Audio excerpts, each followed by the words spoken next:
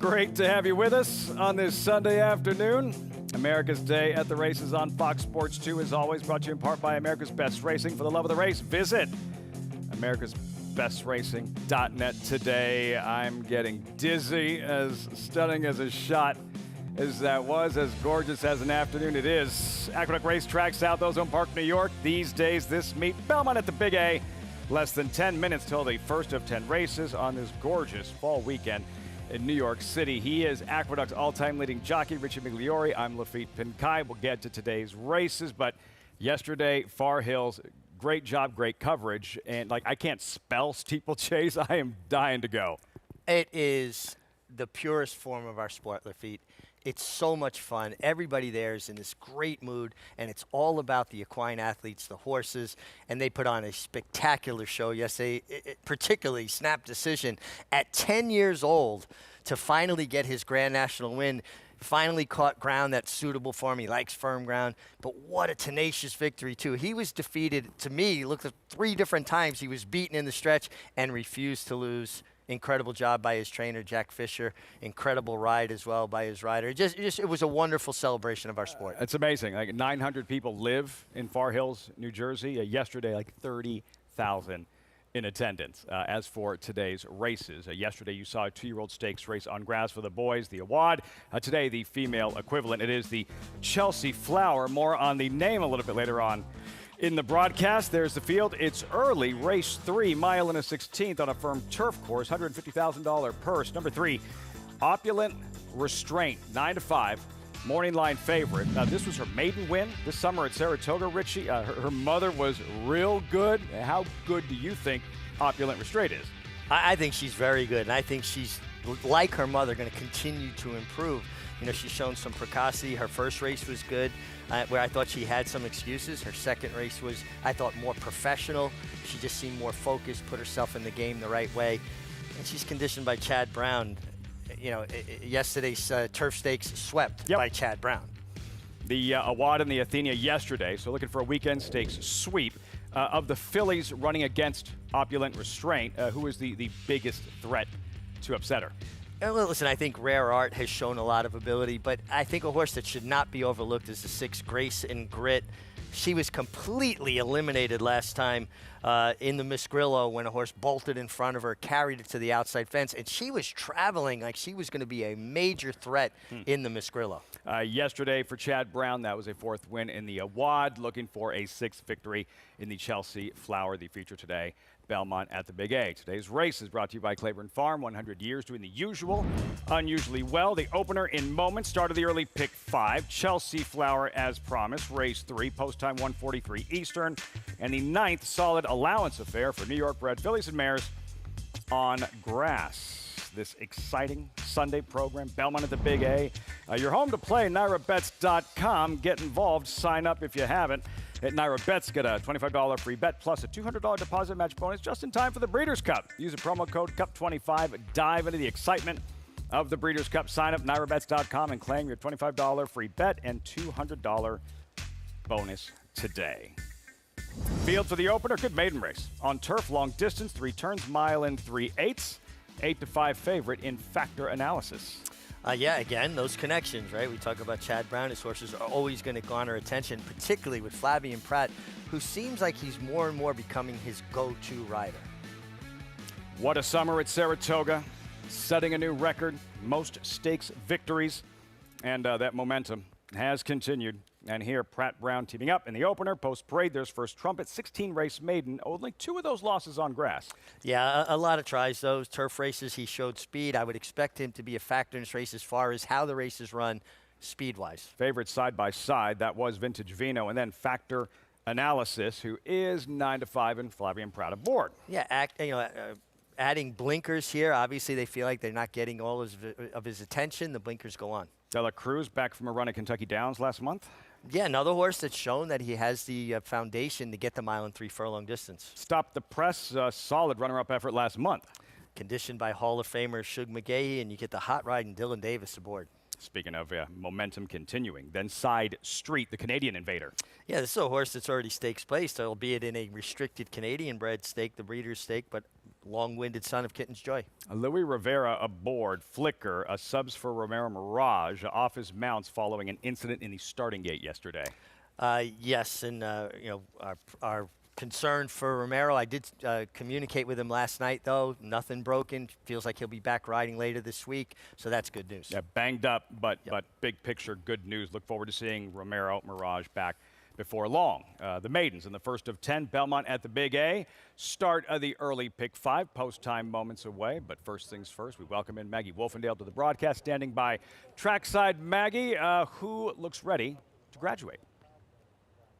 Yeah, Lafitte, that's a big question, and they have 1 mile and 3/8 to try to figure it out. As we'll take a look at several of the horses that met each other, whether it was their last start or 2 starts back on July 20th, where we see Vintage Vino, Factor This, Analysis, and De La Cruz coming out of there. Now, I do prefer Vintage Vino in here. He will be my selection, and he looks great, and I like him getting back out to this distance. But number 3, Factor Analysis, he's taken a little bit of a break since that effort, in which in that race he was very wide throughout. 3 wide on the first turn, 3 wide on the second turn, 3 to 5 wide on the third turn, and he just stayed on evenly, really indicating that he's a horse that truly is a distance runner. So they're putting the blinkers on today, in which we did see the winner of that affair, El Razine, beneficiary of a superb ride by Dylan Davis, but also complemented it by coming back and winning an allowance race with a 92 buyer. The blinkers going on today, he's never necessarily my favorite physically. He's a little bit smaller, a little bit weedier looking, but I think with the break, he's actually strengthened up a bit, and he's always looked better once he gets out on track, because he's got a big stride for a smaller horse and really kind of is exuberant in his warm-ups, which Flavien Prat had to use all of his arm strength to keep him at bay and kept him nicely in a frame. Moving on to number 4, De La Cruz. I thought he ran okay, albeit as a beaten favorite last time out at Kentucky Downs, in which Black Iron was able to wire the field on the inside. He kind of had some traffic troubles, but still ran on in the stretch. Now, he is a good-looking son of Divisadero, but always gets himself a little hot. I always wonder, is he doing just a little bit too much prior to trying to go out and run these long distances? I didn't love the fact that he was quite washy back in the paddock. As we'll also take a look at the new face, number 6, Side Street. I think you have to call into question the overall quality of the fields that he has faced. I do feel as though kind of the main 3 in here, the 2, 3, and 4, might be a little bit better than he is overall. As looking at him, he's kind of your typical Kitten's Joy. They tend to be kind of raw looking individuals. Sometimes they'll carry a little bit more weight, and he definitely is. He almost is borderline too heavy, which I don't really understand, because he has been racing pretty much quite every month, if not twice a month, since June, when he made his debut. I think the winner of that restricted stake race, Roskar, is a good runner, but everything else in there, I don't know how they would stack up against this field. I just wish he looked more fit, Lafitte, coming in and facing this field here in New York. It looks incredibly healthy. He's dappled head to toe. I liked his overall energy, but again, to really convince me, he needed to look more fit. Maggie's sentiments, like depressing the hell out of you here? Richie, regarding your top selection here in Side Street. I always like when Maggie likes a horse from a physical perspective that I happen to like, and I do like the 6 Side Street. I thought his 2 turf races have been good. Last time stepping up in company against winners. Now he gets back with maidens. And the fact that they're shipping this horse down here, Lane Gilliford, from Canada to take advantage of this 1 mile and 3 furlong marathon event on the turf, Chiefswood Stable, one of the foremost owner breeders in Canada. And they're managed by Robbie Landry, who was a really good rider, retired from riding, and took over the role as their racing manager, and he has done a terrific job. Very good. Excellent, excellent. In sight, Side Street, 5-1. Number 2, the favorite, Vintage Vino, as they cross over to the turf course. There he is, Jose Lascano. This was 2 starts back. Week 2 at Saratoga. Another long-distance affair, a 1.5 mile event, Vintage Vino. Richie chasing the eventual 3rd-place finisher in the Jockey Club Derby in El Razine. Yeah, so he's proved that he was in against a quality group in this race, and when we're talking about these distances, Lafitte, in a day and age where there are a lot of horses that don't really want to go this far, you can be confident that this horse wants every bit of the 1.3 furlongs. This was 1.5 miles, and he's coming with this flourishing finish, even though he had to lose ground and he was wide, but getting to the winner late. Vintage Vino looking to graduate in his 5th career start, second in his subsequent effort at Saratoga. What is the biggest challenge or the biggest difference as a rider when you're tackling a race of this distance, a 3-turn 1 3/8 affair? Well, there's always certain principles of riding that when I was riding I adhered to. One is you have to save ground, it's particularly in turf racing, and it's a 3-turn race. So 2 out of those 3 turns, you really want to save as much ground as possible. If you have to give up a little someplace, 1 turn is acceptable. 2 turns, your horse has to be much the best to get it done. The other thing is to have a horse relaxed. Even if they're on the lead, you want them relaxed. They want them off the bridle. Horses that pull or work against the rider, use their energy in a negative way, they don't stay long distances. Settle, relaxed, nice and easy. The name of the game in these long distance turf races. Vintage Vino to his outside. Factor Analysis, the second choice as we welcome in Jonathan Kinchin joining us from Austin. We're going to blow right by the Texas-Georgia game, JK, and go right to this first race. Belmont at the Big A, who takes down the first of 10. Thanks, Lafitte. Yeah, I'm going to go with Chad in here with Factor Analysis. It's a horse that has kind of been knocking on the door and hasn't really kicked it in. That's why he's still a maiden. But he's doing a couple of things. One, he's coming in fresh off of 92 days since the last start. It's kind of Chad's thing, right? Chad off a layoff, kind of pointing horses towards races, and having them ready for those performances. The one thing I like about Factor Analysis is his internal fractions, although he keeps losing, have been good. He makes his run. He's just not finishing his run. Well, today he gets blinkers on for the first time to help with that focus. Sometimes blinkers will help you be a little bit more involved in the race, but sometimes blinkers can just help a horse see their race out to finish their race. And it's funny, when you look at Chad's stats, he's got pretty much good stats in every department, but if you look at Chad adding blinkers to horses going 10 furlongs or longer, he's only done it 9 times in the last 5 years out of 4,000 other starts. 3 of those horses won. 3 out of 9, 33%, a positive ROI. And the other thing I like about it is all 3 of those winners came at today's distance of 1 3/8. It rarely goes to that particular move and the equipment change, but when he has, it's been productive. Also, the complexion of this race has changed a little bit. Now, First Trumpet was a late scratch, and First Trumpet, to me, had no chance to win this race, but he was going to provide speed in this race. It actually probably helps the horse that I like a bit, the 6 Side Street, because I think he has an opportunity to possibly control throughout now. Start of the early pick 5, first of 10 on this picture-perfect Sunday afternoon in New York City. Chris Griffin with the call, the opener, Belmont at the Big A. Side Street's in. Here's Flicker to the outside. Flicker goes in. All set. And they're off. Dela Cruz right to the front, and Dela Cruz takes the early lead. At the rail is going to be Vintage Vino, and joining them, there's Stop the Press. Stop the Press and 3 wide. Side Street says, I'm going to go on, and Side Street wants to get to the front end, has to work a bit, and that's going to push the pace a little. Side Street has the lead, is on the outside, and Stop the Press does not want to give up the lead. So these 2 have now sped away as De La Cruz is going to take back, doesn't want to be a part of that early pace, is going to be back in third. 24.39 for that opening quarter mile. Complexion changed a little bit around that turn, and Stop the Press has now secured the front, is up by 2. Side Street is content now to stalk from second. Patiently ridden at the rail is De La Cruz. Factor Analysis is in 4th, and the 2 at the back, that's Flicker with Vintage Vino. Stop the Press and Dylan Davis are in front. It's Stop the Press, who has a 3.5 length lead now, call it 4, as they went 48.59 for a half-mile time. Stop the Press into another turn, and Stop the Press is well clear. Side Street is in front of that second group, and Side Street is about still 3.5 off the lead with At the Rail, De La Cruz, and Manny Franco. Outside of them comes Factor Analysis. Flavien Prat is in the 4th position. Second to last is Flicker and the Triller. Vintage Vino. They start to bunch up just a touch. Just stop the presses. Come back to the field now in 1 minute 14.58 for 3/4 of a mile. Side Street within a length of the lead now, and De La Cruz is at the rail. Has been there the entire journey as they're patiently ridden in third, and factor analysis in between horses in fourth.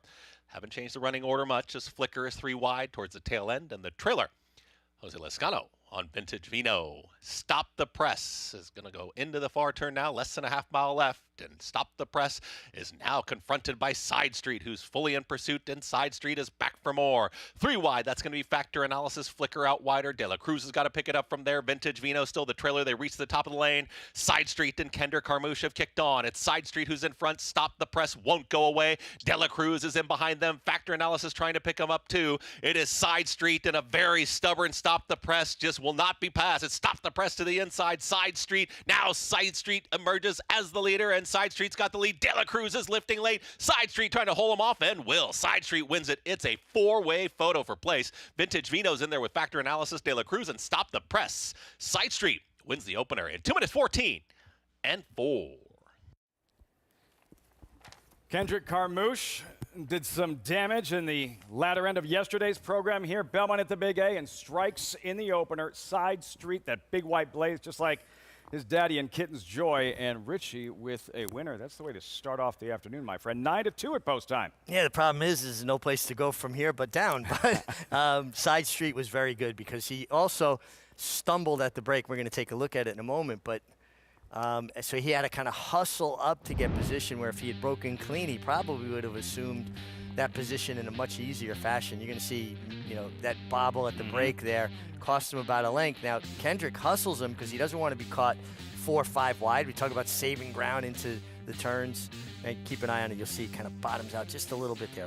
Bobble there. Yeah, it wasn't a big stumble, but enough just to lose that length off the break. And Kendrick did a great job to hustle him in the position, got him to settle, and then had something left to finish. Nice effort from him. More room for error when you're talking about a race this far, this long, as opposed to if that happened coming out of the starting gate in a 6-furlong sprint? Well, if it happened in a 6-furlong sprint, probably he would have got pinched back between 2 horses. Riders are coming out a little more collected in long-distance races. Their reins aren't as loose. They're not sending them to go forward as much, so they have a bit more control of their horses. So I think that helped them in that respect. But starts are imperative. They're so important, whether it's a 6-furlong race or a 2-mile race. You don't want to give anything away early. Well, we love turf racing. 5 of them at the wire, separated by, I don't know, length and a half. Yeah, the win was decisive, but yeah. Yeah, that was, and listen, a very game effort too. Stop the Press didn't want to let go, and then the back runners were coming. Turf racing's always fun. Factor analysis off the board, finishing 5th, but only defeated about a length and a half, the favorite. Any excuses or just not his day? I didn't really see any excuses. Honestly, I thought if Side Street got beat, at least I could say he had an excuse because of that bobbling beginning and having to hustle to position. It felt like, but of course you got to go back and watch replays constantly, that everybody pretty much had their chance. But Side Street came home his last furlong in 11 4/5. That's running going this distance of ground. The Canadian Invader in his New York debut, couple of runs on synthetic, couple of runs on grass. Handles his business today and graduates in his 5th career start. Chiefwood Stable, Side Street, Kendrick Carmouche, 6-2, 4-5 in the opener, off and running. Belmont at the Big A. When we come back, trainer Chad Brown on the heels of a stellar summer at Saratoga. Momentum continues this fall. That's an understatement. Weekend stakes sweep in sight, opulent restraint. Mom was a rock star. What will she do in her stakes debut?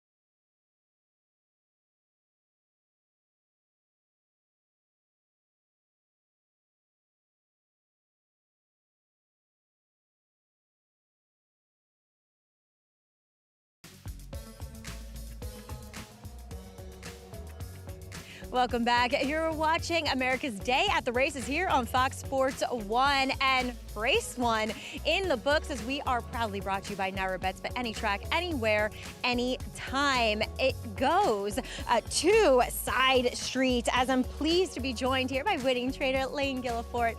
And Lane, maybe on this show, not a familiar face, but what a way to make a splash here. Yeah, it's nice. It's been a rough year back at home, so to come down here and make this trip, spend a couple of days here, make it all worthwhile, it's a nice moment for now. Exactly. Enjoy it in the sunshine here. As you said, home in Canada, originally from Canada. Yeah, for the most part, yeah. I was born in Buffalo, so we'll clear that up. But I've spent the better part of my life in Canada. Yes.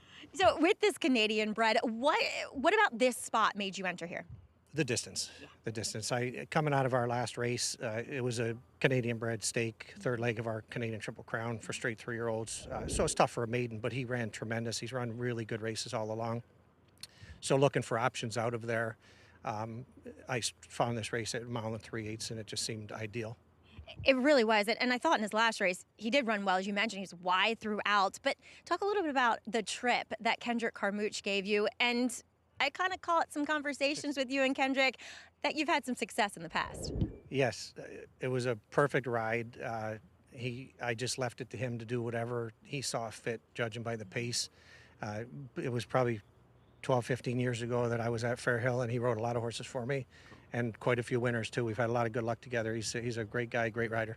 He really is. He always entertains us on this show as well. But Lane, congratulations, and what a nice win here at the Big A. Thank you very much. I appreciate it. All right, Lane Gillifort with Side Street, as he said, relish the mile and 3/8 distance, and maybe we'll see Lane a little bit more on this broadcast. In the winner's circle there, Maggie, and had Side Street ready to roll. Really liked the way he dropped his head in deep stretch. By Kitten's Joy, and for Kendrick Carmouche, make it 3 straight, having won the last 2 races yesterday here, and now a 3rd victory in a row and a live one in the 2nd. A real live one in the 2nd here. He's on the 2-horse Princess Becca, who is your second choice at the moment. Could very well be your favorite by post time, and comes off a couple of really good efforts and adds blinkers today. So Kendrick looking to go 4 straight Princess Becca. There's the field updated odds. Linda Rice, trainer Linda Rice, well represented with number 3, She's Cool, currently at 5-2, and number 5, Bella Voce at 6-1. What a run, what a career for trainer Linda Rice, the only female trainer to have ever captured a Saratoga training title. She's done it twice. Last year, equaling the most number of wins by a trainer in a single season here on the Naira circuit. And now, Linda Rice, North America's all-time leading female trainer.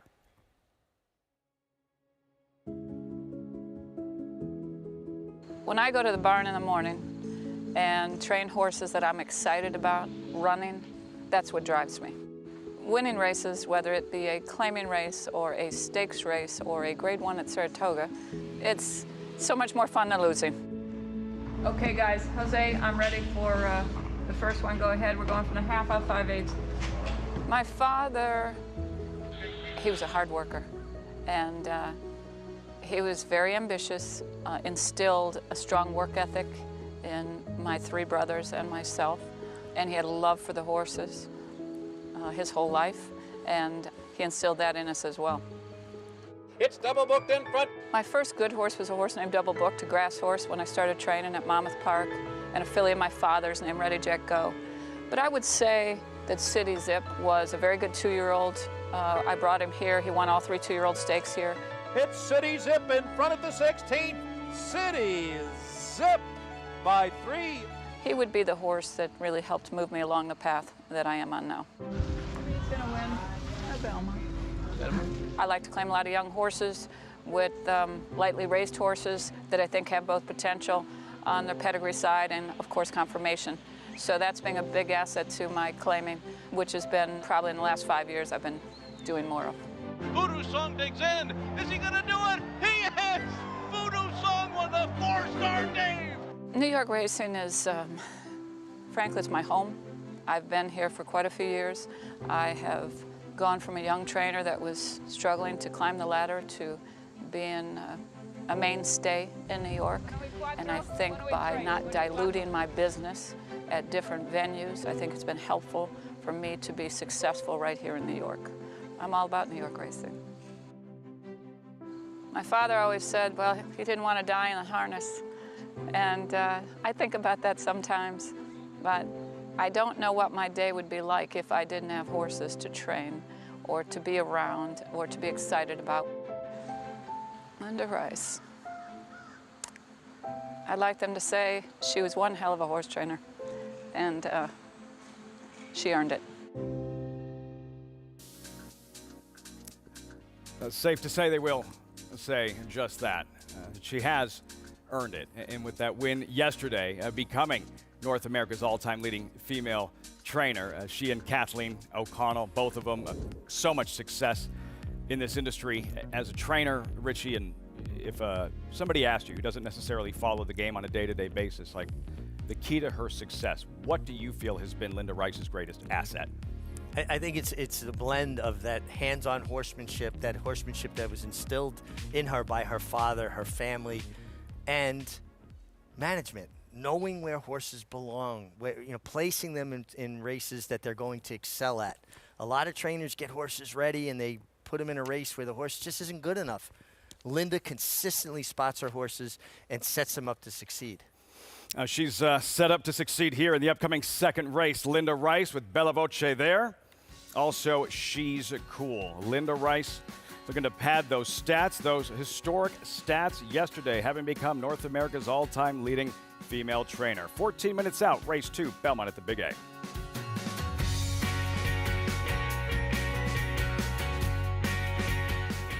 Tonalist, a 4-time Grade 1 winner with 11 triple-digit buyers, including the Belmont Stakes and the Cigar Mile.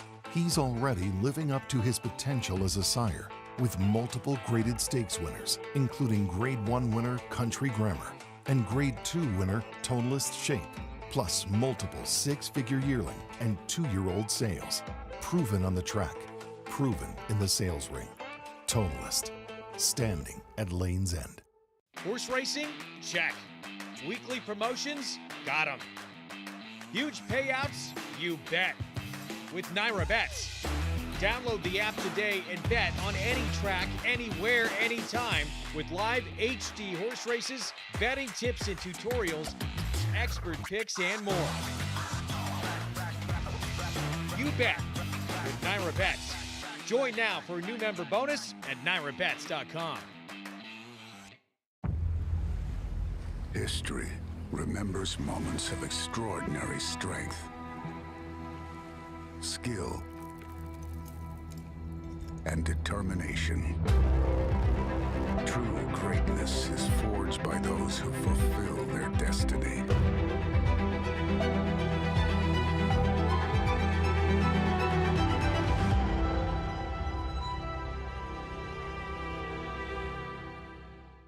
Adelphi Racing Club offers the unparalleled excitement of owning thoroughbred racehorses at a fraction of the cost. We're not just a syndicate, and our members aren't just investors. We are partners. Our New York-based high-performing equine athletes, trainers, and jockeys compete and win at the highest level circuits. Contact us online to get a taste of the Adelphi difference, and let's win races together. Stallion's Central Banker is a Grade 2 winner whose well-balanced good looks have helped him attract a solid group of mares every year since he launched his career at McMahon Thoroughbreds of Saratoga back in 2018. Now that his runners have proven themselves on the track, breeders are beating a path to his court. Breeders gravitate towards consistency and a sure bet. It's an uncertain world out there, and Central Banker in our regional program and even in abroad has really helped breeders find sure footing. McMahon points out that Central Banker has ranked as a top 5 to top 10 sire nationally many times since his offspring hit the track. And they're off. The stallion's leading earner is Bankit with more than $1.4 million in purse money. Bankit has taken the lead. Central Banker progeny have earned more than $21 million. Every single Central Banker foal comes out very well balanced, medium big size with good bone. They train easy, They are not too wild as youngsters, just wild enough as 2-year-olds. Thanks to our friends at McMahon Thoroughbreds for the access. Central Banker, sire of that filly, and Princess Becca. We've just gotten to the point where we're not surprised when New York breds are doing great things at the highest levels in this sport. It's been such a great evolution to be a witness to, and what they were in the early 80s, late 70s to current day, and now they can compete at the highest levels, not just nationally, internationally. Maryland breds. Well, they we have one of the greatest, paddock reporters in the business happens to be a Maryland bred, spotting these fillies and mares in the paddock for race number 2. Down to Maddie for this race 2 paddock report. You're silly, Lafitte. As number 2, Princess Becca, yes, that daughter of Central Banker. We'll take a look at her here in the paddock, where she has the opportunity in this race to be the clear-cut speed, as she does add a very short cup cheater blinker today for Michelle Giangulio. And I've liked her. I like her again today. The only thing, if I had to pick her apart a little bit, is that I wish she still looked a little bit stronger across her hind end. But with that being said, she's actually a big price. We'll see how low she goes. I haven't had the chance to really look at the doubles. Don't have a monitor out here. She's a big price right now for the fact that she looks to be the lone speed in here and has the most reliable, consistent, faster form than any of these in here. As we'll take a look at the horse that could potentially upset her, one of 2 Linda Rice horses, and number 3, She's Cool. Now, the problem with She's Cool is her lack of early speed, but who knows? Maybe somebody gets ambitious and decides to press Princess Becca. But I thought She's Cool actually ran pretty well last time behind a next time out winner in Palmetto Fury for trainer Safi Joseph, who was on that wild run, especially right there in kind of the middle of Saratoga, in which she ran an 82 buyer in her next start at Churchill Downs. And while she was out sprinted early, She's Cool, she was the only horse to do any real running late in the game to make up any ground. And I really like what I'm seeing from her here in the paddock. Your typical Linda Rice horse, really well turned out, well conditioned. And I think she makes a good deal of sense. And she kind of gives the vibe that she ran well in her last, but second start here with Linda, there's even more of a chance for her to improve. And now we'll move on to Linda's other horse, number 5, Bella Voce, whom I don't necessarily like on paper, because while, yes, that race 2 back makes her a major player, I feel like it might live in isolation. It might be a little bit of an outlier or an inflated figure, because you look at the horses that ran against her that day, and while there were 3 next time out winners, they posted 42, 43, and 21 by her speed figures. So a bit of a regression coming out of that race. Now, weirdly, physically, I like her here in the paddock. I like the fact that she's getting back to the dirt, and obviously Linda saw enough to claim her. Do I like her as much as Linda's other horse in here? Absolutely not. I think She's Cool is definitely the stronger part of the entry, as the board would suggest, Lafitte. And do note that Ariana Rye, who is typically a bit of a nervous type / bad actor, she's up to her usual antics here yet again, totally washed out, had to be saddled on the walk. It's significant, Richie, in terms of anticipation of how a horse may perform during the race itself, how they look pre-race. And while at first glance, if you weren't familiar with that particular horse and you see that they're sweating, you see that they're nervous, they don't look their best, to know that, no, that's just who they are and what they look like pre-race. Yeah, it's so important to know what's in character or out of character for a particular horse. We can go back to Shackelford maybe being one of the prime examples. His horse that won, example, right? The Preakness Stakes, but he didn't run well unless he was lathered up and hot and kind of, worked up about the proceedings. So don't sweat it. If you don't love the appearance of Ariana Rye, that's just her. And we'll see how she looks in the post-parade. Kicking off this early pick 4, there's Bobby Jean. Johnny Velasquez aboard for all 5 races, followed by Princess Becca, a second at this level twice. Yeah, but certainly has run well enough to be very competitive here, and she should be forward with Kendrick Carmouche. She's Cool. Dylan Davis takes over, 1-2 for Linda Rice. Yeah, nice rally last time under Irad Ortiz after a tough trip the time before. 5-2 is 6-1, and in the money in 10 of 11. Yeah, and you get Flavian Pratt, and Flavian just seems to get horses to give their best efforts. Does it all at the highest level. Flavian Pratt, Bella Voce. In a holding pattern there. There she goes, coned and trained by Linda Rice. Yeah, big win at Finger Lakes, and then they tried turf, back to dirt here. Ariana Rye, who did graduate Whitney weekend at Saratoga. Yeah, showed best speed she had shown in her career to that point, and it was the winning formula. Katie Davis subbing for Romero Mirage again off his bounce this afternoon. Roman Goddess at 7-1 in overlay. Yeah, very well posted here outside, going 7 furlongs, and a big effort last time. She runs that race back. She's going to be in the frame. First race on the main track of the afternoon, 7/8 of a mile. Starter allowance, fillies and mares, 5 minutes to post as we circle back to Princess Becca revving her engines. Kendrick Carmouche looking to sweep the early double and looking for 4 straight victories dating back to yesterday's program. Princess Becca, this was 2 starts back, late August, Saratoga, same level, Richie, and she does essentially everything but win.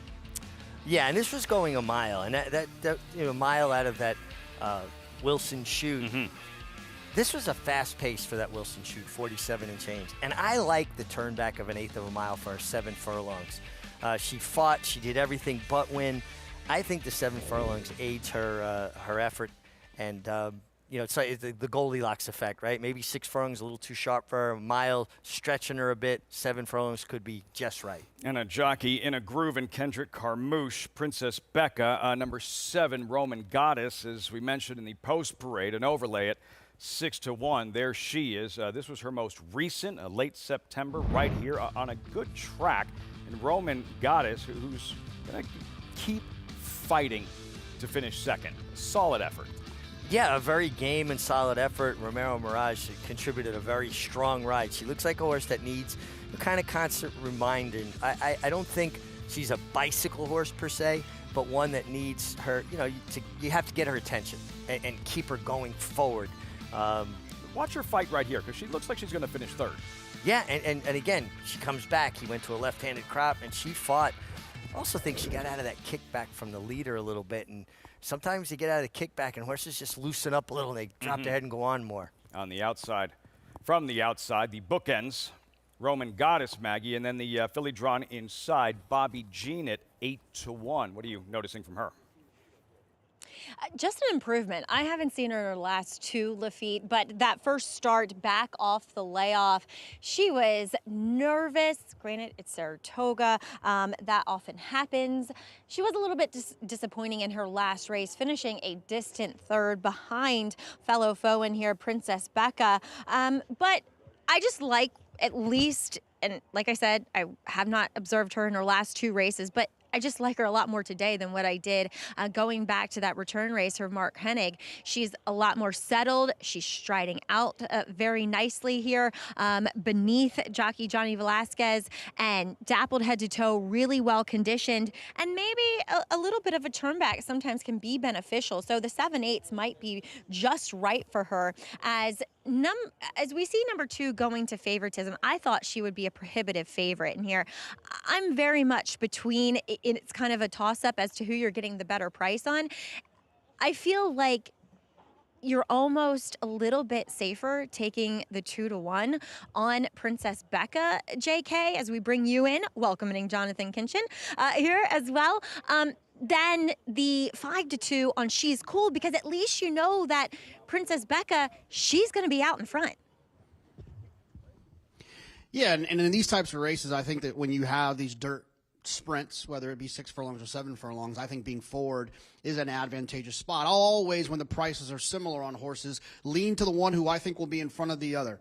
And I can see where you're coming from with Princess Becca. I'm also going to kind of look for a horse that I think has some speed. The 7 Roman Goddess towards the outside. The pace figures last time, although the horse didn't make the front, the pace figures did suggest this horse has a little bit of early speed. Ran well first time for Rudy, drawn towards the outside, which I think is a great position to be in if you have a horse that has some tactical speed, because it gives you lots of different options from the outside. You can look down to see what everyone to the inside is doing, and I'm pretty happy about the 9-2 that you're going to get on Roman Goddess. But I wanted to touch on something that Richie said a little bit earlier when we watched the Linda Rice piece with Bella Voce.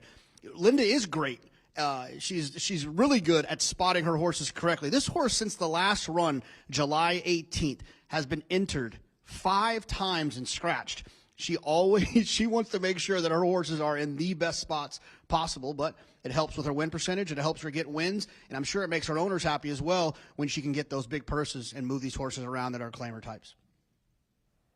Meticulous in that regard, and it pays off, Richie, for Linda Rice. Yeah, the speed towards the outside. Bella Voce has shown us good speed on dirt. Ariana Rye, she's quick. And as JK and Maggie were discussing, Roman Goddess towards the outside as well, tactical speed. Yeah, I think Roman Goddess will find herself in more of a stalking position where I think Ariana Rye showed she does her best work when she is up on the pace. And Manny Franco is an aggressive rider. I think she finds herself on the lead. I have, admittedly, a hard time deciphering Finger Lakes form. Now, Bella Veloce ran twice at Finger Lakes, was very impressive in her second start there, breaking her maiden, showing high speed. Tried the turf, wasn't a terrible race, was claimed by Linda Rice. I just don't know how that speed at Finger Lakes translates here. So I do think, though, the 5 Bella Veloce and the 6 Ariana Rye, I almost said Grande, Ariana Rye, being drawn next to each other, probably incite each other a little bit too, and I can see them hooking up early. She has a lot of talent as well, and could impersonate the best, the both of us. How do you equate, when you're looking at Finger Lakes form, for somebody newer to the game, just learning about handicapping, or can you go simply by the numbers? Are they applicable? How trustworthy is the form on paper when you're looking at a horse who's last performed or a series of races at Finger Lakes, and how that applies to racing here on the NYRA circuit? I just don't feel like it matches up all the time. I've seen a lot of horses that struggle on the New York Racing Association circuit and then go to Finger Lakes and become world beaters. And then when they'll come back here, they're not quite, the dominant force they are at Finger Lakes. And I think sometimes when a horse gets to do things a little bit easier, right, they make the lead a little easier, they're dominating, they're able to carry their speed. When they got to work for it, they got to fight for it with, tougher horses, they're not quite as brave or as strong. Post time here, race 2, storylines. Trainer Linda Rice, one clear of Kathleen O'Connell as North America's all-time leading female trainer. She has number 3, She's Cool, number 5, Bella Voce, and Kendrick Carmouche on number 2, Princess Becca, looking for a 4th straight victory. Going back to yesterday's program, Princess Becca at 2-1, the actual favorite at post time. Chris Griffin with the load and call for the second of 10 live on Fox Sports 2, Belmont at the Big A.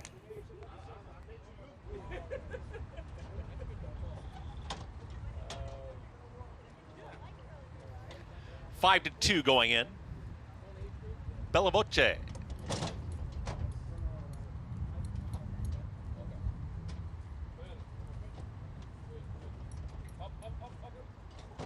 Ariana Rye.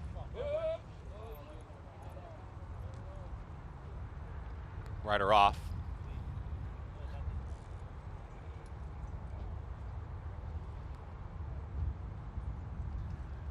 That's Manny Franco getting aboard Ariana Rye.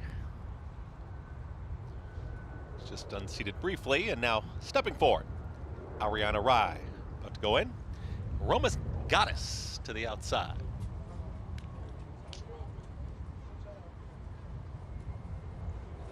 Now Ariana Rye a little reluctant in behind the starting gate. Ariana Rye goes in and unseats Manny Franco, so loading the 6 here.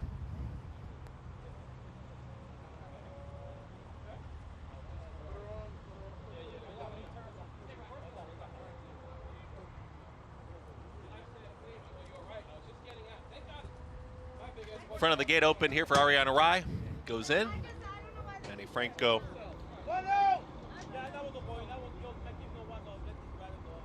behind the gate. Now is aboard Roman Goddess.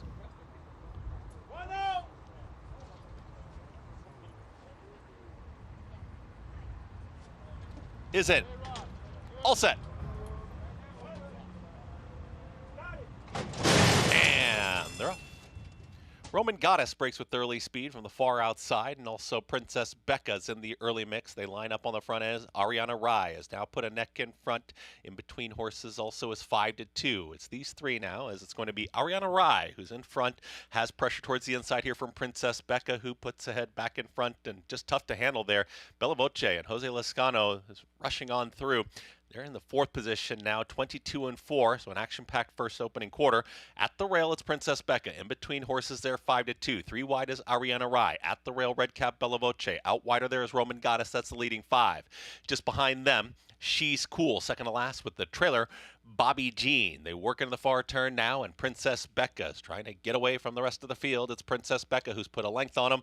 Right there still is 5-2. Continues to chase. At the rail, progressing is Bella Voce. In between horses, Roman Goddess.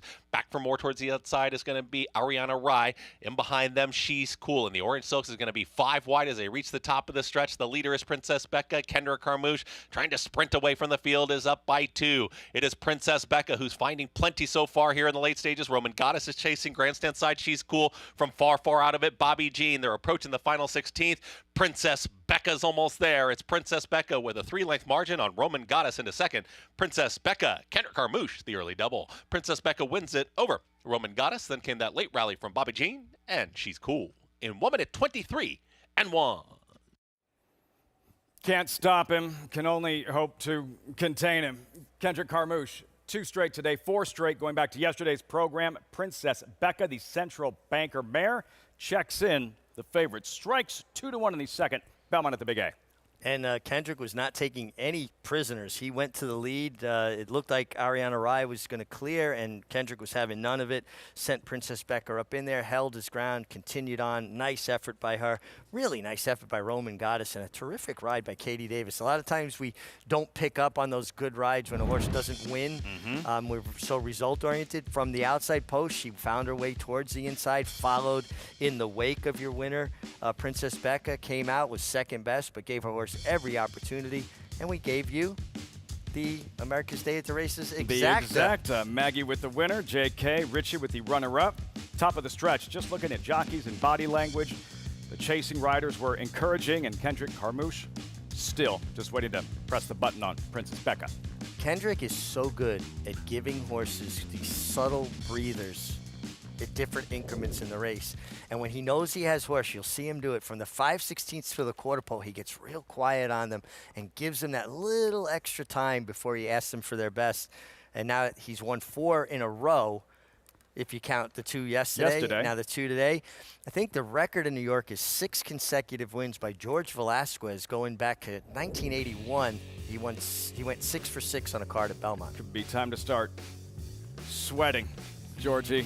Kendrick Carmouche aboard Grayson Grit in the upcoming Chelsea Flower, 6-1 in the morning line. And then you saw trainer Michelle Giangulio, and what a fall meet she's having here at Belmont at the Big A. Yeah, listen, she's hitting at 19% overall in the year and better than 22% at this meet. And all of her horses are well turned out, look good, and they run to their looks. And there you see Kendrick playing to the fans. He's so much fun to just watch. They love him. He loves them. And you could see he likes to incite them a little bit. Waves his arms, gets them going up. Speaking of sweating, the day Georgie won 6 for 6, it was in the 90s that day. And I think he always rode even better when it was hot. Coming from Panama, I think, actually excelled when other guys were, I'd be wilting and passing out. He would be getting stronger. My father is not comfortable unless it's like 85 or warmer. The man does not sweat. He does not sweat. Now, he's shivering and bones rattling if it's colder than, 75. But, yeah, there might be something to that. The heat not going to bother the Panamanians. And for Kendrick Carmouche in a groove, 4 straight. Sweeps the early double here. Princess Becca, results, reaction. When we come back, you're watching America's Day at the Races. Down, get in, 350. Here we go. 3 here, 50, down 4, 8.5, in the back. 1,400,000 stands way in the back. Thank you. 1,000,005, and I'm $1,006,000, $150,000, $1,550,000 and a half. $1,500,000. Jody, thank you. Please hold your applause. Charlatan, ultra impressive. It's a new day for a new king.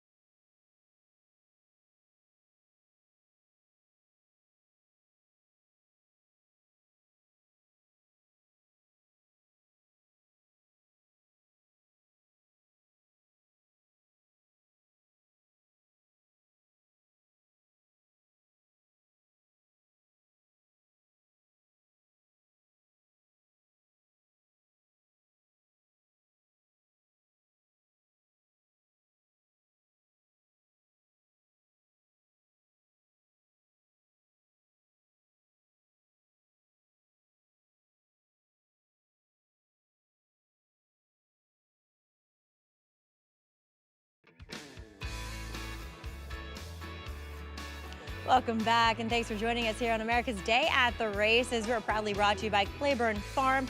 100 years of doing the usual unusually well, and it's been a four-bagger, well, between 2 days for Kendrick Carmouche, 4 in a row as he took the late double and now the early double here on this Sunday card as Princess Becca.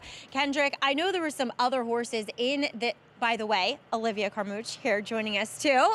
In the house from college. I got a question for you in a second, but Kendrick, Princess Becca, to me, she looked like the speed, but there were some other horses that could pressure you. Seemed like you were resolute in getting to the front end with her. Yeah, last time she broke a little step slow, and I thought, you know, she still ran really good to run second against Linda Rice filly, and I just thought she might have needed some blinkers where she could have leveled her head off a little. You know, she ran with her head up the first couple times, but man, today she was really pumped up, and I was like, you know, the track is fast in my eyes from yesterday. So, you know, the first couple races, I'm like, you know, hey, let's just break sharp and see where it goes. If they catch us, they catch us. If not, we winners. And she ran so good. I mean, you know, Michelle get these horses ready. Yeah. You know, I'm just a part of it and part of the success. And I noticed that you really give valuable feedback to your horsemen, and they really appreciate that, at least the smart ones do. So how rewarding is it to just, as you said, be a part of that team and get these wins?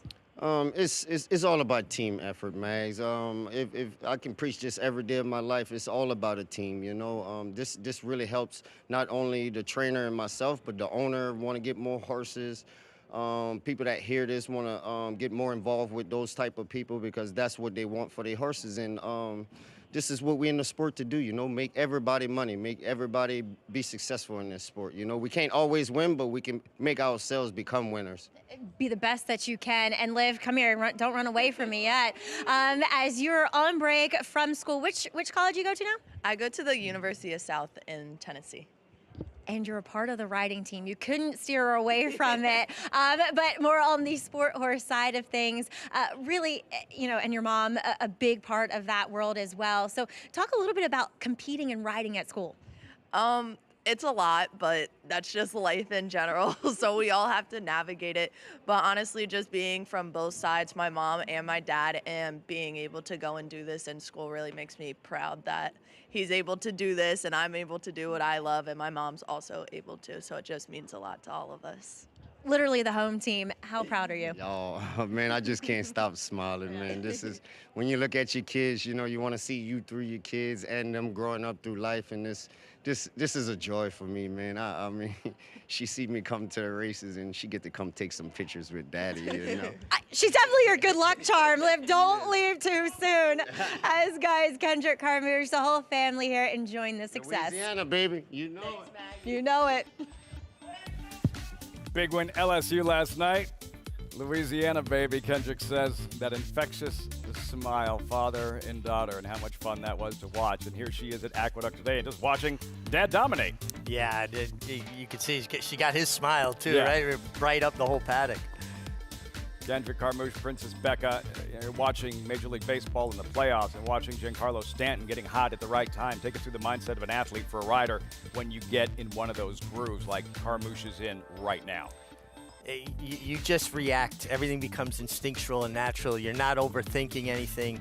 You're just allowing things to happen. You're not trying to make anything happen. And confidence is key in any endeavor in life, but particularly with athletes. And, you know, Kendrick is a guy, too, who does his homework. I think that goes hand in hand with the success, right? He's talking about how the track was playing yesterday and what he was anticipating it doing today. He didn't put yesterday to bed and just come here, you know, a blank slate. He came here like, I think this track's going to be quick again. I got to get my position going forward. And we'll see what kind of position he gets in the Sunday feature. The Chelsea Flower coming up next. Carmouche looking for a third straight on the afternoon and 5 straight overall.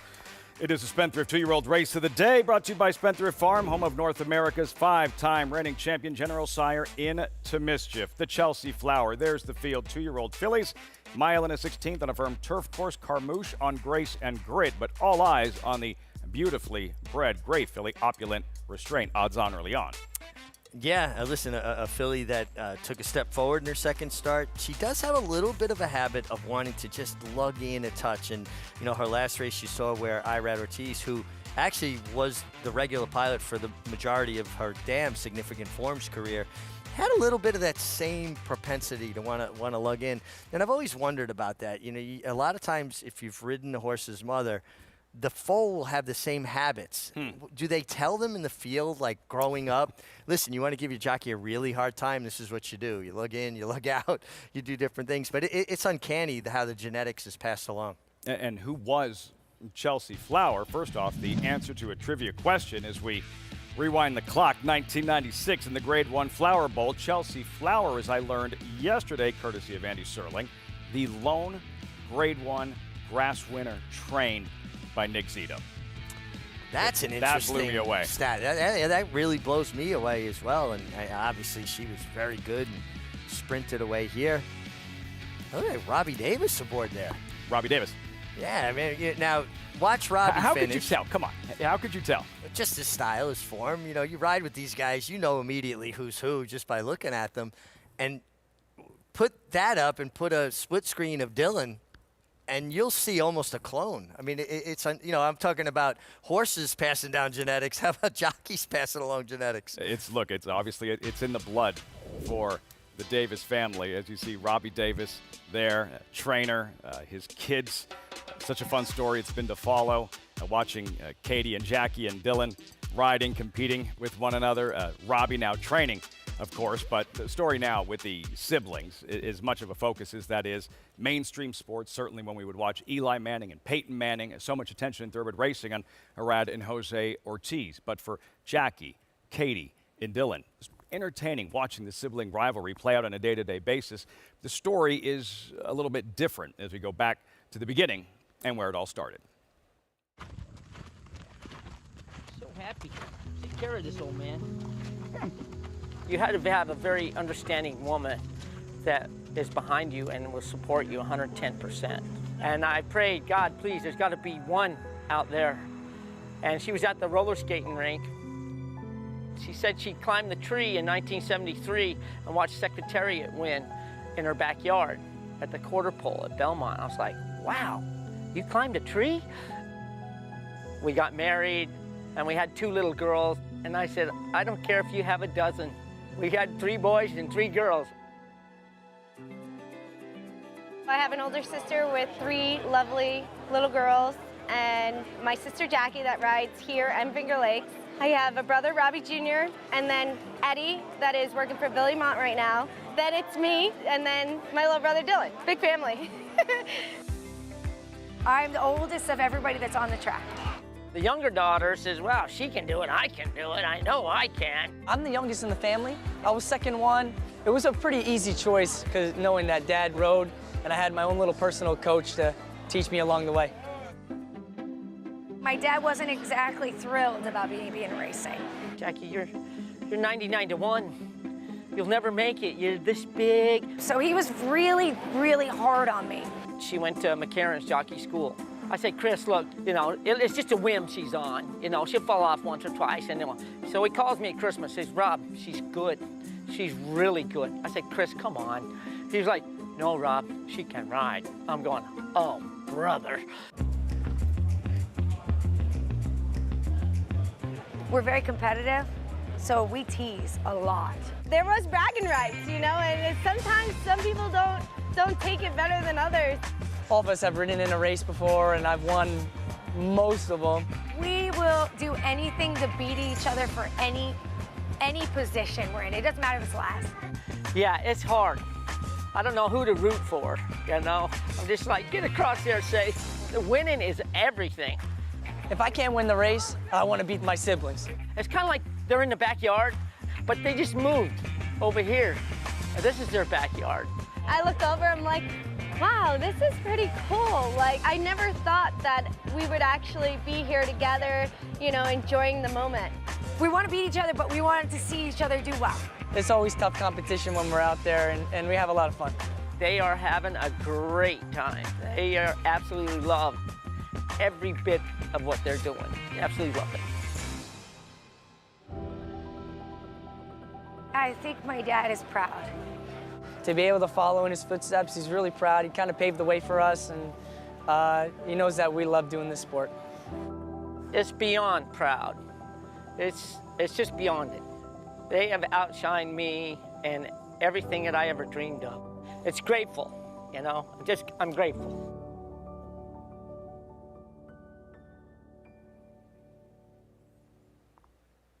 It's an incredible story, the family, the bond, and the success on the racetrack. And for Dylan Davis, lots to smile about as he gets ready to ride Rare Art in the Chelsea Flower in that breakthrough meet at Saratoga. By far the best he's ever had, and how that momentum has continued and his career seemingly now on a different trajectory. Again, he rides Rare Art in the Sunday feature, Belmont at the Big A. Riders up post-parade post time in 10 minutes.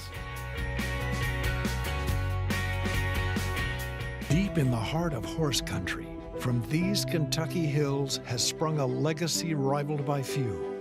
From the all-time greats of yesterday to the breed-shaping bloodlines of today, our roots hold strong with the promise of tomorrow. For over a century, our passion has guided us to where we stand and everything we stand for. Claiborne Farm, the tradition continues. Horse racing? Check. Weekly promotions? Got 'em. Huge payouts? You bet. With Naira Bets. Download the app today and bet on any track, anywhere, anytime with live HD horse races, betting tips and tutorials, expert picks, and more. You bet with Naira Bets. Join now for a new member bonus at NairaBets.com. War Dancer, New York's leading turf sire, continues the momentum with standouts like Ms. Big Bucks. Ms. Big Bucks gets the victory. As well as Born Dancer. Born Dancer, gutsy, and Born Dancer wins it. And 26 Black, winner at 3 of his last 5 starts. 26 Black has sprinted by. 26 Black, that's your winner. Shouldn't you have a War Dancer? War Dancer, New York's #1 turf sire, standing at Rockridge Stud for the 2025 season. Racetrack Television Network brings you every race, from every track, on every screen, every day. With monthly packages starting as low as $5, RTN gives you great value and access to more live HD streaming and race replays than anyone. Visit RTN.tv today to sign up and watch on almost any device, including Roku and Amazon Fire. RTN has packages that start at $5 per month.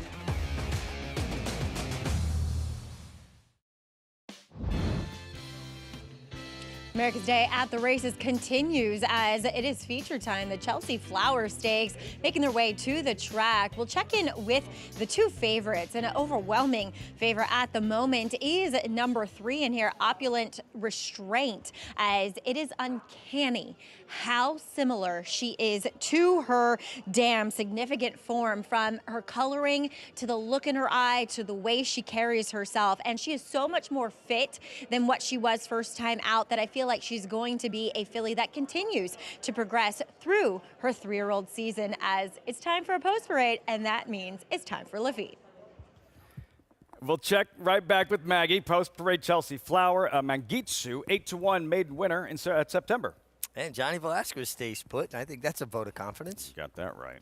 9-1 currently. She's our Tiz. The New York Breds will break side by side. Yeah, tried dirt last time. Gets back to, I think, her preferred surface, which is pretty obvious. Opulent Restraint, beautifully bred.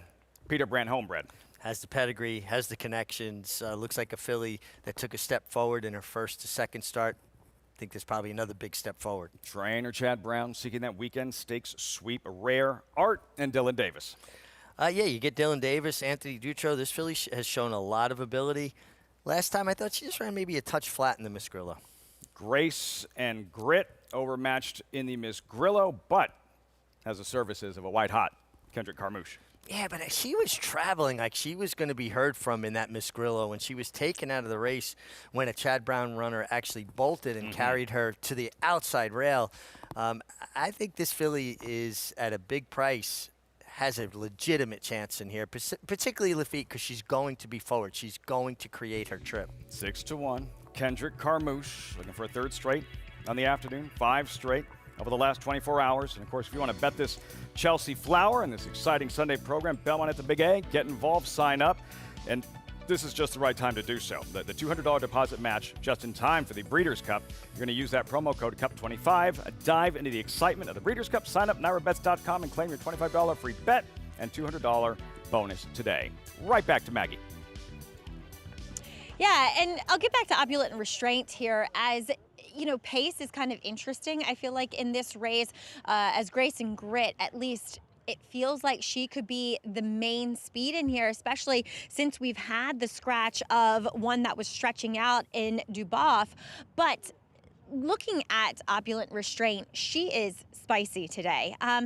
She's very bright in her disposition, and she is very keen, very eager, especially when the lead pony turned her and Flavian Pratt loose. She really grabbed a hold of him. So look for her to be forward, which I think provides her an advantage, as the board would suggest, over her main rival in Rare Art, whom Rare Art is coming back off of that 2-week rest from the Miss Grillo. She was not affected by Marvelous Madison bolting that day as Grace and Grit was, but Rare Art, she completed that race. The problem with her is the lack of pace that she possesses. She is, it feels like a confirmed deep closer now in the 4th start of her career, but with regards to the somewhat quick turnaround, it looks as though she's thriving on racing. Honestly, she looks stronger. Her weight is tremendous here for Tony Dutrow, so I totally get why he opted to run her back off of the 2 weeks, as we'll check in with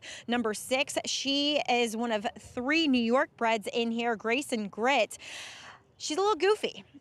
She's one that flipped over. I remember John Kimmel entered her about 3 times. She got reined off. She finally made it to the racetrack, or at least the paddock, and she flipped over in the saddling stalls. I have not seen her in her last 2. Really annoyed that she went off at 5-1 because I loved her in the paddock prior to flipping in that actual first start. But anyway, she's still a little goofy. She wears a hood to the paddock. She's saddled with the pony outside on the walk. She wanted to be a little bit goofy out here on the racetrack too. So that fizziness suggests that, yeah, she's going to be forward in here. I just wish she was a little bit more relaxed, as she is another one coming off of a quick turnaround where I don't think it's affected her negatively physically because she didn't get to finish that race. She's just a bit mentally unstable. Number 1, Mangetsu for Kelsey Danner. She's another one a little bit edgy, rider getting up in the stall, but I like this condition for her, and she has settled beautifully since getting out on the track, Lafitte. Looks the part on track, the presence of Johnny Velasquez and 10-1. But Richie, you kind of like the unstable, goofy filly towards the outside, Grace and Grit. Well, I'll be honest with you, I might not have picked her if I heard Maggie's remarks, because I watched her closely her first 2 starts. This is a filly I'd watched train in Saratoga, and I liked very much. I wish she was a bit more settled. I do think she'll be forward. And I picked her because with the caveat that I do think the 3 Opulent Restraint is going to be extremely tough to beat. I just thought this filly was traveling like she could win in the Miss Grillo when she was eliminated. Hopefully now, maybe she's settling down just a bit now, hopefully. It's an afternoon of streaks, kind of the theme this weekend, JK, while Kendrick Carmouche is looking for a 5th straight win. Trainer Chad Brown, who has the favorite here in Opulent Restraint, looking for a weekend stakes sweep. Yeah, I'm going to go with the Chad getting the sweep thing rather than the Kendrick thing. I've always been a fan of Opulent Restraint, but there's a couple of reasons why. One, obviously the pedigree is outstanding, and one of the things I love about racing is that you get to fall in love with a colt or a mare, and then you get to see their offspring later, 3-4 years down the line, and it's one of those gifts that keeps on giving, and it's one of the things I think is really underrated about our sport, or maybe underappreciated by some. That's the first thing. The second thing is I believe that maiden race from Saratoga on July 28th is probably the most productive maiden race we will see for this year in these 2-year-old races. Opulent Restraint was in there. As Catch Can came back and won. Good Long Cry, I think a very unlucky horse to still be a maiden who's got a couple of seconds for George Weaver. And then Raining Flowers, who I thought was outstanding in this race. was outstanding in defeat, running third in the PG Johnson, and then came back. Raining Flowers did and won an allowance with a horrible trip at Keeneland, a high-level allowance race. I think this is a very, very productive race that we saw on July 28th, and I think Opulent Restraint will prove that here in a couple of minutes. Opulent Restraint, JK and Richie, watching her in the stretch, like still room to improve. Understandable, being that was just her second career start. Yeah, she hit the front and almost looked like, oh, you know, my job is over kind of mentality, and then wanted to lay in a touch. So yeah, there's absolutely room for improvement. It was interesting, too. I had a conversation with Chad Brown a few weeks ago in the paddock about, and he talked about the balance of having a horse prepared to run well, but not completely, you know, tightened up to win first time out, because where do you go from there? His philosophy is to have them ready, but with that room to continue to develop and improve. And obviously he walks that tightrope very well. And it's to be expected, but we shouldn't take it for granted what Chad Brown is doing year after year after year in these stakes races. Yesterday, a 9th win in the Athenia, a 4th win in the Awad, and the damage he's done thus far in the Chelsea Flower. This has not happened by accident. You know, this is years of preparation, years of dedication to his craft, and his attention to detail. You know, talking to him about how horses gallop and what he expects for them to get out of just regular morning gallops, not our speed works, just on the daily basis, and having them use themselves. Because if you look at Chad Brown runners in the paddock, a lot of them have a very same physical look. They almost have that kind of this muscular look to them, and that comes from how they use themselves galloping. And he talked about even the times of their gallops. Most trainers just time workouts. He's timing their gallops. I mean, he's playing chess when a lot of his opponents are playing checkers. Feistier than Maggie had seen her prior in the paddock. There she is, nice and relaxed now, seemingly. Opulent Restraint. What should our viewers be looking for? How will they know that Flavien Prat has her in the right spot, that she's traveling well, and that she has brought her A game during the running of the race? Well, I think you can know that just by looking at the program that Flavien Prat's aboard, because the vast majority of the time he has them in the right spot. I think he finds that pocket position. I think he'll find that coveted pocket spot, laying probably 3rd, 4th on the fence, you know, tracking the leaders. I expect Grace and Grit to be forward, and the one as well, Mangetsu. At the gate, Sunday feature, acting up a touch. She's Our Tiz and Jose Lascano, outsider 19-1. The favorite will break to her outside. Her mom was a rock star, significant form. Opulent Restraint, ready for her stakes debut. Odds on in the Chelsea Flower. Chris Griffin with the call. Rare Art.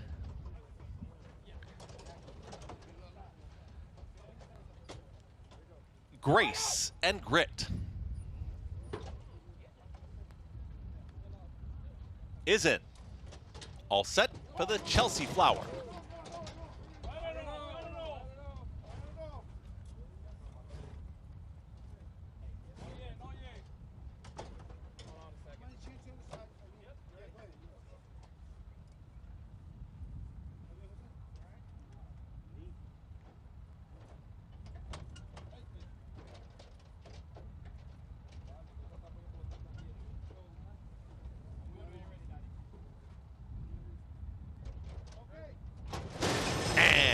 They're off. She's Our Tiz breaks well, so does Mangetsu, and there's Grace and Grit from the 4 outside. Grace and Grit, Mangetsu, and in between horses, She's Our Tiz. That's the leading trio. Opulent Restraint is second to last, right in behind. Now Pace Duel up front, and the trailer is Rare Art. Grace and Grit wants to take the lead, and Grace and Grit, Kendra Carmouche, they're up by a length. Mangetsu, John Velasquez, will now stalk from second, and they're single file as they work to the backstretch. In third, there is She's Our Tiz. Just to the outside now is Opulent Restraint, has moved into the 2 path, is in 4th, and the trailer, still Rare Art. 23.43 for the opening quarter mile. Grace and Grit's got the lead. Mangetsu switches to the outside, is chasing back to within 3/4 of length of the leader, and Opulent Restraint starts to progress as well to the outside of She's Our Tiz. Still trailing is Rare Art, who's 3.5 off the lead. Call it 4 as Grace and Grit has less than a half mile to go in the Chelsea Flower, went 47-3 for a half mile time. And Grace and Grit is putting some distance on rivals now. It's Grace and Grit. Kendra Carmouche, they pump up the tempo. Mangetsu's trying to keep up here from second. Opulent Restraint has not been asked. Rare Art starts a move from the back as the two favorites start to move in closer. The trailer is She's Our Tiz. They're set to reach the top of the lane. Can Grace and Grit hold off the charge of Opulent Restraint, who's now in full gear? And here comes Opulent Restraint. Rare Art is following that move, and here down to these two. It's Opulent Restraint. Rare Art with every shot to run her down. It is still Opulent Restraint. Rare Art starts to move in closer now, and here's Rare Art. Rare Art to the outside. Opulent Restraint to the inside. Opulent Restraint and Rare Art. These two down the line. Opulent Restraint. Rare Art. Opulent Restraint holds on. Opulent Restraint and Rare Art. She's Our Tiz finished third at 1:41.4. Thriller in the Chelsea Flower, driving finish, Opulent Restraint, Rare Art hitting the wire simultaneously. Oh, this was a really good horse race between your two favorites, and Opulent Restraint got first run on Rare Art, hit the front. Looked like she was going to sail on to victory, but Rare Art had something to say about that, and she came with this relentless, furious rally under Dylan Davis. And it was all the horses that were third, fourth, and fifth that came running. Wow, and the outside horse got a really good bob at the end, but it still appeared that Opulent Restraint was able to fend her off. And I've got to look it up real quick, Lafitte, but I think these fillies just ran considerably faster than the Colts did in the Award yesterday. Stephanie Seymour Brandt, Peter Brandt, the homebred, the daughter of significant form. Flavia Pratt goes to work. Opulent Restraint, that big move on the turn, but Rare Art digging in, and she may have been defeated. She comes up short. Photo is down 3-4, 2-1, but the determination and heart she showed and deep stretch closing in on the odds-on favorite, just coming up short, and the wire getting there just in time for Opulent Restraint. Yeah, she ran a winning effort for sure here, and just could not get by a game filly. At least the wire might have saved Opulent Restraint. Yeah, you can see the three horse. She broke, and we both looked at each other and thought she might have bobbled a bit, but she just looks like a filly that runs with her head out and down. I got a little steady there, touch into the first turn, but give you an idea of how strong this race was, though, Lafitte. The boys yesterday went 143.71. These fillies went 141.83. 2 seconds? Almost 2 full seconds faster than the Colts yesterday. How many lengths is that?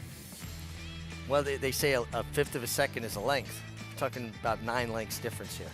Not uncommon, though, at this stage when you're talking about 2-year-old, the fillies versus their male counterparts. That's very much like people, right? You know, a lot of boys in 8th and 9th grade are, very immature and goofy, and the girls have already kind of hit a maturity stage. I'm still waiting. Flavia Pratt, Opulent Restraint, impressive. Rare Art, massive effort, coming up just short. What kind of future, what are you expecting moving forward from Opulent Restraint as we go from fall to winter here and looking ahead to next season? Do you think, in just 3 career starts from what you've seen, is this a filly that can compete at the highest level in terms of longer distance turf racing for 3-year-old fillies? Oh, absolutely. She's got the pedigree. She looked more professional today. Last time she hit the front and she switched back to her left lead and she lugged in a little bit and almost got a little lost. Today, she was definitely more focused, ran to the wire, and she got stretched by Rare Art. I think this field in general, these two fillies, we're going to hear a lot from going forward.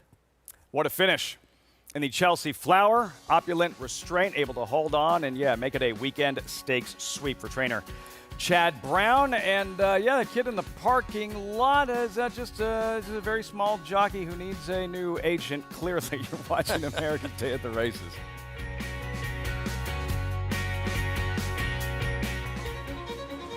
You have to be here to feel the rumble from 40,000 race fans.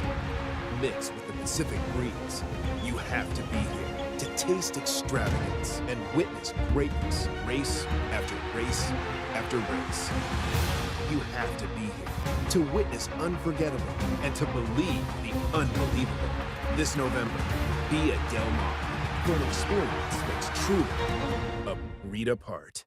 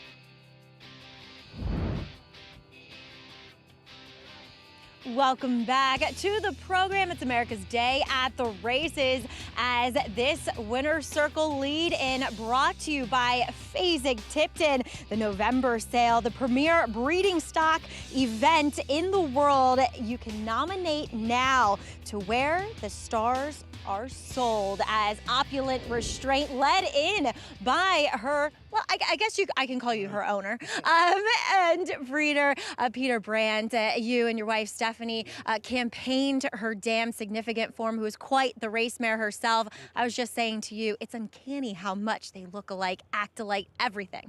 Yeah, we actually, our grandson has his birthday party today, and that's why Stephanie's not here, but I made the right choice. Somebody's got to play the grandparent, I suppose, but significant form, what she did on the racetrack, and really Opulent Restraint picking up where she left off. Thank you. Yeah, we're very proud of her. She's got a full sister coming over here to Chad for next year, a yearling, and that's really special as well. And so we're blessed to have these two fillies.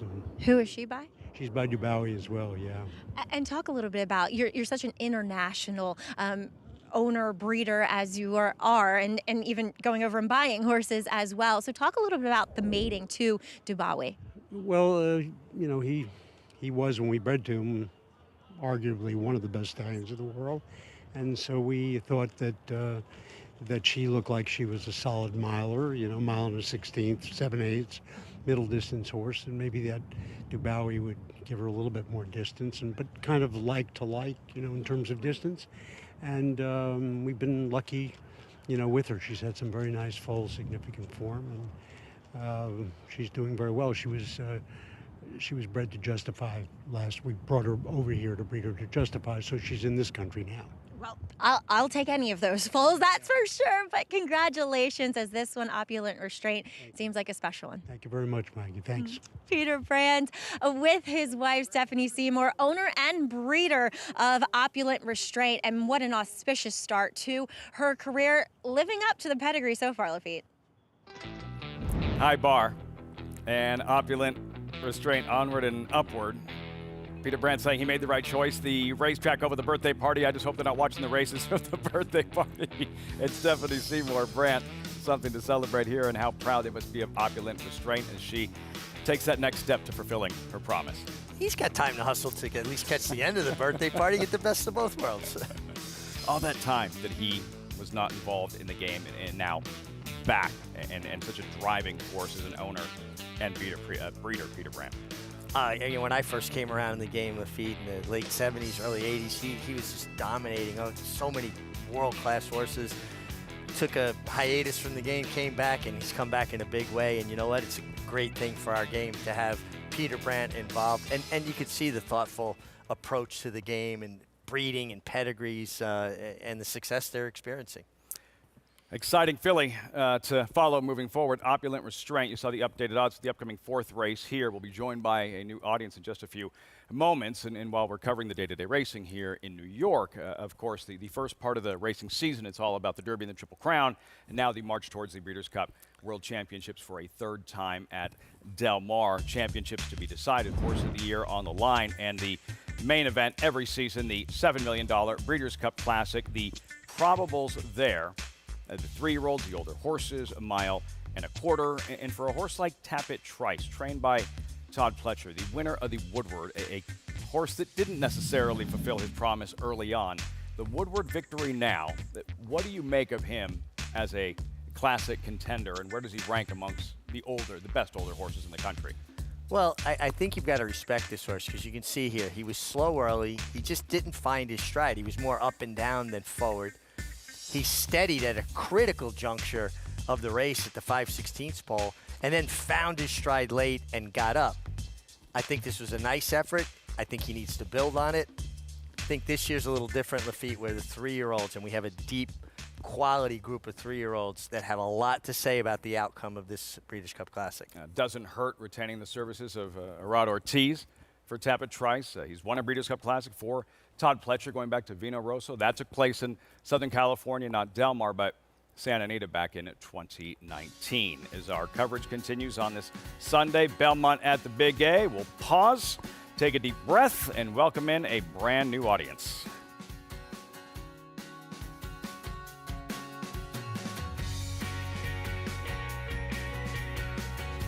Welcome to our viewers on Bally SoCal. Live look, Aqueduct Racetrack in South Ozone Park, New York. This is America's Day at the Races. The good news for our new audience, well, we still have 7 races left on this Sunday program. The bad news, you're a little bit late in terms of the featured event that just took place moments ago. Chelsea Flower, exciting turf affair for 2-year-old fillies. Yeah, and especially the way these fillies ran. They ran so much faster than the boys in the similar race to the WAD yesterday. But Grayson Grit showed good speed. We thought that she had nothing left turning for home, as did Mangetsu, who was chasing her. And here come the back runners with Opulent Restraint getting first run on Rare Art. But they put on quite a show. And, you look at a filly like Opulent Restraint and say, well, she's got a length lead here. It's over. Rare Art had other ideas, and she made it desperately close late. A very exciting finish. And then a nice run from the New York bred. She's Artiz to round out your try, but nice game effort here by Opulent Restraint. A couple of fillies with bright futures for our new audience. Opulent Restraint, this is what she was designed to do in terms of her pedigree. Mom, an absolute rock star. Mom was a really good racehorse, stakes winning, and they sent her to Dubawi, who's a tremendous European sire. And like Maggie was talking about, Opulent Restraint looks so much like her mom, Significant Form. It's uncanny. They have the same pigment, the same build, the same look, and certainly she passed on a lot of her ability. Onward and upward, Opulent Restraint. 3 stakes races this weekend. Belmont at the Big A. Trainer Chad Brown has won each of them. Also, and in difficult segue, a sad week, a sad day in the sport of thoroughbred racing, and specifically here in New York. Mary Broman, wife of Chester Broman and prominent owner and breeder for decades here in New York, just having passed away earlier this week. Richie, and someone who you have a strong relationship with the family. Our viewers watching, what should they know about the Bromans? What should they know about Mary Broman? Chester and Mary Broman, 2 of the most generous, kind people I've ever known in my entire life, and met them when I was 13 years old. I was actually a groom at the Knoll Farm for their kids' horses, and they were just always people that you look forward to seeing. They always made you feel warm and welcomed. And then going forward professionally, getting to ride so many of their good horses over the year, winning the Florida Derby on Friends Lake for them. But Mrs. Broman was, to me, like America's grandmother. She embraced everybody with that kindness and warmth that I talked about, and really enjoyed her horses, enjoyed horse people. And I always just felt so good with my interactions with Mrs. Broman, and certainly my condolences to the family, and especially Mr. Broman. Chester and her were like 2 peas in a pod. They were just so close and so tight, and wonderful people.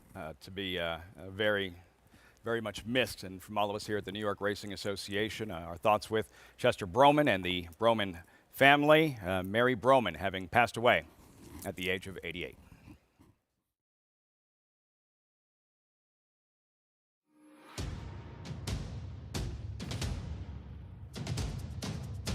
Drain the Clock will win, and win by as much as he wants. He'll win by 6 in the end.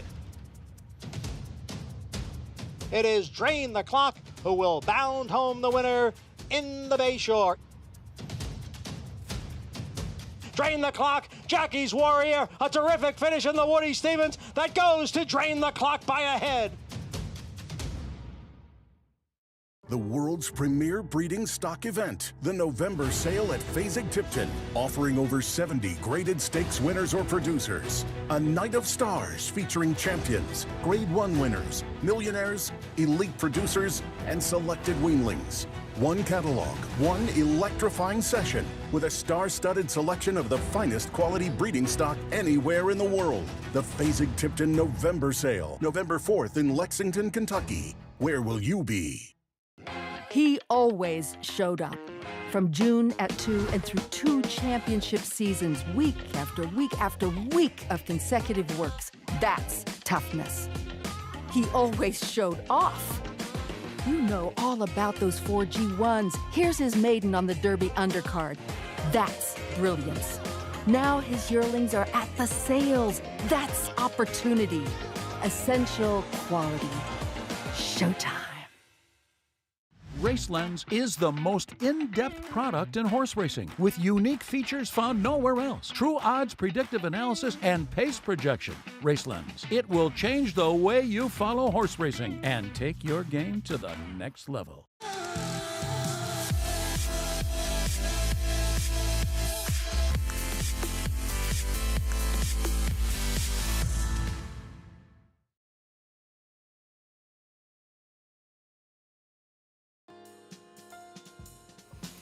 Welcome back.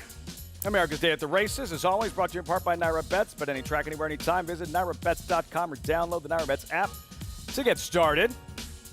Citi Field in Flushing. Mets forcing a Game 6.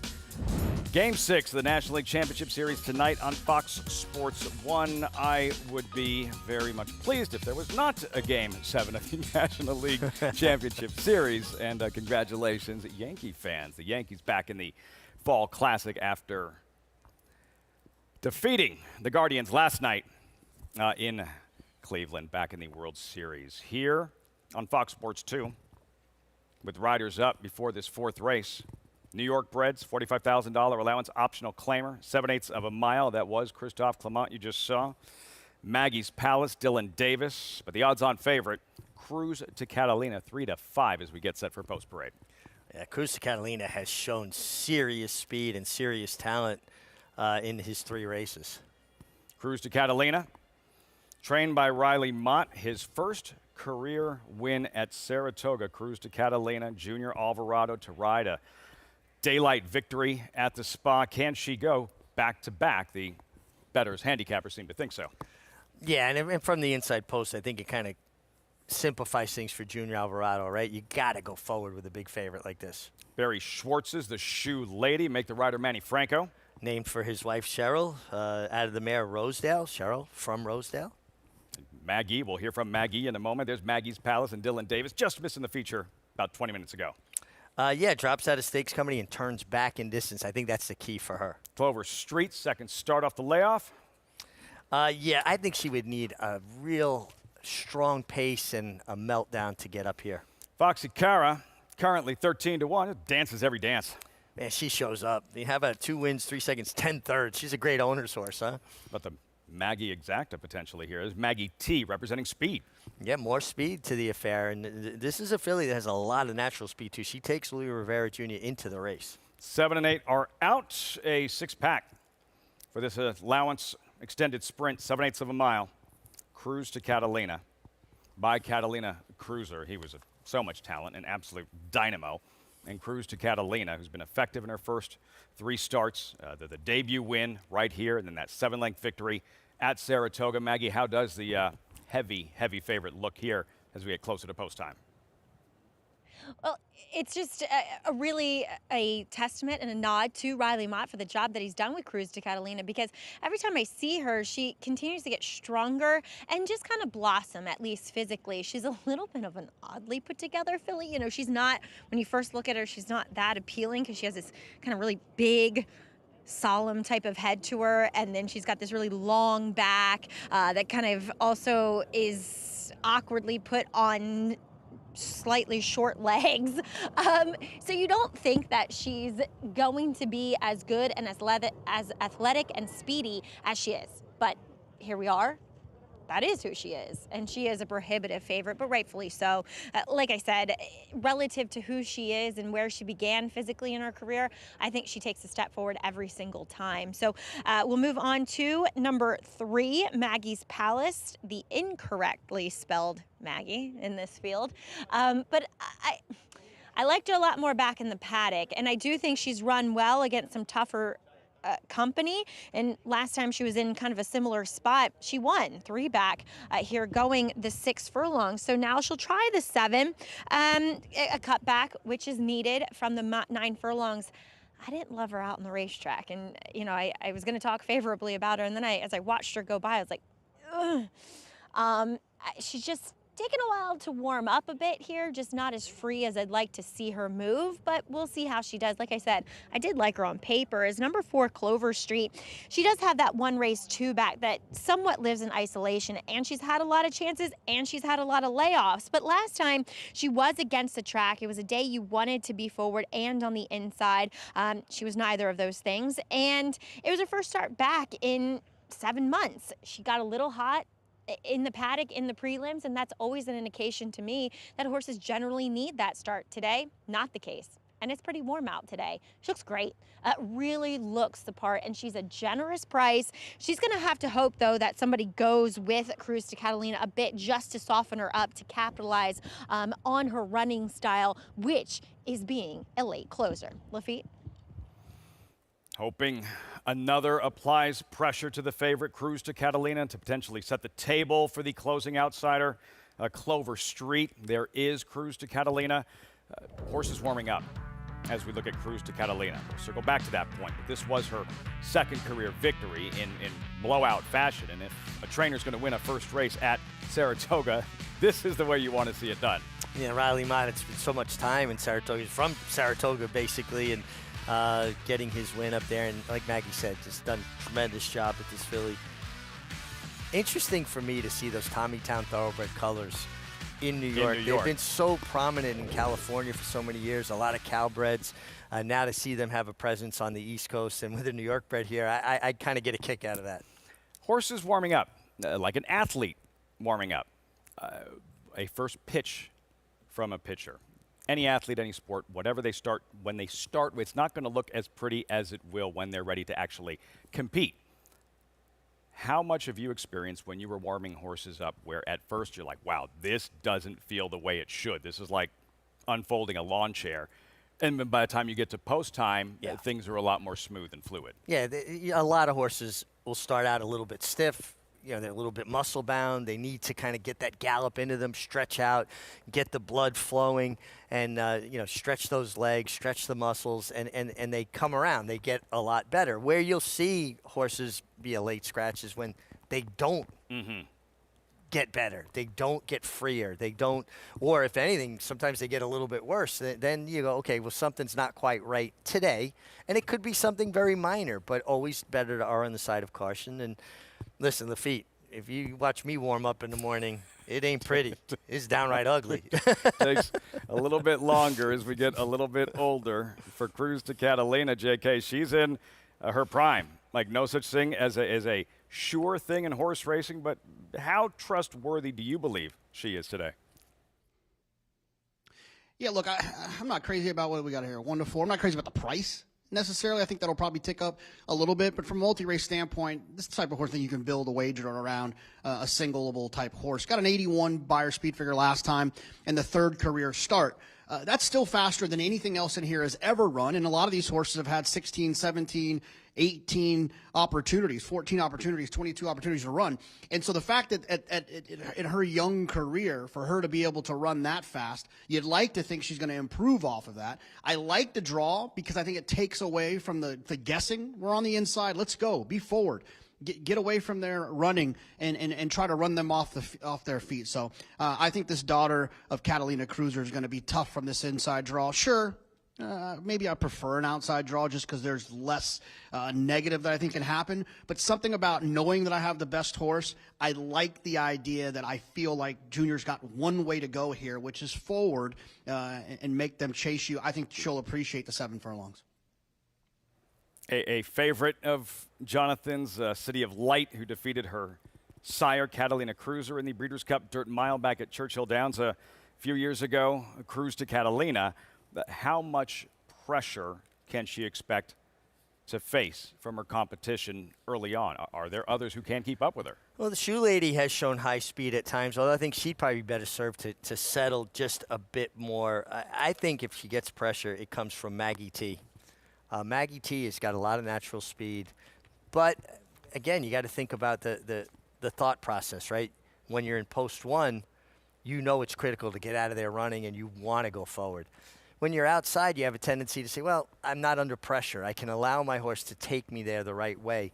And you see it a lot in New York. Guys are kind of reluctant to overuse horses to, chase another horse. You'll see guys go, well, I'm happy with my position.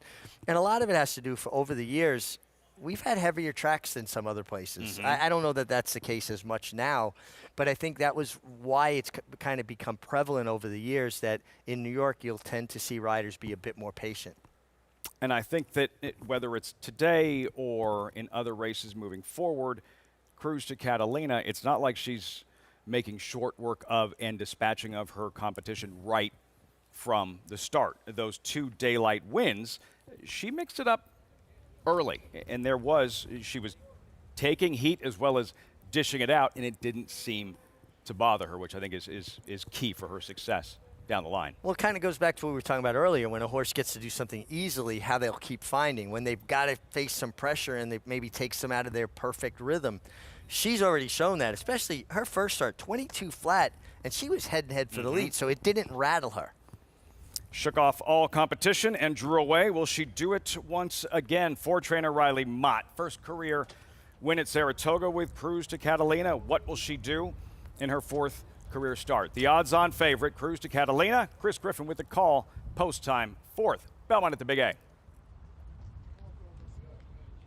Clover Street, Foxy Kira.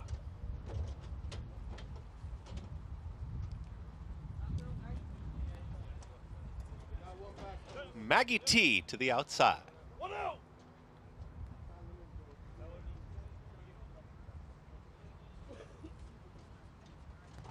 Is it? All set. And they're off. Maggie T from the outside shows early speed. It's Maggie T right to the front. At the rail, here comes Cruz to Catalina to join this early leader. Those are the front 2 at a moderate tempo early. Maggie T is a half length in front of Cruz to Catalina, in tight here at the rail. Out wider is the Shoe Lady, watching the action from 3rd. Then Clover Street out in the center of the racetrack is in 4th. Second to last is Maggie's Palace in the trailer. Foxy Kara, 22.47 for the opening quarter mile. Maggie T is in front. Cruz to Catalina has switched to the outside. Now moves into the 2 path, is chasing the leader with less than 4 furlongs to go. The Shoe Lady is to the outside of that one and is in 3rd. Clover Street is wide, is in 4th. From the back, here's Foxy Kara with the move, and the trailer is Maggie's Palace. They've got to get to Maggie T, who went 45-1 for a half-mile time, and trying to pick it up is Cruz to Catalina. The big favorite is looming up on the outside. Cruz to Catalina to the outside of Maggie T, who's still a nose in front. They reach the top of the stretch.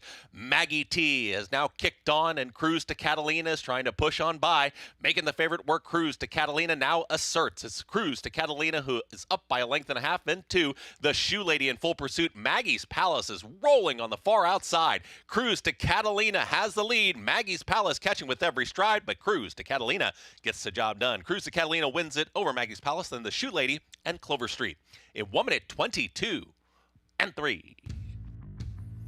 She settled just off. Maggie T did Cruz to Catalina. No issue whatsoever. Engaged the leader, opened up, and strolls to a 3rd career win in 4 starts. Cruz to Catalina delivers as the odds-on favorite in the 4th. Belmont at the Big A. This is a really nice filly. What a smooth professional ride, Junior Alvarado. Maggie T showed good speed like we anticipated, and he decided, let me back out of here, eased out off of her heels to the clear, shook her up a little bit, and now he wraps up late, and I think the margin of victory, was diminishing, but it was comfortable. She won with a little bit of something left. Nice run from Maggie's Palace. Solid effort. Yeah, really came with a nice finish. Ran on well for Joe DeRico, owner breeder, Jimmy Ryerson, the trainer, but this is a nice filly. We'll see Cruz to Catalina in New York Bred Stakes next, I'm sure. 1-3-2-4 for trainer Riley Mott. How exciting this must be. Proud moment for that Bill Mott, one of the greatest trainers in North America, youngest trainer ever inducted in the National Museum of Racing and Hall of Fame for Tommytown Thoroughbreds, as you mentioned, so accustomed to seeing those colors out west. Now here in New York, this filly bred at Sequel Thoroughbreds. What do you think could be in her future for Cruz to Catalina as she continues to progress? Well, she still has now open conditions available to her. These, winning restricted New York bred races don't count against you. So now she can actually go into a non-winners of 1 against open company. even though she's won 3 races now, because the restricted races, again, do not count against you in that. I do think there are some New York bred filly and mare stakes coming up, sprinting, that would suit her very well. So Riley Mott, who has done a tremendous job with her so far, will have some decisions to make, whether they step into the New York bred company or they take advantage of those conditions still available And to how them. significant that she can beat her competition in different ways. She's not one-dimensional. We had seen her show speed and battle up front, but this was the first time we really saw her just concede the lead and sit off of a rival. But having that versatility, having the natural speed to be able to dictate and control the race, or if somebody really wants it, you're not victim to a speed duel. You can back out of that speed duel and know that she's still going to be there for you. I thought, to me, this was the most impressive race of her career because of that factor, that she showed, hey, I don't need it to go everything my way. I can handle pressure if they put it on me on the lead, or I can back out and stalk you and pounce. That's pretty formidable. The professionalism, maturing, developing, and the talent clearly there. A very talented New York bred here, Cruz to Catalina. Strolls in the 4th. Belmont at the Big A. We'll have those prices, results when we come back. Tommytown Thoroughbreds, Cruz to Catalina does just that. Cruising here in New York City on a gorgeous fall Sunday. You're watching America's Day at the Races.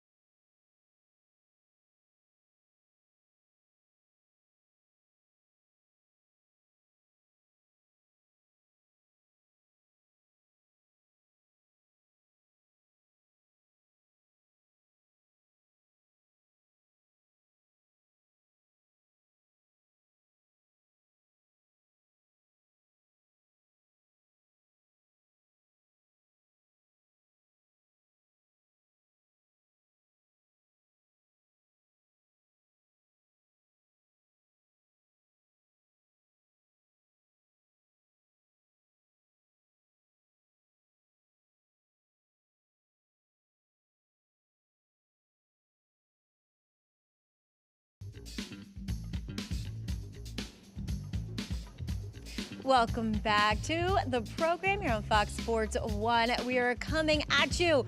Belmont at the Big A here on America's Day at the Races, just outside the New York City limits, as we saw a very popular winner in today's 4th race, Cruz to Catalina, guided by Junior Alvarado, who joins me now. And Junior, you've been aboard her for all 4 starts now, this Riley Mott trainee, and she just seems to get better with every start. Am I right? Yes, he got it pretty ready, first time out, she's a big scopy filly, and we've been running short. I think it's just because that's what's coming, to her, whatever race is next for her. But I think she actually will do better when she get to run a mile. She's a filly, she relaxed and she has a long-term foot for home. So, we're hoping, get a mile for the next time for her, because I think that's probably what's going to be probably her best. So do you think, and obviously 7/8 is her first try at it, so, and we saw her rate comfortably today, and she's done that in the past. Do you think, though, that she could be more effective if she has the lead going longer? Absolutely. I think, you put a mile to her, and I think she just get to the lead. If not, she'll be sitting right there second like today. And like I said, she just keep coming at it. And like I said, she has a long, beautiful stride. So, I think just the sky's the limit for her right now. It really, truly is. She's, as you said, she's got so much length to her. And it's kind of cool. Obviously you're first call rider for Bill Mott, but riding for his son, Riley. Talk a little bit about that relationship that I'm sure you've built over the years, as Riley was Bill's former assistant. Yeah, it's pretty much the same. He's kind of been working kind of like, the same ethic work, and I'll know Riley since, he was very little, probably 15, 16 years ago. And we have that relationship since then, and he just like, once again, I know what he wants, I know what he expects from the horses. Normally we talk, I know what he's been doing with the horses, how he get them ready, and we just pretty much work from them. But it's just like, since we've been working for such a long time, I know what to expect and I know what they want. Yeah, you probably don't even have to talk to him. You just know it already. But congratulations here. Really promising New York bred. Thank you, Maggie. All right, Junior Alvarado riding for the younger Mott here with Cruz to Catalina. As he said, maybe longer Lafitte, but obviously sky's the limit. All kinds of ability. I can't wait to see what she does next. Cruz to Catalina for Junior Alvarado, and the success, as Maggie referenced, over the years with Bill Mott, winning a Whitney together, a first for Mott this summer with Arthur's Ride. And another layer to that story, now riding and winning races for son Riley, and for Riley to have a filly this good this early on in his training career. Well, absolutely. And listen, Riley, came up and grew up around good horses and watching a master, his father, at the craft. So obviously a lot of that rubbed off. And, I'm so happy for his success. And you could see, too, a lot like his dad, very methodical in how he's developing this filly. Could have got excited and maybe thrown her in over her head way too soon. But he's building her into every race is a little bit more challenging, and she's passing every test. Bright future, the New York bred, Cruz to Catalina, 3 for 4 in each of her wins of the daylight variety. So that's a really nice filly with a bright future, and same can certainly be said for the fillies and mares that'll be running in the Breeders' Cup Distaff this fall at Del Mar. First things first, the next race here, Belmont at Aqueduct. $16,000 claiming event, 6 furlong sprint, 9 strong. No grade 1 types in here, Richie, but a very deep, competitive $16,000 claimer. Idiomatic's not in here. No, okay. She'd be a little bit shorter than the favorite is and answer the call at 7-2. Although it is 6 furlongs. Yeah, she'd only win by 1/8 of a mile. Wide open upcoming. We'll have the horses in the paddock in just a moment for the 5th race here, Belmont at the Big A. As for the Breeders' Cup Distaff and the darling of North American racing in Torpedo Anna, who just missed in the Travers this summer at Saratoga. She has 3-year-old filly championship honors wrapped up. She will stay with her own gender. This was in the Acorn this summer and making short work of her competition after things didn't necessarily go right from the start. Some issues leaving the gate. Yeah, I mean, listen, she is the dominant 3-year-old filly, and she's done everything so good. And even her win in the Cotillion, right, where she had to fight for it. She was facing a quality filly of Mark Hennig's. I also think she idled when she hit the front. I was talking with Brian Hernandez. He said, I didn't really, gear her up. He never used the crop on her. And when she hit the front, she kind of just idled and did what she needed to do. And I think that bodes well for her going to the Breeders' Cup. I think that in that poor start, that was the coaching club American Oaks, my mistake. But yeah, her win in the Cotillion, there were 2 different perspectives. Either A, she won when she didn't bring her A game, give her credit for that, or B, that effort was the result of a long, taxing campaign and perhaps a sign of things to come.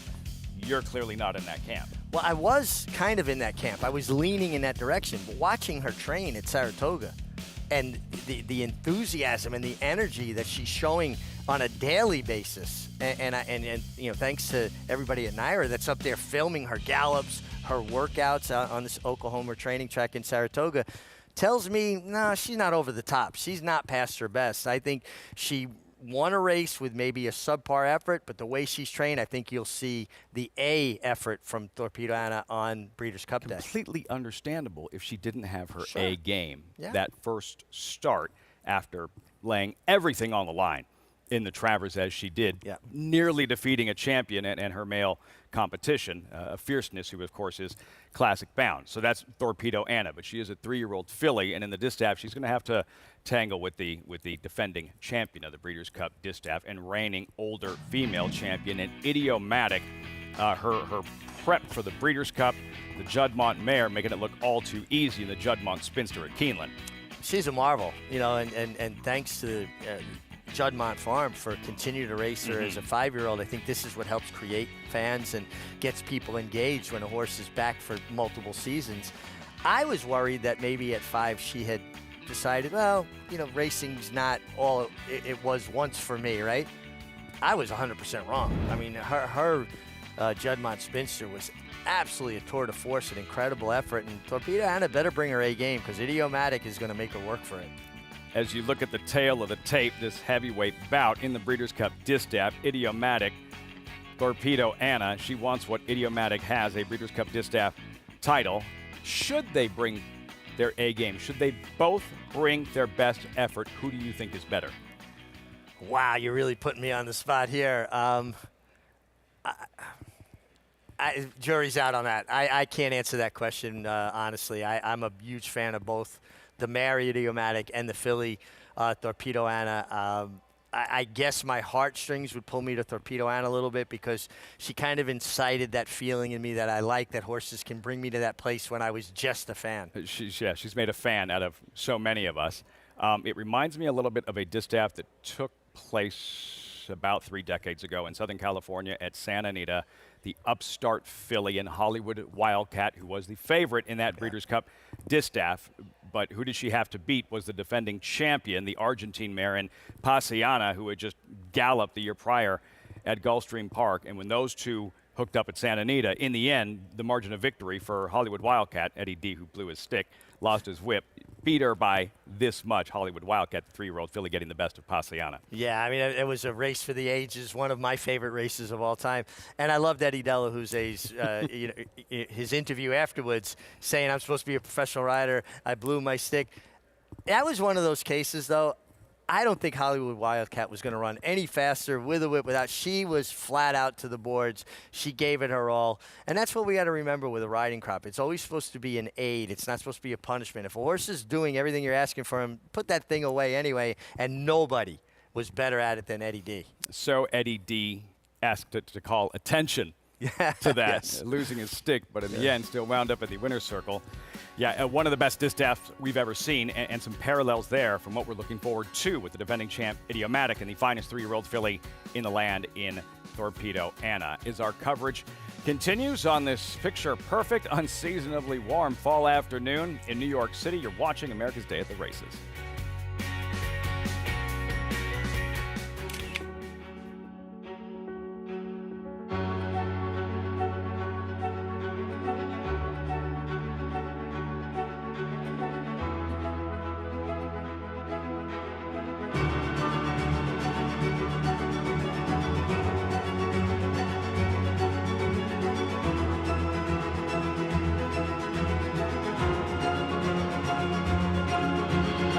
Marshalier, standing at Claiborne Farm.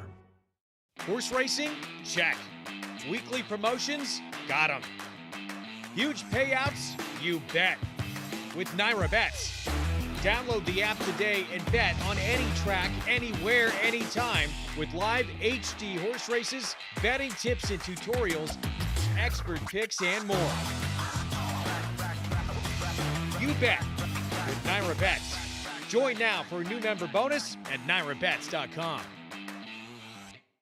He possessed such natural athleticism. It is Golden Pal winning the Juvenile Turf Sprint. He's very, very agile and quick. Golden Pal has repelled the challenges. Each and every race, he just got better and better. Golden Pal broke like a rocket. Golden Pal, wire to wire. He's a very confident horse. Golden Pal, the lead is out to 5 lengths in deep stretch. He's just got a brilliant mind. They're all behind Golden Pal. I'm going to be breeding everything I have to him.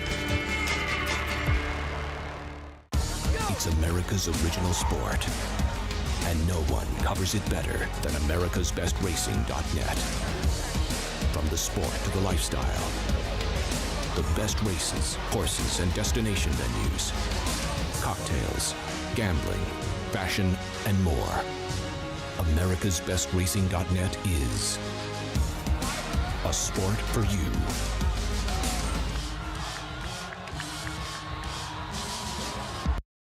The world's premier breeding stock event, the November sale at Fasig-Tipton.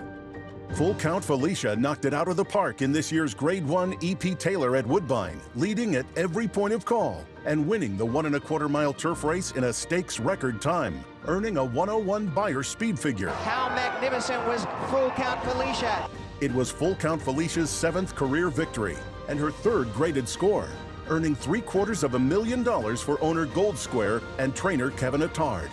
By the global powerhouse Warfront, Full Count Felicia is out of a Galileo half-sister to Group 1 Irish Oaks winner Moonstone and French Group 1 winner Cerulean Sky. Her first dam is also a half-sister to 4 graded stakes producers. Full Count Felicia is also a half-sister to Random Harvest, an impressive debut winner at Kentucky Downs in September. Grade 1 winner Full Count Felicia, selling this November at Fasig-Tipton with Greenfield Farms agent. You're watching America's Day at the Races.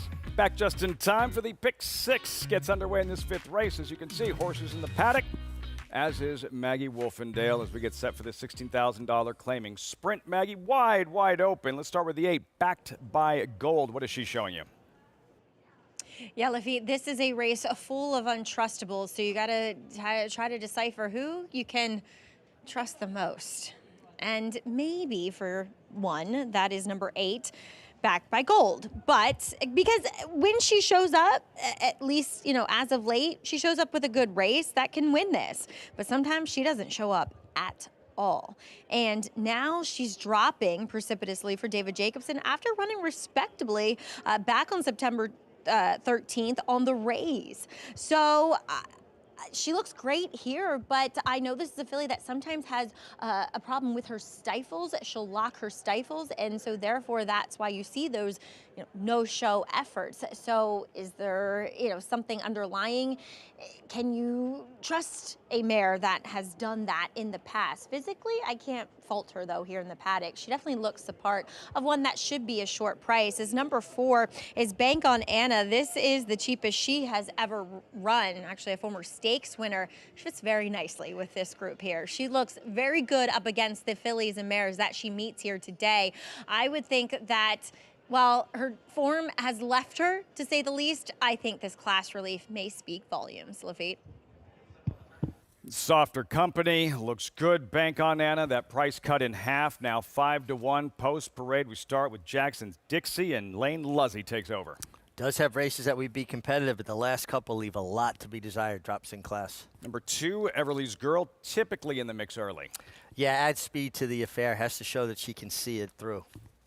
Maggie mentioned that trust thing with this field for horses like this and Hazardous Humor, who's an overlay at 9-1 over a year since her last win.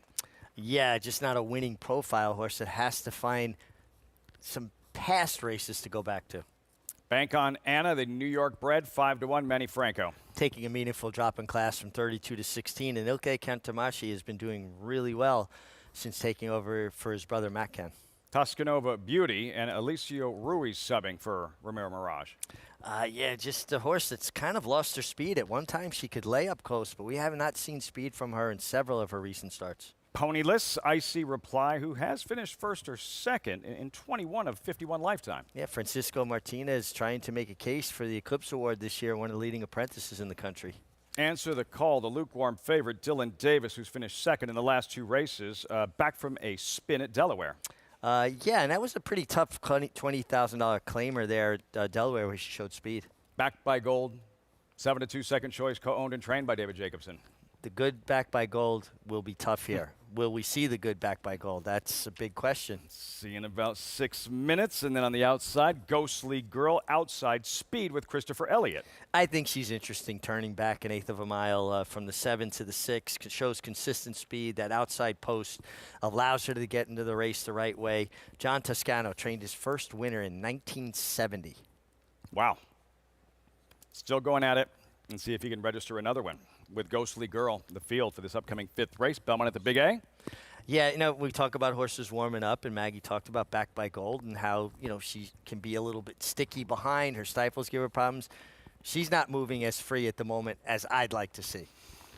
Let's see if she continues to get a little bit more fluid as we get closer to post time. Backed by Gold. This was 3 starts back, mid-August, Saratoga. She's 10-1, Backed by Gold, Richie. Stalks, pounces, wins.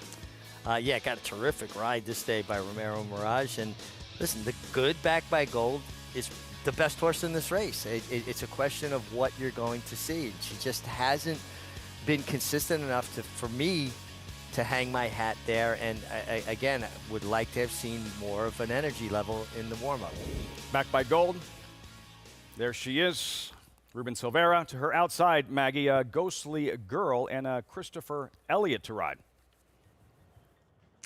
Yeah, real quick. The 2 horses I talked about in the paddock, I did not like out on the racetrack, as you do see the rider of number 8 in there, Backed by Gold, Ruben Silvera, talking to the attending veterinarian behind the gate. So he's dismounting now. We might have a late scratch. We do. All right, number 8, Backed by Gold, is out. Like I said, she struggles with her hind end a bit. As we'll take a look, though, at number 6, Icy Reply, who actually will be my selection in here. Her last 2 races are deplorable, but they're against much better. And, you know, against the racetrack, 2 back. You look at the horses that come out of the race back on August 11th, albeit a voided claim. Rachel's Rock came back to run an 83. Willow Bend came back to win here with a 76 buyer. So she was facing much better as she drops down in class here for Jimmy Ferraro. While I'm not in love with her, I don't mind her. She actually won me over a little bit more watching her warm up, as she does tend to carry a lot of weight. That has always been her MO. But again, being that this is only, you know, her 3rd start in the last 6 months, I wish she looked a little bit more fit, but I'm still going to take her because I feel like she's the lesser of all the evils here is number 9. Richie, I think you're leaning towards taking Ghostly Girl, and I can get on board with that, as a little bit of less distance should help her. She looks very good physically against this field, as she warmed up nicely too. She's got that nice outside post position with that early speed that she possesses. So I think the 6 and 9 do make a bit of sense, as the horse that is favored, that didn't make any sense to me, is now a late scratch too. That's number 7, Answer the Call. She'll come out of here as well, late scratch on her. So as I said, Lafitte, this race is a complete doozy. If it didn't sound like Maggie was surprised about the late defections here of Backed by Gold and eventually Answer the Call, it's because she wasn't, and you weren't either, Richie, and taking the perspective of, okay, let's see them continue to warm up and maybe things get a little bit more fluid as we get closer to post time. Yeah, just horses that did not appear to be as comfortable as you want them to be when they're going to compete. And one thing about New York racing and the examining veterinarians in New York, there is no question, there is no argument. If a rider doesn't like the way a horse feels, they're instantly scratched. If the vets see a horse not warming up to their satisfaction, they're instantly scratched. Better to err on the side of caution. Absolutely. Than make a mistake and have a horse that's not fit to run race. It could injure the horse. It could injure riders. And the betting public is protected by this. You don't want to wager on a horse that's just not 100%. And there's one of our examining vets. And we have them stationed behind the starting gate, but at other points of call on the racetrack, and they're constantly monitoring these horses. They do an amazing job. And not just in the afternoons. In the mornings, They're watching them on the training tracks. We have safety stewards watching these horses. Tim Kelly, who was a terrific horse trainer in his own right, is out every morning watching horses train, how they come off the track. We try to make this game as safe as humanly possible for the equine and human athletes.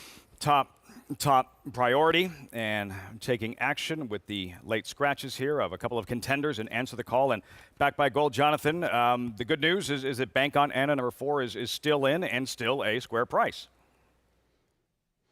Yeah, look, Bank on Anna to me makes a little bit of sense. I think the cutback to the 6 furlongs will help. If you look at the last 2 races, 7 furlongs and 6.5, if you look at where, the pace figures of that race, it makes you feel more comfortable that the cutback is going to help. Look, I'm a huge fan of the Cantor Mossies as a whole. I think they do a great job. They're also very funny. When you get a chance to talk to them on the racetrack, make sure you do that. But look, this horse makes a lot of sense. I had no interest in the 7. I thought the 8 would be tough if he ran. Both the 7 and the 8, late scratches like we've obviously talked about. So that kind of had me land on Bank on Anna, who has not run particularly well in the last 2 starts from a finishing position standpoint. But if you look at the last 3 figures, speed figures, pace figures combined, I feel like Bank on Anna is going to run significantly better than 5th, 6th, or 4th like she has in her last 3 starts. Maggie, like what you saw in the paddock. Jonathan giving you reason to expect a solid effort from Bank on Anna and Manny Franco here. How much pressure does it take off the rider in that situation? Maybe a jockey doesn't love what he feels underneath him or her when it's the vet's call and it's not the rider who has to be proactive about making that decision himself or saying to the vet, I don't like what I feel underneath me. It's one of the most positive changes we've had in racing because riders get cast in a position. You're beholden to the owners and trainers that employ you. If you scratch a horse on the way to the gate and they don't feel that was warranted, it costs you business, mounts. You're not going to ride for those people. They're going to be upset with you. And a rider has to have good relations with these people. So the vet's taking on that onus, taking the heat off of the riders, to me, it allows riders to do what's right. And instead of years ago, it where shouldn't be on the rider. It should not ever be on the rider. And a lot of times riders feel things that people can't see. And I think that's one of the most positive changes. I know even later in my career, I was cast into situations where I felt compelled to ride a horse that I wasn't 100% confident in. And nobody should ever be put in that position. You're leaving the gate on a 1,000-pound animal going from 0 to nearly 40 miles an hour in 2 strides. Nobody should be on a horse that they're not comfortable with. And you shouldn't be questioned for it after the fact, whether you were right or wrong, because all horses, and I never rode, but it's not one size fits all. They do feel different. Some will feel a little ouchy, so to speak, a little just off, but yet they go out and run and they're fine. But if you you still know shouldn't that, be put in that position. But if you know a horse and you know that, they're always a little cranky warming up, but this is him and they run like that. I used to ride a horse named Royal Dalton. Went to Maryland to ride him in the General George. The vet wanted to scratch him. I said, no, this is how he is. He won. Yeah. But having that knowledge also. But again, taking that heat off the riders. And these vets sometimes, I'm sure, face a lot of pushback from trainers. And you know what? They stand their ground because they're doing what's right for the horses and the riders. Well said. As they file in, and we get set for this pick 6 on a Sunday. Belmont at the Big A, final check of the tote board. Look at that, icy reply, 5-2 at post time as we turn things over to Chris Griffin. Post time, 5th race, Belmont at the Big A. Hazardous Humor does go in. Bank on Anna. Toscanova Beauty will move in. Eliseo Ruiz aboard here on Toscanova Beauty. Icy Reply. Icy Reply. Steps forward. Ghostly Girl to the outside, last to low. Here is Ghostly Girl. Going in. All set.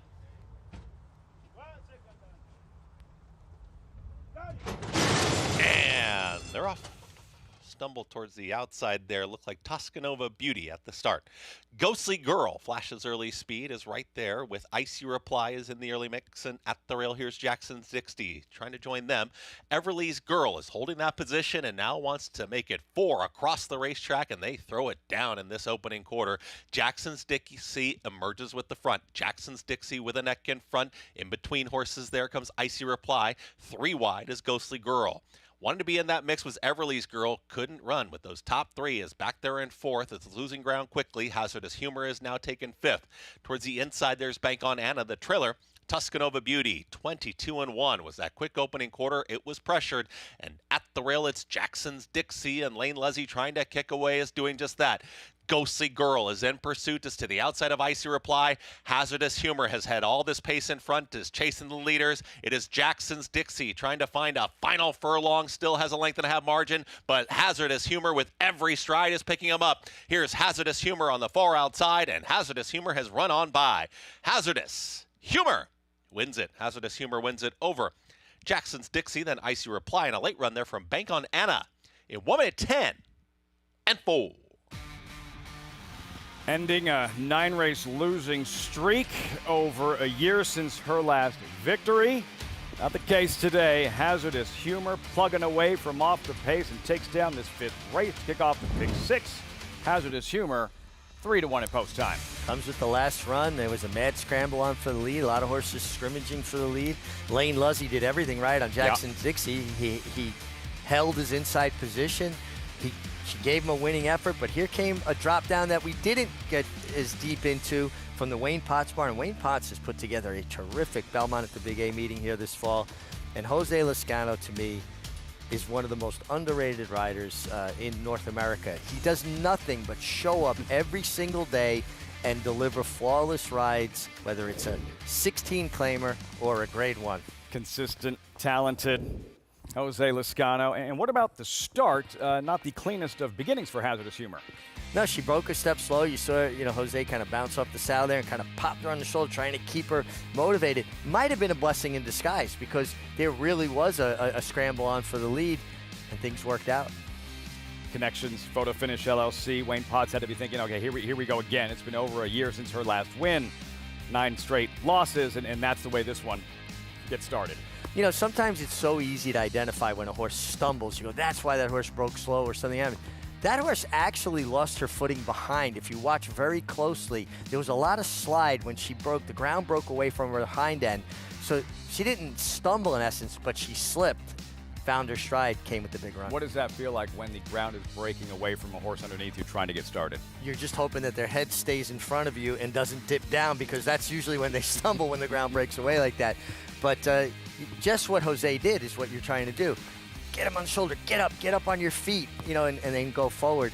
But once he got her into a rhythm, he settled, was patient, tipped her out, and she came with that good, aggressive, and relentless run. 3-1-6-4. You referenced perhaps a blessing in disguise. They're going to enjoy this win, but moving forward, is that a conversation? Maybe we should settle off the pace a little bit further back than we typically do. Sometimes horses show us what they really want to do by accident, right? We have an idea of them, and they have a different idea. All worked out in the end today. Photo Finish LLC. Congrats, the Classic Empire Mare, a 4th lifetime win, first here at Aqueduct. Winning trainer Wayne Potts, Jose Lezcano, Hazardous Humor in the 5th at Aqueduct. At the Keeneland September yearling sale, the premier thoroughbred auction venue in the world, Mandy Pope of Whisper Hill Farm signed the ticket on the $5 million sale topper by Curlin, bred by Stone Street Thoroughbred Holdings. He was one of $5 million plus yearlings by Curlin to sell.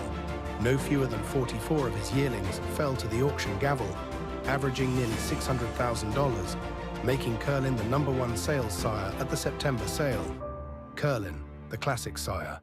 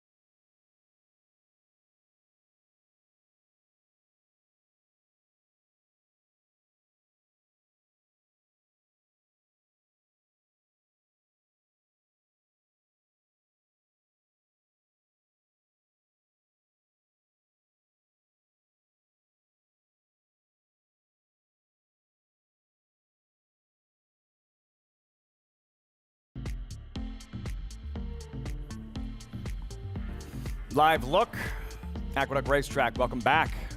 America's Day at the races. 5 down, 5 to go in the Sunday program. Kicking off the pick 6 with a 3-1 shot and hazardous humor.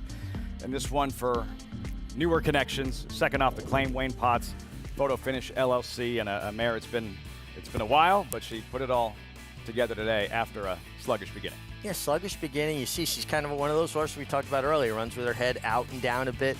Not the most comfortable for a rider, but she comes with that relentless run after a contested pace. A very game effort by the inside filly, Jackson's Dixie, her post. I think Lane Luzzy gave her every opportunity and held his position, and that's what you want a rider to do. But the drop down and a barn that's going very well. Wayne Potts has been hitting on all cylinders this meet, and she gets it done at 8-1. $8 over Jackson's Dixie. 3-1-6 in the 5th. Belmont at the Big A. Hazardous humor. Plugging away to register a 4th lifetime win. Race number 6. Things didn't work out, and you played the pick 6. No worries. Clean slate. Late pick 5. $30,000 maiden claimer here. 10 deep. Wicked Rhea is out. Again, just a $30,000 maiden claimer, Richie, but a competitive deep race. Dance on air to the outside, the 5-2 early favorite. Yeah, very competitive race. And, you know, every horse finds their level. Just because they're lower level horses, the horse I admire are what I call lunch pail horses. Yep. They show up and they go to work. And that's the way I like my people, honest and hardworking is the way I like my horses. If they give you an effort. Not every horse is going to be a champion. Not every basketball player is going to be Michael Jordan, right? It's just if they're honest and make the most of the abilities they have. I don't think Opulent Restraint would qualify as a one of these lunch pail type horses. A very talented filly. The story of the first half of the Sunday program, winning the feature earlier today. The Chelsea Flower. Really excited to see what she does moving forward for Chad Brown. Another stellar weekend at Aqueduct. What do you know? Yeah, incredible weekend again for Chad, but a filly that has all of the good things working for her, right? The right connections, the right pedigree, and certainly she's showing that she's taking forward steps. She's making progress every race. I thought this was her most professional effort. Always a pleasure, my friend. Look Great. forward to seeing you next weekend. Look forward to it. I'm stepping aside, Richie as well. Greg Wolf, Andy Serling. Coming up next with the late pick 5 still coming your way as our coverage continues. Belmont at the Big A here on Fox Sports 2.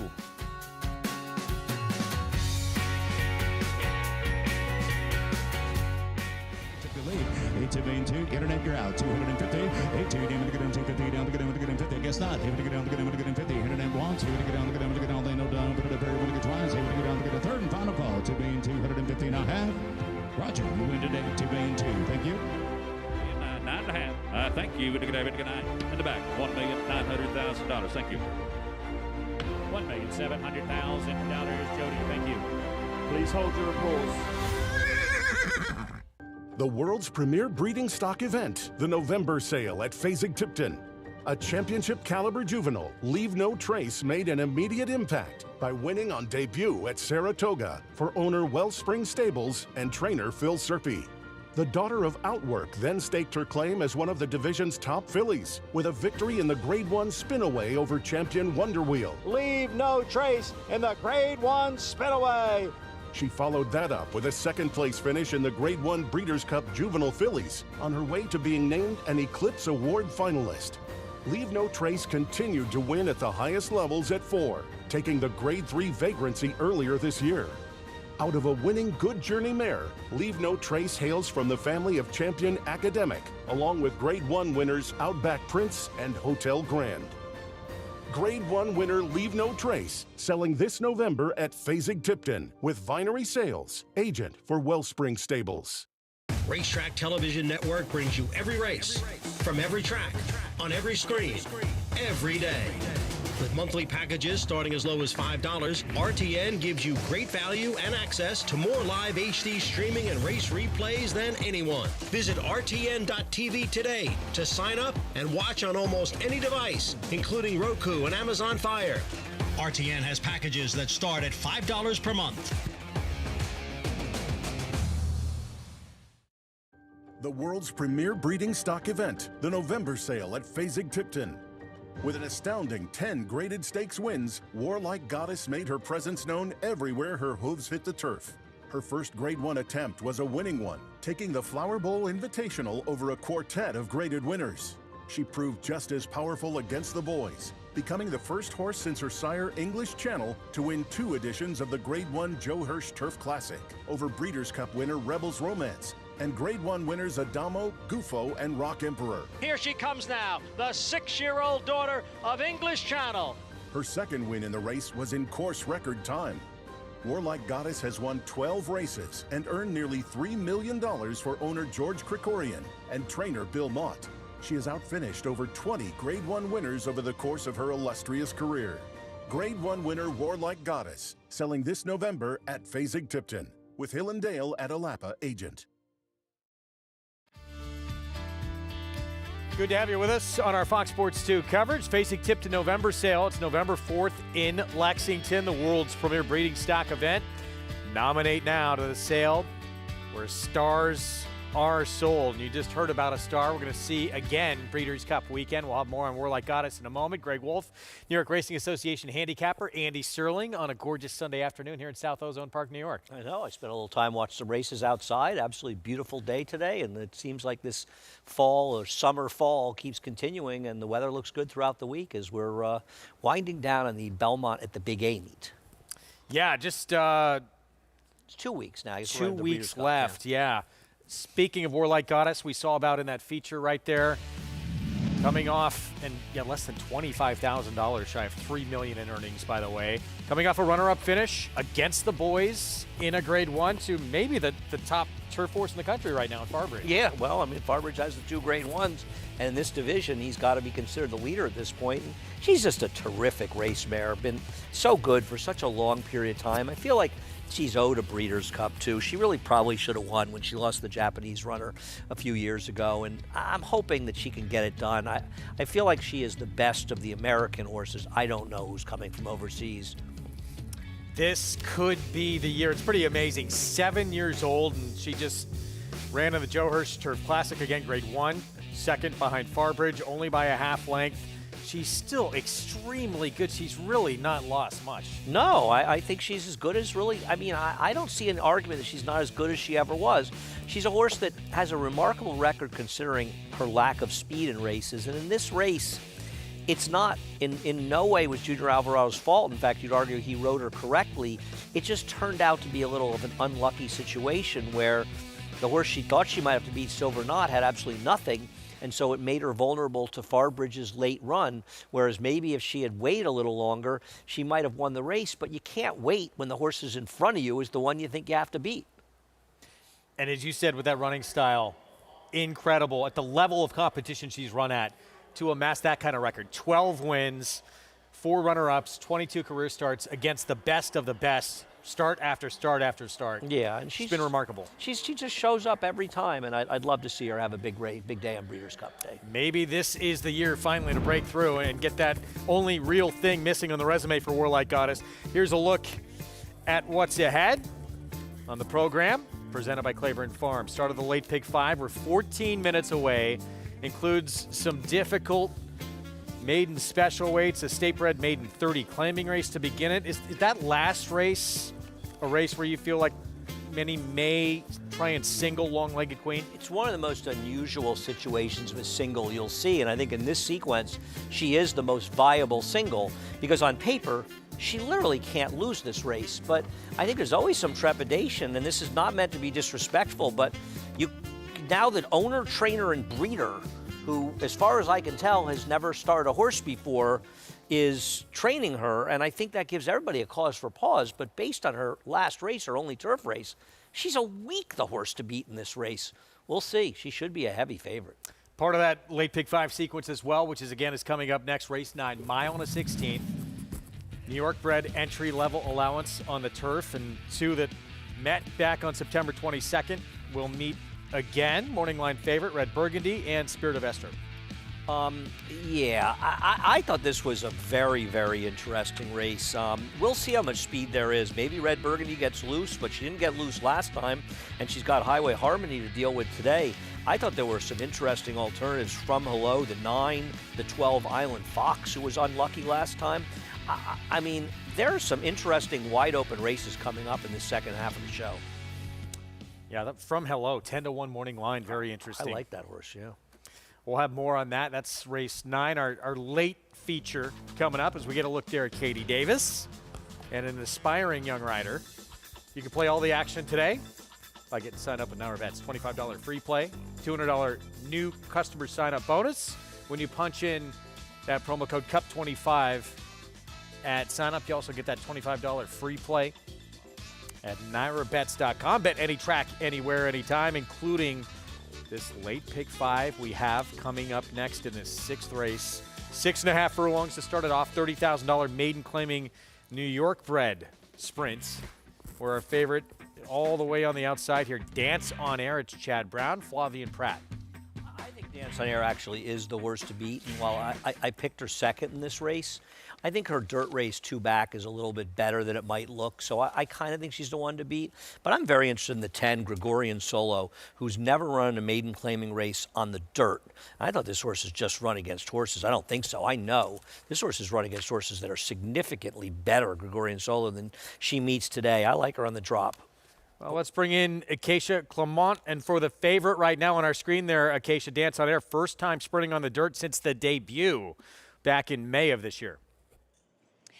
That's right. And as Andy said, she's probably on paper the horse to beat, that there's not a ton to really sink your teeth into in this race. And 2 starts back when going long on the dirt in an off the turf race for Dance on Air was far second best after being part of the early pace in there. And she actually took quite a bit of money when sprinting on the dirt in her first start. It's actually my first time laying eyes on her, but she's fine. I certainly don't mind the cutback in distance at all. Should help her. She's not the biggest. I do wish she looked a little bit better in her coat.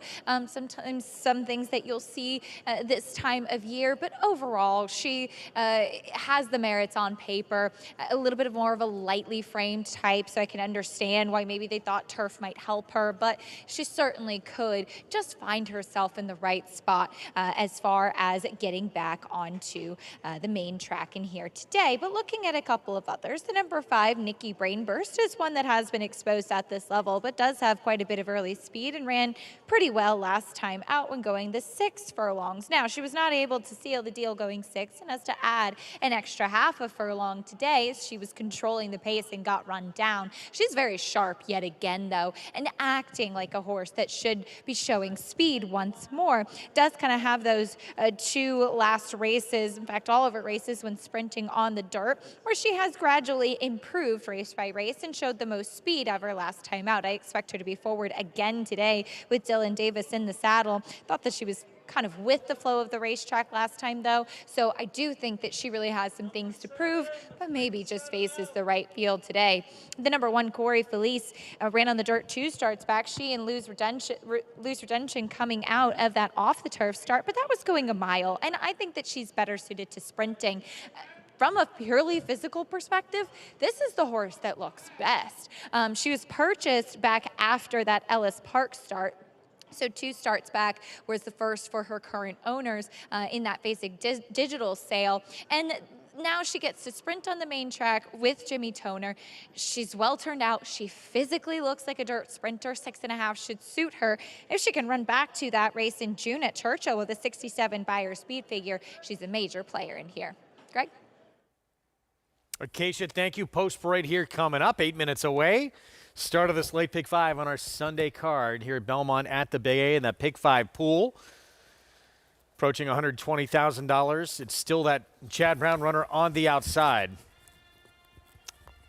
who is the 2-1 favorite, who we'll get to in a moment. It's the 5 misbehaving a little bit there, Nikki Brainburst. So here's Corey Felice for Jimmy Toner from the inside. Well, she really should have won that race. She was in at Saratoga, so the hope is that less distance will help her. And she does have that 1 race, or actually 2 races, that stick out like a sore thumb. But who would we see today? Dream on Kara was 3.5 lengths behind Dream on Kara. She's 0 for 20. Yeah, she's had her share of chances. Eddie's Rocket, 26-1. Luis Rivera Jr. Don't know what to say to recommend. This one has just been slow in Finger Lakes. Second choice on the board, Ray Handel, Nikki Brainburst with Dylan Davis. Yeah, in my opinion, she's the edge in this race. If she couldn't win last time, I want no part of her here. She rode a very strong bias to defeat last time. Big price next door with Joey Martinez, Dreaming of Carly. The only thing she has going for her is Eddie Barker, who's been in a bit of a run, but even his run couldn't help her last time. 0 for 9, only one in the money finish. Lose redemption for David Duggan. Not really a dirt horse, but I guess you could say her last dirt race gives her a real chance here. Katie Davis will be on a first-time starter here, Treehouse. Total guess here for Dave Donk, who's 1 for 23 with Maiden claiming first-time starters on the dirt over the last 5 years. What went wrong with Focus Pocus last start? Dropped in for a tag, was favored, did no running. 2 straight disasters, and even when he was good, he was faint-hearted and he'd have to deal with Nicky Brainburst. But his last 2 races very concerning. Gregorian Solo cuts back, moves back to dirt. I like this horse. Low-profile connections, but this horse faced much, much better in his dirt races. And here is the favorite for Chad Brown with Flavian Pratt, Dance on Air. Yeah, I have no big argument against her. She's not a great bet at a short price, but she makes a lot of sense in here at this level. Approaching the 5-minute mark to post. Late pick 5. You can play it through Naira Bets. Begins in this New York-bred $30,000 maiden claiming event, all trying to get that first win on that resume. Sprinting 6.5 furlongs on the dirt when we come back. It's a domineering display by the ultra-talented McKenzie. McKenzie in a dominant performance. 300 won't it. 300,000. 275, medium 275,000. 75, but to get 75, 275,000. 250, I'm Ralph now, 250,000. Able to get $200,000.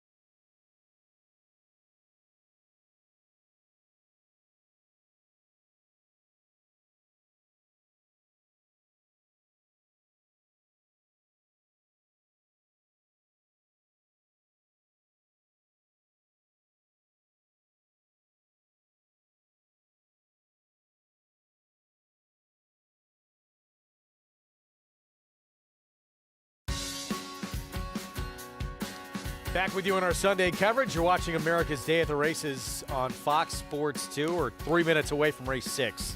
The start of this late pick 5. Favorite throughout has been this one on our screen for Chad Brown. Dance on Air with that outside post with Flavian Pratt, who, again, the only sprint was the debut. It was against Better and took money in that first start. Didn't run a whole lot. Now gets easier sprinting as we bring in Jonathan Kinch. And JK, what do you think about the favorite here? I mean, look, it's one of those situations in New York we come across all the time, especially in the summer, is with these Chad Brown horses. It feels like they get overbet, but I know that's a little bit tricky because they win a lot of races. I think any time that you can take a stand against a short price Chad Brown runner, you should probably try to take advantage of it, because there's a lot of times you're forced to take the best horse at a short price that's probably shorter than you'd prefer.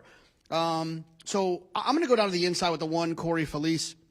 who, if you look through the races, there's about 3 races through this horse's career that absolutely can win this race. The problem is that it's been very inconsistent, but I have a little trust in Jimmy Toner. And the fact that Jimmy tried last time at a short price to try the turf, that didn't work out, now getting back on the dirt, I'm just hopeful that one of those past races for the previous connections, and this horse ran actually for both connections a couple times, I'm hoping that Jimmy can find that, and I just appreciate the price a little bit more. If you're playing the pick 5, I'm not saying you need to try to beat the 11, especially if you have some other opinions later in the sequence. But I want to make sure that I have the 1 in my pick 5 run, the 1 Corey Felice. All right, JK, see how this plays out. 6-1, Corey Felice from the rail. Meanwhile, the 10, here's Gregorian Solo and all the dirt sprints facing better company. Well, you start looking at the horses that are getting bet in here. The 5 wins, I should pay a fine. This horse lost riding a gold rail last time. I can never bet that horse. Corey Felice may win. She's an in-and-outer. She still should have won her race 2 back. The 10, who knows if she can run anymore. The 11 certainly can win. I think she's the horse to beat. But it's a massively flawed field. And then you get a horse like Gregorian Solo, whose only 3 races on the dirt were in maiden special weights and was wide against a gold rail the last time it ran, against much better. Ran a field I think is a little better than the figures suggest. Lost to Cruz Catalina, who we saw win earlier today. This horse was running against significantly better horses. And while she didn't run well, she didn't disgrace herself absolutely. And now she drops down in for a tag on the dirt for the first time, and she's 15-1. I'm going to bet horses like this every time I get a chance. And she may not win today, but they're going to win enough that you'll get paid. Getting lost a little bit on the board, probably, too, because it's a young rider. Yeah, Lane Luzzy. Trainer that people don't know. You know, it's just there's nothing sexy about this horse, but that works for me. Let's go down to Acacia. Yeah, and to pick up there on Gregorian Solo, I completely agree with what Andy's talking about with the company kept, and also she's a dirt sprinter, and that's what she gets to do today. One thing I wanted to point out, though, is that she has problems at the gate. She sometimes is really bad loading and going in. 2 starts back was really restless, acting up in the gate quite a bit. The one time on the dirt that she actually broke well and behaved herself was that second start, which was her best race, finishing 3rd. So just watch her at the gate, because that is something that I think has really been her Achilles heel. But she's definitely one that is looking like she's well suited to these conditions. Now, we talked about the 5 Nikki Brainburst the 1 Corey Felice in the Paddock. The number 7 Lose Redemption ran in that same race 2 starts back. In contrast to the one who I do like in here, Lose Redemption physically is built so much more like a turf horse, very lightly framed, very lighter in her hind end, which oftentimes those types just much more effective on the grass. But finally, the 9 Focus Pocus. If you liked her as the favorite against Cruz de Catalina 2 starts back, who we just saw win earlier on the card, I'm going to take another look at her at 7-1. I don't know what happened last time out. I couldn't find an excuse, but 2 starts back, she did leap up at the start and kind of taking herself out of contention. I'm not quite ready to give up on her just yet. Greg? All right, thank you, Acacia. Pick 5 pool, almost $250,000 now. As we look at Focus Pocus. Yeah, just favored last start, some brief speed, brief middle move, and then completely checked out at a similar spot. The problem with her is she was faint-hearted when she was good. And it's 6.5 today. And you got the likely speed of Nikki Brainburst to go for, and you've got her with her bad form. Now, obviously, she's got races fast enough to win this race, but I just am not sure that she's even close to that horse now. And if I felt like she was loose in the lead, and I have a 9-10 for a few dollars, I'm not going to let her win with the 10 running second and get nothing. But she's a very hard horse to like or trust in this race. But then again, that's sort of the theme of this race, isn't it? It is indeed. Some paltry records in here. It kicks off the pick 5. Favorite, still that one right there. It's been throughout for Chad Brown. Dance on air with Flavian Pratt. Let's go upstairs to start us off in the sequence. Here's Chris Griffin. All set.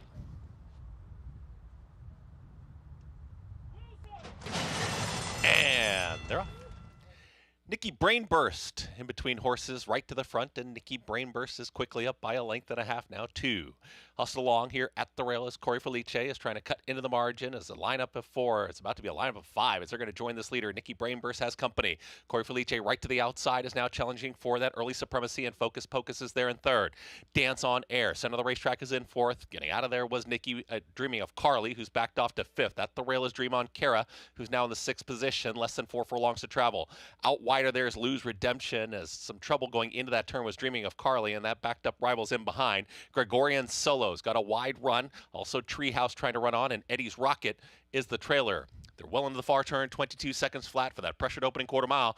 Nikki Brainburst is in front. As Nikki Brainburst Dance on Air is ranging up towards the outside. And in between rivals there is Corey Felice. At the rail, Dream on Kara, nowhere to go yet, is looking for room, is trying to burst on through at the rail as Dance on Air is challenging Nikki Brainburst. And here on the far outside, Gregorian Solo is rolling down the center of the racetrack. Gregorian Solo at the rail, Dream on Kara. In between horses, Dance on Air trying to chase late is Lose Redemption, but it's Gregorian Solo. And Lane Luzzy is in the lead, is up by 2. Gregorian Solo gets the victory. Gregorian Solo wins it. Then at the inside, that was Dream on Kara, Dance on Air, and Lose Redemption in 1 minute, 18 seconds flat. Gregorian Solo was making this big, wide move around the turn and just kept on rolling at a big number here. She managed to win despite Greg Wolf telling me she's going to win at the 8th pole, but I have to admit, it was evident. She looked pretty good at that point. Yeah, listen, you know, as I said before the race, these aren't the kind of horses that are going to win if you want to bet at 2 or 3 to 1, but when they're these kind of prices, there's enough to like. And I have an old saying that I've been saying for many years at the racetrack: bad horses win bad races. And I don't mean to disparage anybody in here, but this was not a particularly strong field. And these are the kind of races that you are allowed to let your imagination run a little bit wild. And honestly, Greg, I don't think there was anything particularly wild about this horse. Not at all. Just, yeah, a hit. I'm surprised. I was surprised at the morning line, but as we said, some of it were connections. Yeah. I thought David made the morning line a little bit high. I did the show with Maggie this morning, and I said at my 11 just hung like a chandelier in blue second, but had every chance. I said, I don't think I'm going to get 30 to 1, but I think I'll get 12 to 20. And subsequently, we got 14. And she was wide every step of the way and just proved to be best in here. And that's, you know, listen, there's a reason that low-profile connections are low-profile connections. They don't win a lot of races. But when low-profile connections, and I don't mean that as a criticism, they're just, you know, not everyday names and such, they're going to win races like this, lower-level maiden claiming races. So got the money here, it worked out. 14 to 1 over 21 to 1 exacta here.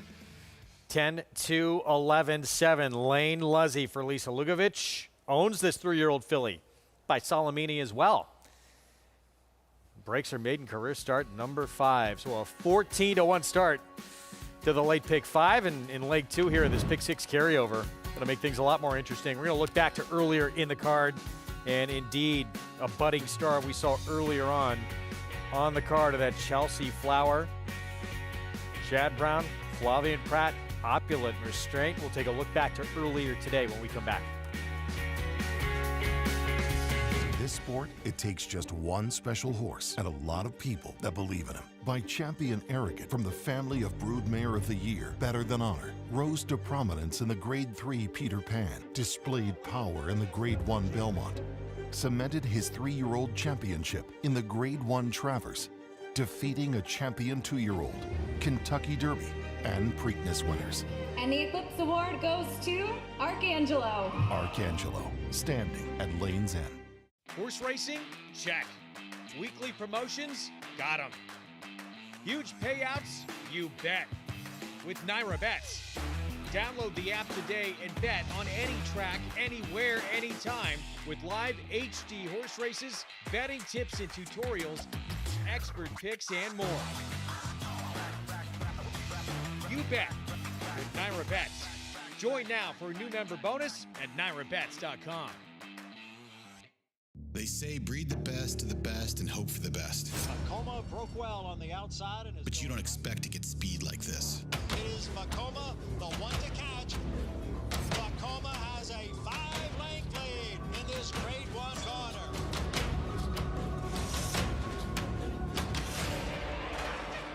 Inside Macoma continues to battle on down at the rail. It is Macoma who's got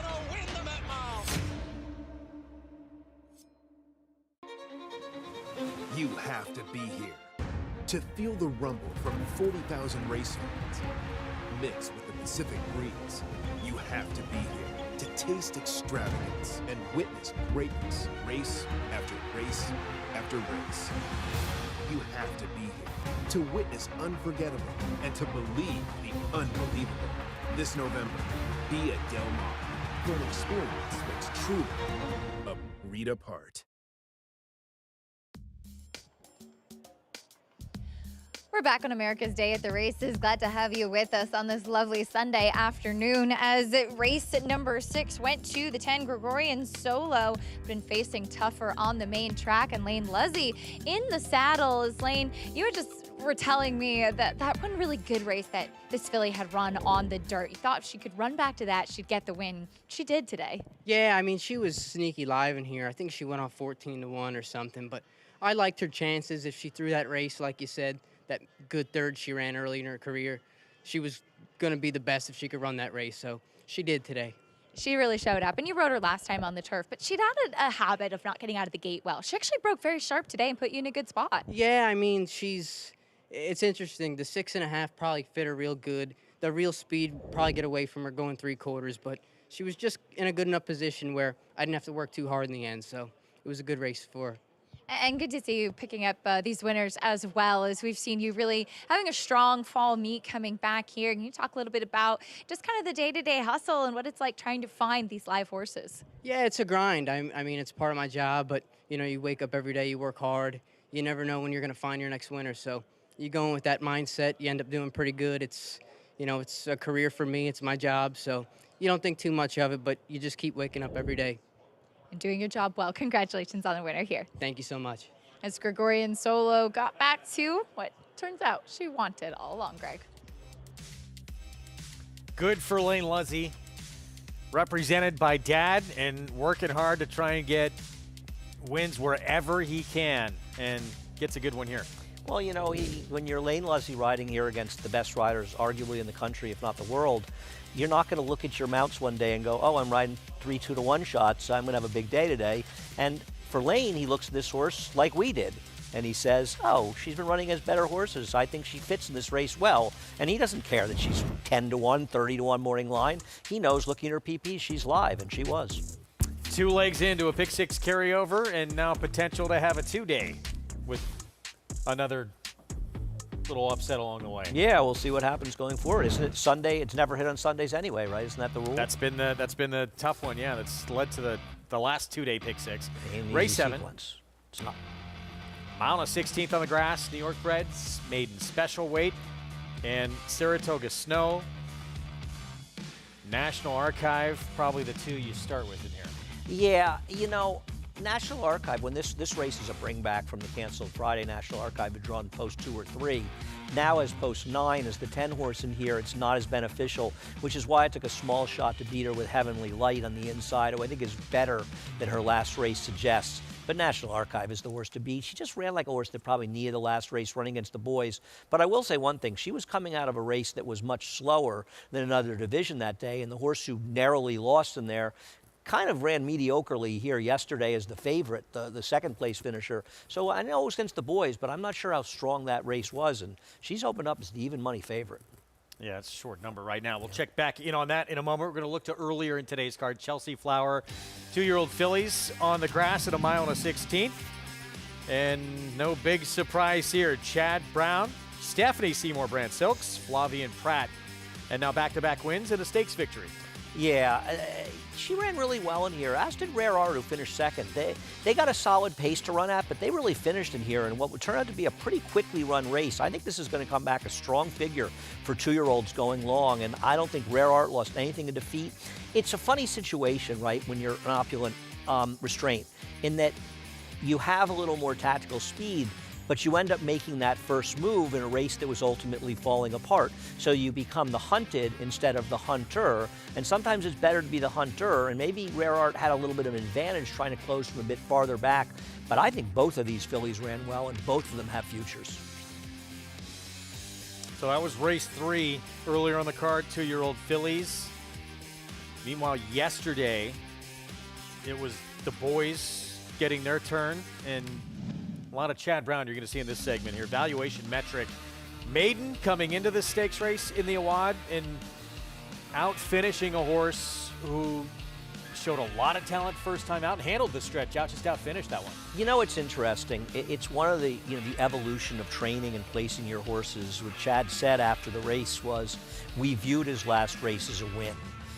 He felt like he was a little unlucky to lose that race when he had an issue changing leads late in the race, and it may have cost him the race. And it's something that was a long discussion that I had had with Chad Brown, as well as the owner, Seth Klarman, almost a decade ago, involving a horse that finished a distant third in the Champagne that ran there as a maiden. And subsequently, Chad ran Good Magic as a maiden there and ended up winning the Breeders' Cup as a maiden. Sometimes you run in maiden races and you've come out thinking, if I won this race, I would run an X stake. I didn't win, therefore I'm not going to run. But sometimes you have to say, I feel like my horse ran a winning race. I can go on to the stake, and that's what he did here.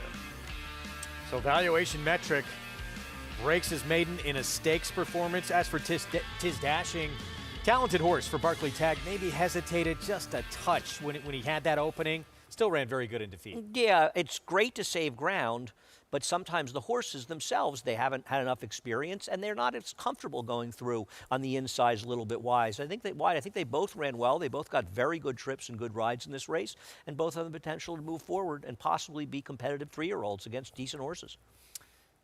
More of the same in the Athenia. Chad Brown, yet again. Madacat Stables, Michael Dubb, and Manny Franco on board for this victory. Another one where prerequisite, the Chad Browners that ran second, was the hunted, and the hunter was Child of the Moon, who was way too big a price. Or there should never have been, I think, this disparity with prerequisite 6-5 and 9-2 on Child of the Moon. They should have been much, much closer in odds, and they were much closer on the wire together. I will also say that Manny Franco gave the winner a fabulous ride. I mean, he did. I don't think there's anything that a rider could have done in the race any better than Manny did at any point during the running of the race. And obviously, in a narrow finish, that has a lot to do with it. I don't think Flavien Prat did anything wrong with prerequisites. I think he rode her well, considering how much speed was in there. Just lost a horse that got a little bit better trip, probably, and is a talented horse. Sporting's going to lose some big names in this division. Can these two maybe step up? You have to hope so. They have to hope they come from somewhere, right? I mean, they are, you talk about domestic product retiring, right? Even Chad Brown said to me, talking about wishing they could race him. He said he might be the best horse in my barn. And will Sierra Leone continue to race? I don't know exactly what his situation is. He's owned by Peter Brand and Coolmore, and they rarely run 4-year-olds. So, yeah, but I think that's every trainer that has good horses. You get to the end of the year and you go, I'm going to retire all these horses. How am I going to do it again next year? But that's your job, to put it together. Good ones usually reload. Right. Certainly Chad Brown usually reloads. We've been getting used to seeing that year after year.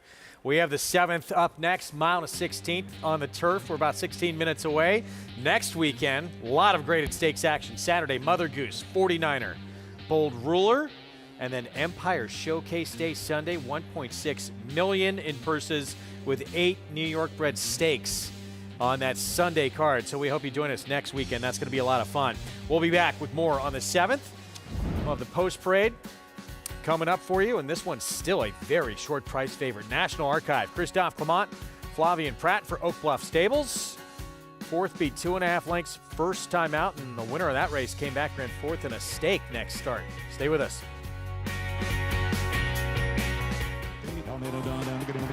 Here we go. 3 here, 50, down 4, 8.5, in the back. 1,400,000 stands way in the back. Thank you. $1,500,000 and $1,600,000. $150,000, $1,550,000 and a half. $1,500,000. Jody, thank you. Please hold your applause. Charlatan, ultra impressive. It's a new day for a new king.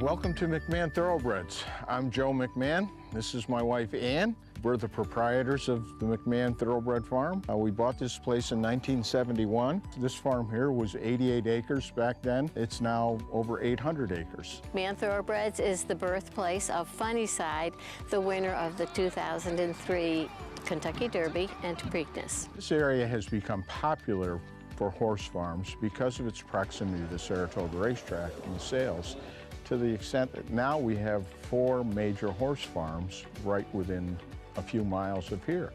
There's Mill Creek Farm, there's Rick Burke's Irish Hill Farm, there's Quest Royal North, as well as McMahon Thoroughbreds.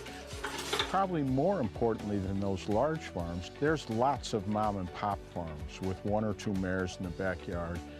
The area has really come into its own in the last 20 years. I measure success by the quality of the New York breds that are now raised in New York State. With this fantastic breeding program, out-of-staters have been lured into the state, bringing better stock, better stallions. Currently, we have a horse here called Central Banker. He's pretty successful. He's very popular. We're very blessed to have a good horse like that. We're getting a much better product to race in New York.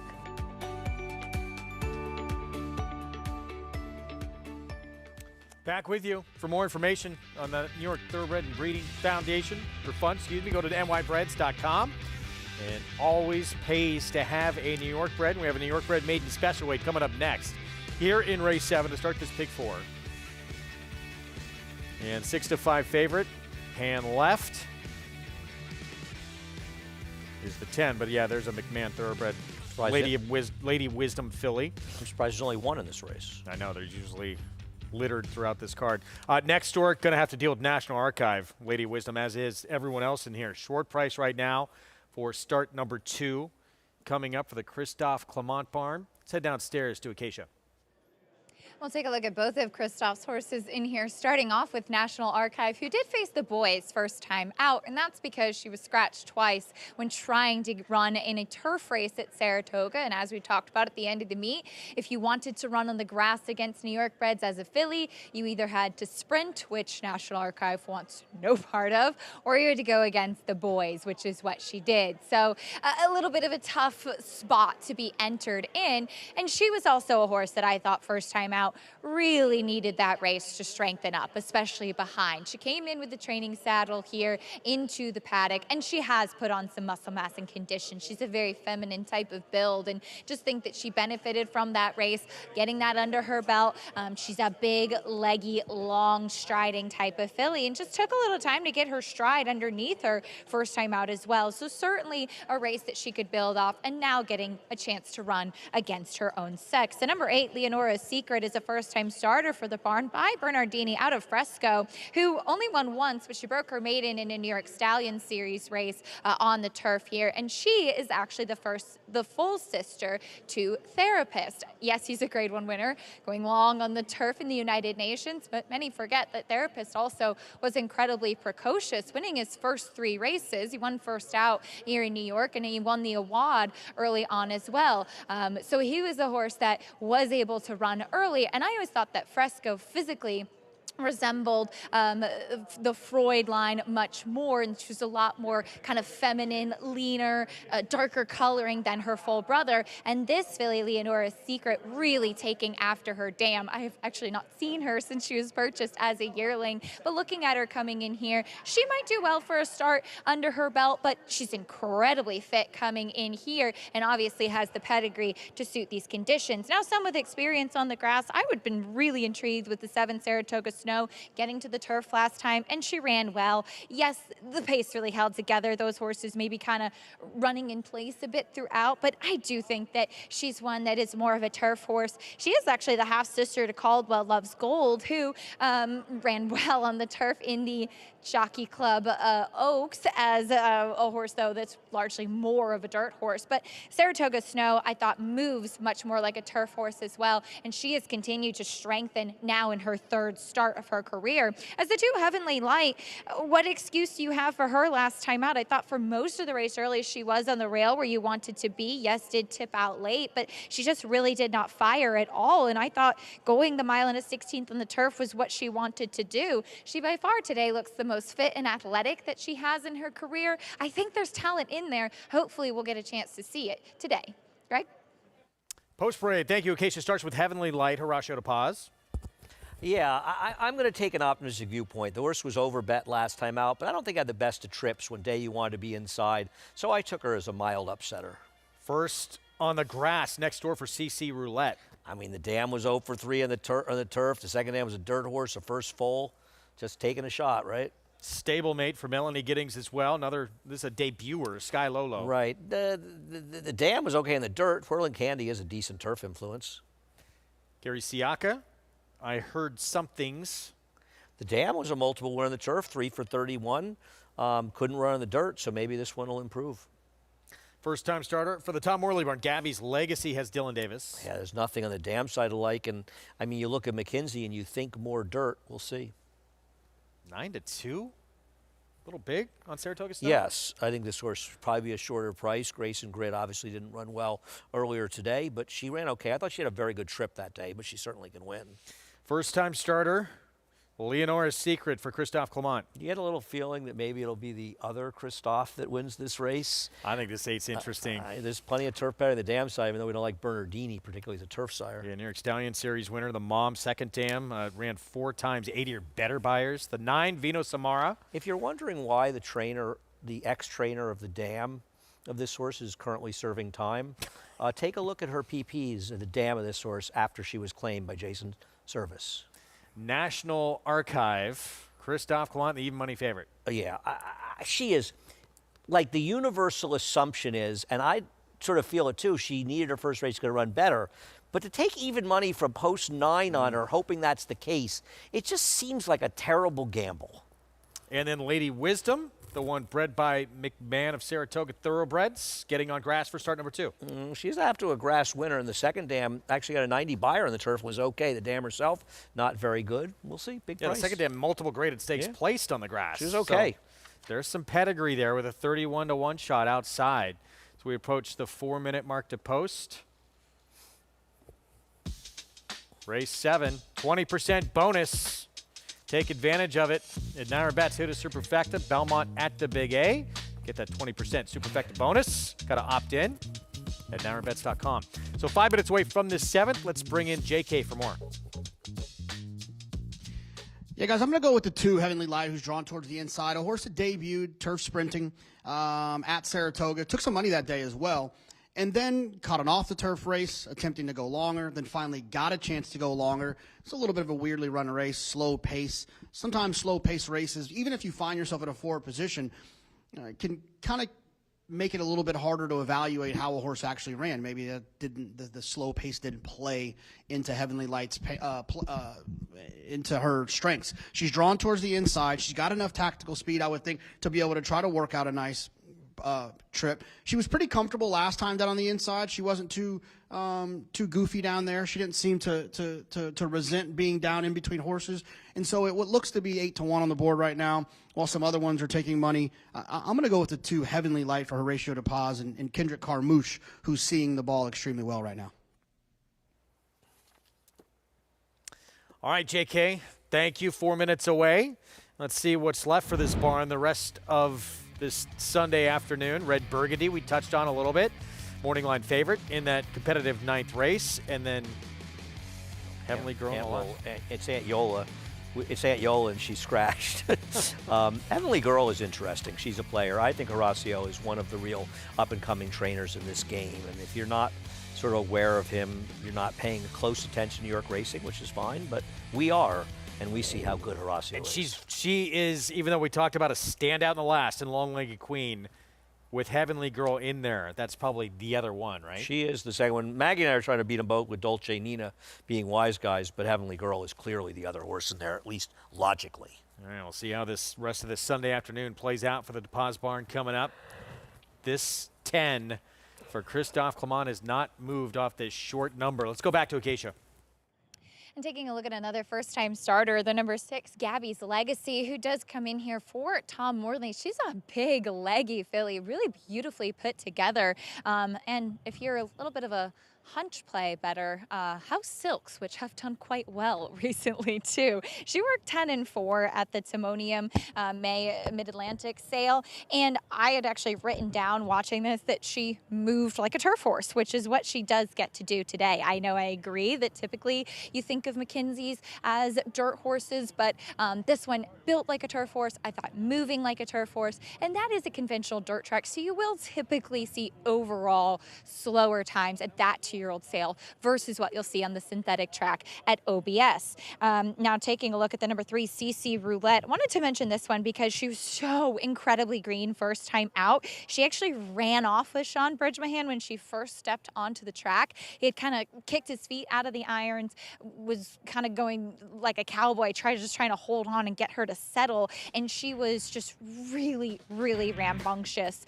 Much more settled, much more professional today. Has had some works on the turf course up in Saratoga, and I know there's not an abundance of turf pedigree on the bottom, but I can see it. It just at a huge price. One that has improved mentally second out and maybe could outrun her odds a little bit, and felt the same with the 11, Lady Wisdom, who gets on the grass, and she does have quite a bit of turf pedigree. As Greg mentioned, there was a sibling as well who's a 3-time turf winner. She worked 10-2 at the OBS sale and just has that big, long stride I had noted, though she did have to be asked along throughout that work. But I think she'd appreciate the surface switch. I don't know if those 2 horses are really win candidates in here, but ones that I'm going to watch with interest, who I think are getting on the correct surface and maybe who could improve, and things you want to pay attention to moving forward, Greg. Thank you, Acacia. So yeah, there's that one with some pedigree, huge number outside. Lane Luzzy. See if you can get another one here. This other Clement you touched on, the first-time starter, Leonora's Secret, 6-1 right now. Manny Franco rides. Dam hit the board in every turf race, 7 to 10 turf races. Second Dam was pretty good on the turf. Bernardini's not a particularly good turf sire, but I think there's things to like about a horse who's taken some nibbles for West Point.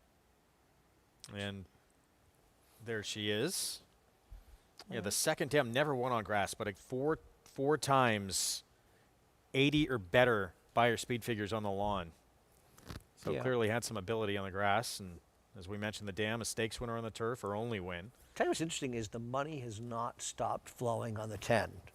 I expected this horse to drift up a little bit into the 8 to 5 or so range, but they're not budging. And I mean, listen, here's the question, Greg. Is she the horse to beat in here? I mean, I guess because she's even money she is, but I don't know. I mean, Saratoga Snow was. Yeah, I mean, we're assuming that she's going to run better. And she may.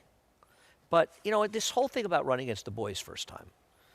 Well, early in their 2-year-old years, I don't think the boys have any particular advantage. I mean, look at how much faster the fillies ran today in the Chelsea Flower, right? I don't think they have a real advantage. She probably needed a race whether she ran against the boys or the girls in her last race, right?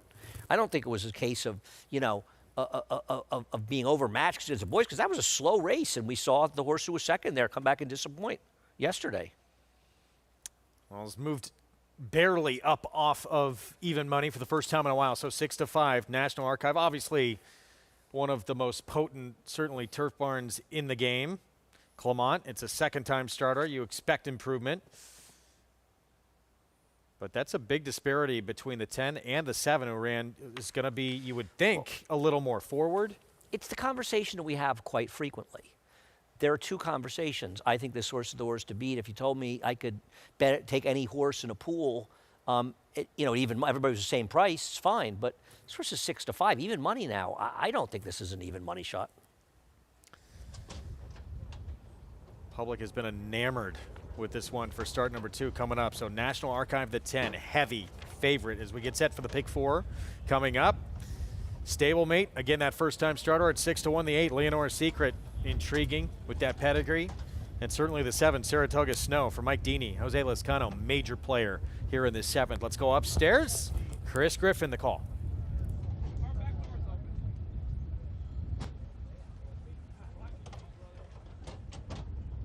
Gabby's Legacy. Lady Wisdom to the outside. Goes in. All set.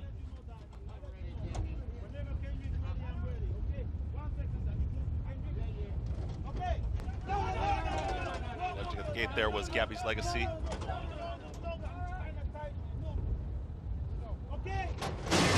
And they're off, and Gabby's Legacy off slowly, goes right to the back end of the field. Was off slow, but gets over to the rail, is the early trailer. Saratoga Snow has early lead, and it's Saratoga Snow who's moving towards that first turn. I Heard Some Things in tight at the rail is going to challenge for that early lead, is now going to take back to third, is moving up the outside is Vino Samara. Now a pace duel on the front end is Vino Samara to the outside of Saratoga Snow. They're a clear 1-2, and at the rail there is I Heard Some Things, has now been passed to the outside by National Archive, who's stalking from third. Back to fourth will be I Heard Some Things as they work to the backstretch. Then far outside, there's Lady Wisdom in fifth. Towards the inside of that rival comes Leonora's Secret, who's in the sixth position. Then Heavenly Light, who's there in seventh. In eighth is going to be CC Roulette, is followed to the outside here in ninth by Sky Lolo. The early trailer at the back end of the field there comes Gabby's Legacy. They work up the backstretch, and on the front end, it's Saratoga Snow is right there with Vino Samara. They're a clear 1-2, and Vino Samara now with the nose in front. Hanging tight there is Saratoga Snow, less than a half mile to go, 47-3, that half mile time. National Archive is traveling nicely, is gliding into it in between horses. Outside of that rival comes Lady Wisdom, is 3 wide. At the rail, I Heard Some Things, is back for more. Christopher Elliott looking for a seam. Now ask the question, does Leonora's Secret? Heavenly Light is out wide. CC Roulette in behind rival Sky Lolo, and Gabby's Legacy is trailed throughout.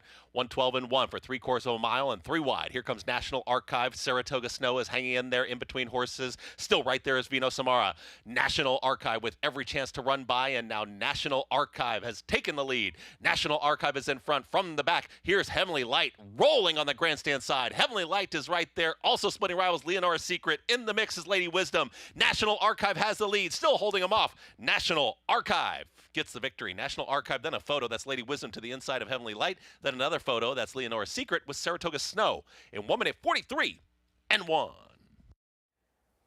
National Archive, second time out. Christophe Clement, public got it right at even money. Yeah, I don't know if she won like an even money shot should, but she didn't have the best of trips. She didn't have a bad trip, but she was a little bit wide in this race, and she managed to get it done, and the whole field charging down the stretch in this race and sort of a blanket behind her. It felt like Lane Luzzy got second with Lady Wisdom at a huge price at 38-1. He likes those horses with 2 digits, 10s, 11s. How about holding that? off Yeah. the 2, Heavenly Light, who Jonathan and I both liked, who had a bit of a wide trip, but winner was best. Very close for second. I It think does 11 got look it. like the 11 may have just got that nose down at 38-1. So if so, well done, Lane Luzzy. But National Archive, your winner. Short price, it was the 11 for second. So 10, 11, 2, 7. Good for Lane. 14-1 upset winner, and then 38-1 running second here behind an even money favorite. The 11-1, the only people alive would have been family members of Lane Luzzy's, the Big Six.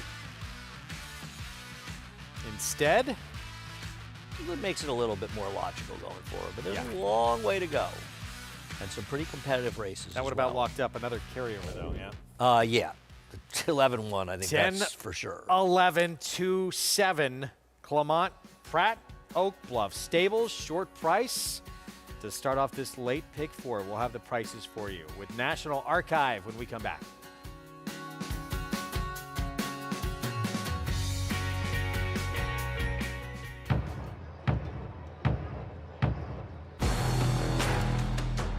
Nothing stood in his way. War of Will won the Preakness.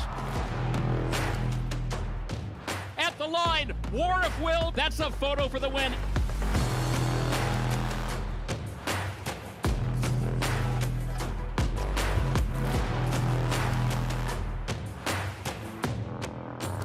War of Will, standing at Claiborne Farm.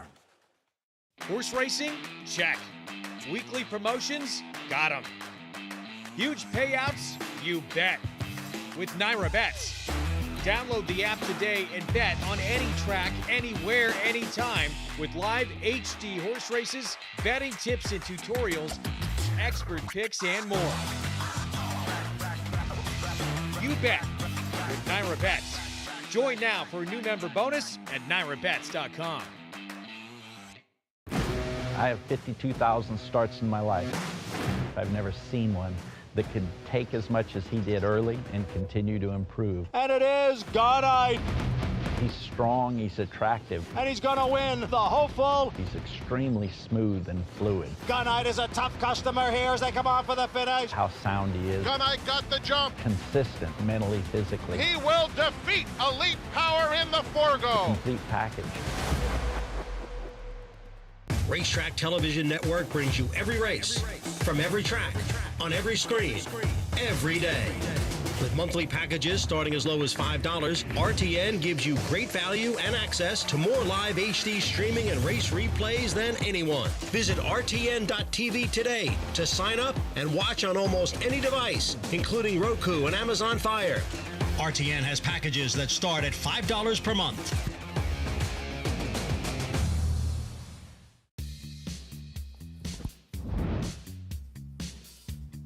Back with you on our Sunday coverage on Fox Sports 2. It's brought to you where you can play it all at Naira Bets. Bet any track, anywhere, anytime.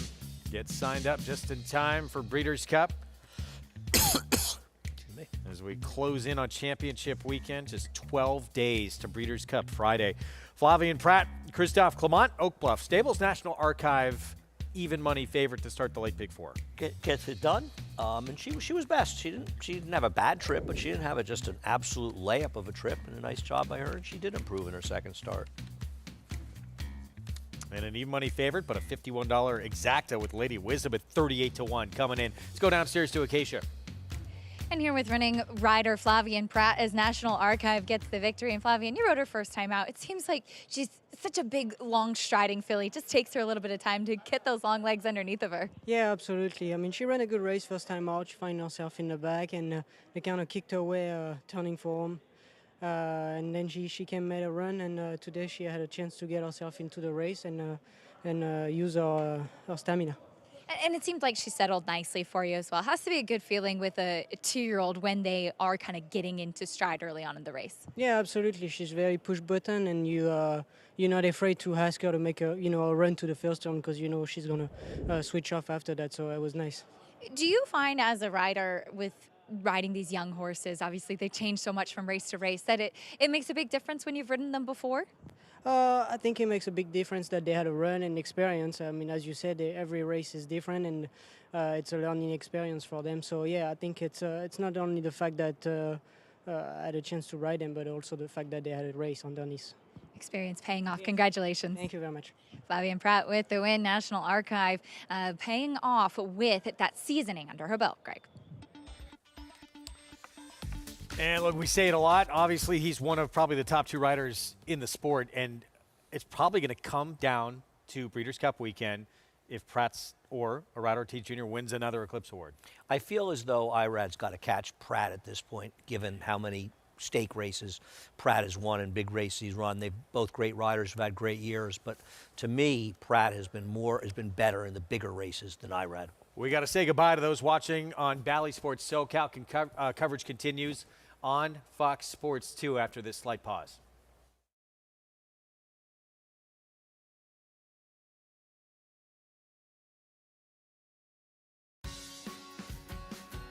So back with you as we get set for race 8, 20 minutes away. Let's see how this pick 6 carryover has gone so far. Gregorian Solo, huge price, given up by Andy Serling in leg 2, and now National Archive at even money, and still, long way to go. A lot can happen. A lot can happen. These are pretty wide open races we have coming up.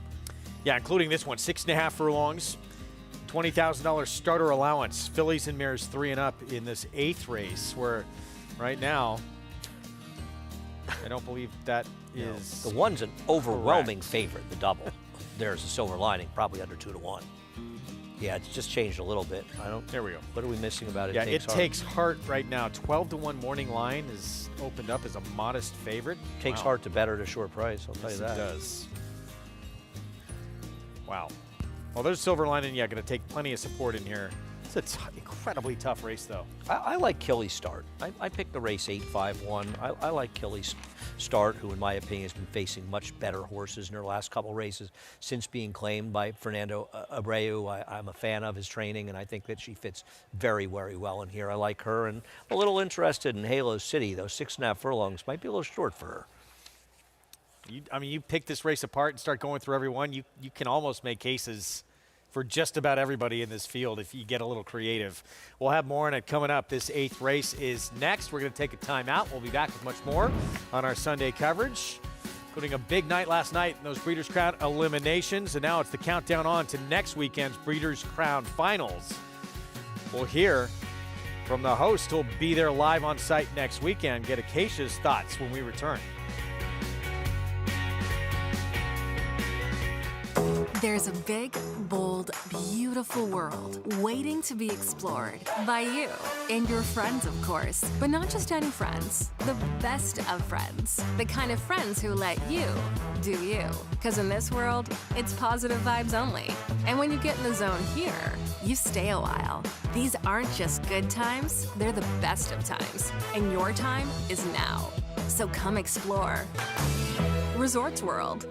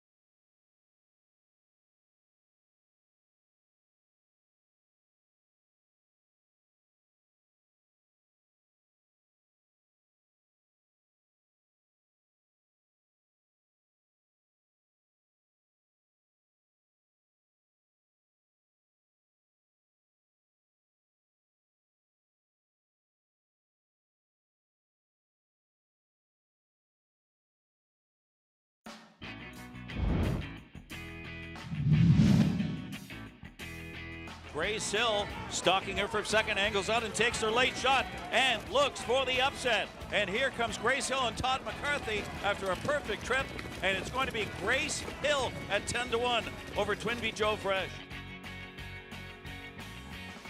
Big night last night as the Breeders' Crown eliminations continued from the Meadowlands, and that one of many upsets we saw on the evening's proceedings with Grace Hall, as you heard, at 10-1. Let's hear from Jessica Auden and Gabe Pruitt. It has gotten a little bit colder over the course of the night tonight, but a great weekend of racing, Gabe, of course, with those 2-year-olds last night and then the 3-year-old in Opens tonight. Plenty of stars, a lot of upsets. Yeah, we did see some upsets. A little bit of a wild night. Grace Hill, that wasn't quite shocking there in that last elimination we saw, but all roads lead to next weekend here. It's going to be huge. Friday night and Saturday night, we're going to be live here on America's Day at the Races. Over $7 million in purse money. It all comes down to the Breeders' Crown. We couldn't be more excited heading into next week. Definitely could not be more excited heading into next week. And I think you got to go back and watch all of these elimination races. There's a lot to key in and look for next weekend. Yeah, there's a little chaos. Right? We saw some upsets. We saw some horses obviously step up and get it done, but it was a night that was a little odd at the track. Take a look at our replays. I do know we have some that had some traffic trouble. This one did not. This is Mirage Hanover, who's in an absolute street fight with Nijinsky all the way to the finish and just got it done. Yeah, Nijinsky back to himself, I think you could say there. I thought it was a very good effort from him. Gem Quality closing in well. That's a glamour boy division. They're always so fun to watch. They are. They really are. But it was good to see Nijinsky bounce back. Even in a close defeat there, I thought it was a good, solid second. Yes, absolutely. And, of course, we saw By the Missile flip a switch last time out in Lexington, Kentucky, and to come back again tonight as strong as ever. As Yannick said, he's had to overcome adversity back last year and again this year, but he's a gelding, so they're able to take their time with him. They really are. He's the defending Breeders' Crown champion. He won it last year at the age of 5. He's had a great career. They back-to-back wins now, so I think he's arriving in just peak form. It was so good to see him tonight in the lead. In that back half, 53-3, he couldn't have looked any better tonight. I think it's safe to say he's back. Yes, I have to agree with you there. It is going to be interesting to see the post position draws because I think a lot of horses that we didn't expect to win are going to draw good now, and horses that we thought were going to win could have a chance to draw bad. Yeah, and that's a tough thing. And, you don't want to get away last. This is probably for any horse that's on the card next weekend, one of the biggest money races they're going to be in the entire year. So it's going to be the big stage. All the money's going to be on the line. Everyone is going to show up and take their shot. Full fields all night long. Couldn't be any better looking to next weekend. We were definitely happy to be able to cover all the action live here in person with many fireworks, and we're so happy to be able to cover everything next weekend when it all comes down to the Breeders' Crown. Super Bowl of Standardbreds coming up next weekend. We're going to have live coverage. We look forward to it Friday night, the 2-year-olds.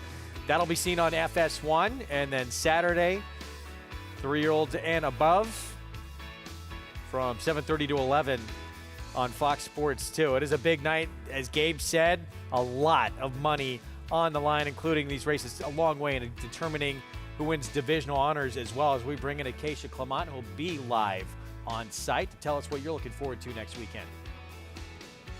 That's right, Greg. I'm really looking forward to the Breeders' Crown in general. Obviously, a really big deal, especially after all of those eliminations is just touched on with a little bit of chaos. And that did include the horse that's likely to be Horse of the Year, Twin B Joe Fresh, getting beat last night in the elimination by Grace Hill, who's a nice horse in her own right. But I did think that Twin B Joe Fresh actually had some excuses. She was drawn in the 10 hole. She had to break from the far outside, and she was forced to kind of play Grace Hill's game, having to rush up, take the lead, just got run down late. And we had seen some horses kind of in the last jumps, making that last run and able to close and get the win, pulling some really big upsets in those eliminations last night as well. But being that these are the eliminations, obviously Grace Hill and Twin B Joe Fresh move forward and they will have the chance to rematch. So in the field is Twin B Joe Fresh, and I just think that she has been so dominant this year, and I am excited to see her next weekend,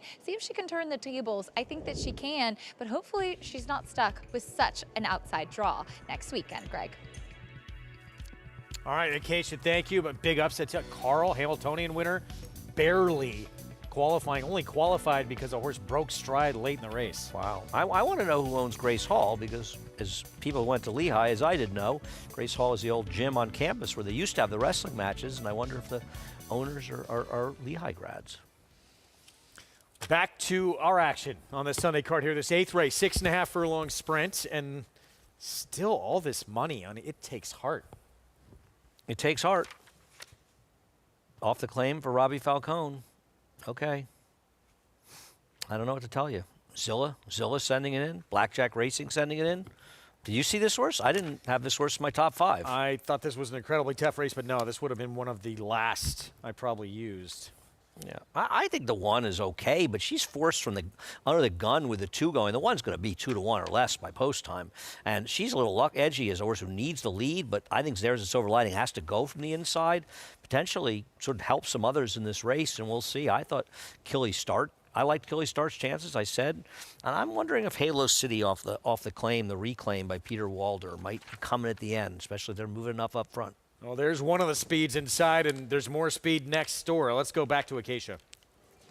Yeah, there are a couple reclaims in this race, including your current tepid favorite, and with a couple of horses at 4-1. That's kind of what this race is like. And taking a look at It Takes Heart, Rob Falcone dipping back in for this horse after he had her this summer. She spent 2 races with Wayne Potts, and I guess it's the confidence. I guess it's the reclaim going back in. And to her credit, she was in good form with Rob, but she is protected in here today. She has tactical speed. I did not like how she was warming up last time out, so I'll keep my eyes on her out on the track and see how she's doing. But she looks great in the paddock. She's fresh, she's forward, striding out nicely.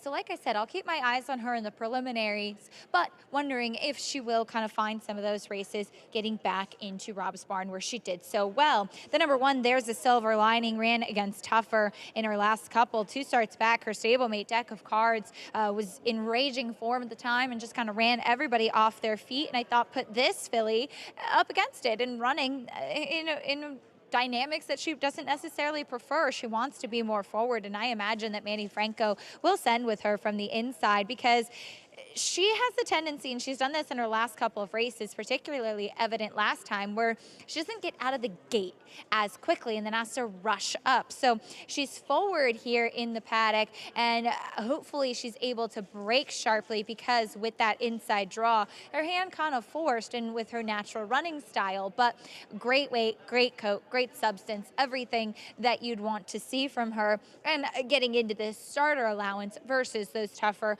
open allowance horses that she ran against last time out. I, like Andy, had some interest in the 8 Killy Star.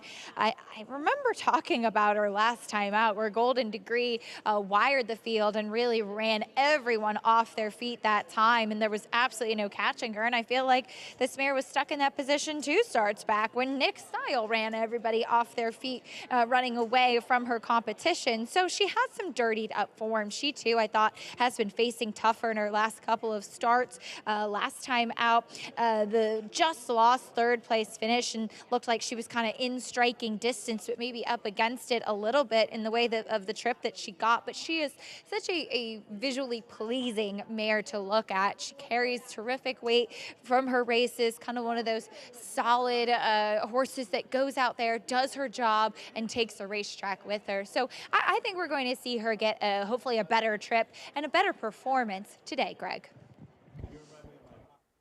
All right, thank you, Acacia. We'll get to the post parade here in a moment. 7 minutes from the start of this 8th race as we look at Killy's start and Getting Easier Company. You know, it was beat by She's a Little Edgy, though, in a race where she was not at her best. No, I think she ran well enough in that race to win, and I like the switch to Fernando Abreu, so I'm sticking with her. I think she's a logical horse. Probably ends up the 2nd choice by post time is the one who'll go down. And the lesson I've learned today is to listen to Acacia over our producer, Evan. It's Grace Hill. Who had that 10-1 upset last night. Yes, Grace Hill. And there's Fernando. There was Fernando Abreu with Jose Lizcano, but then you saw Linda Rice with is that Kendrick? Talking to Kendrick, with Belle of the Ball, Linda Rice making history. 2,511. We knew it was just a question of when. We thought it would be sooner than later, and it happened yesterday, and she's now the all-time leading female trainer in the history of this sport. Linda Rice, well done. Now, yes, absolutely, but congrats to Kathleen, who's had a great career as well, and continues to have a good career. Who could catch her and pass her again? Can we never see that graphic again? I'm kind of rooting for this to be closing day on that graphic. I think if Linda gets a 3-win lead, it's over. I don't think we ever have to see it again. I think both have a lot of wins still in front of them. No, they do. But both just, incredible careers, no question.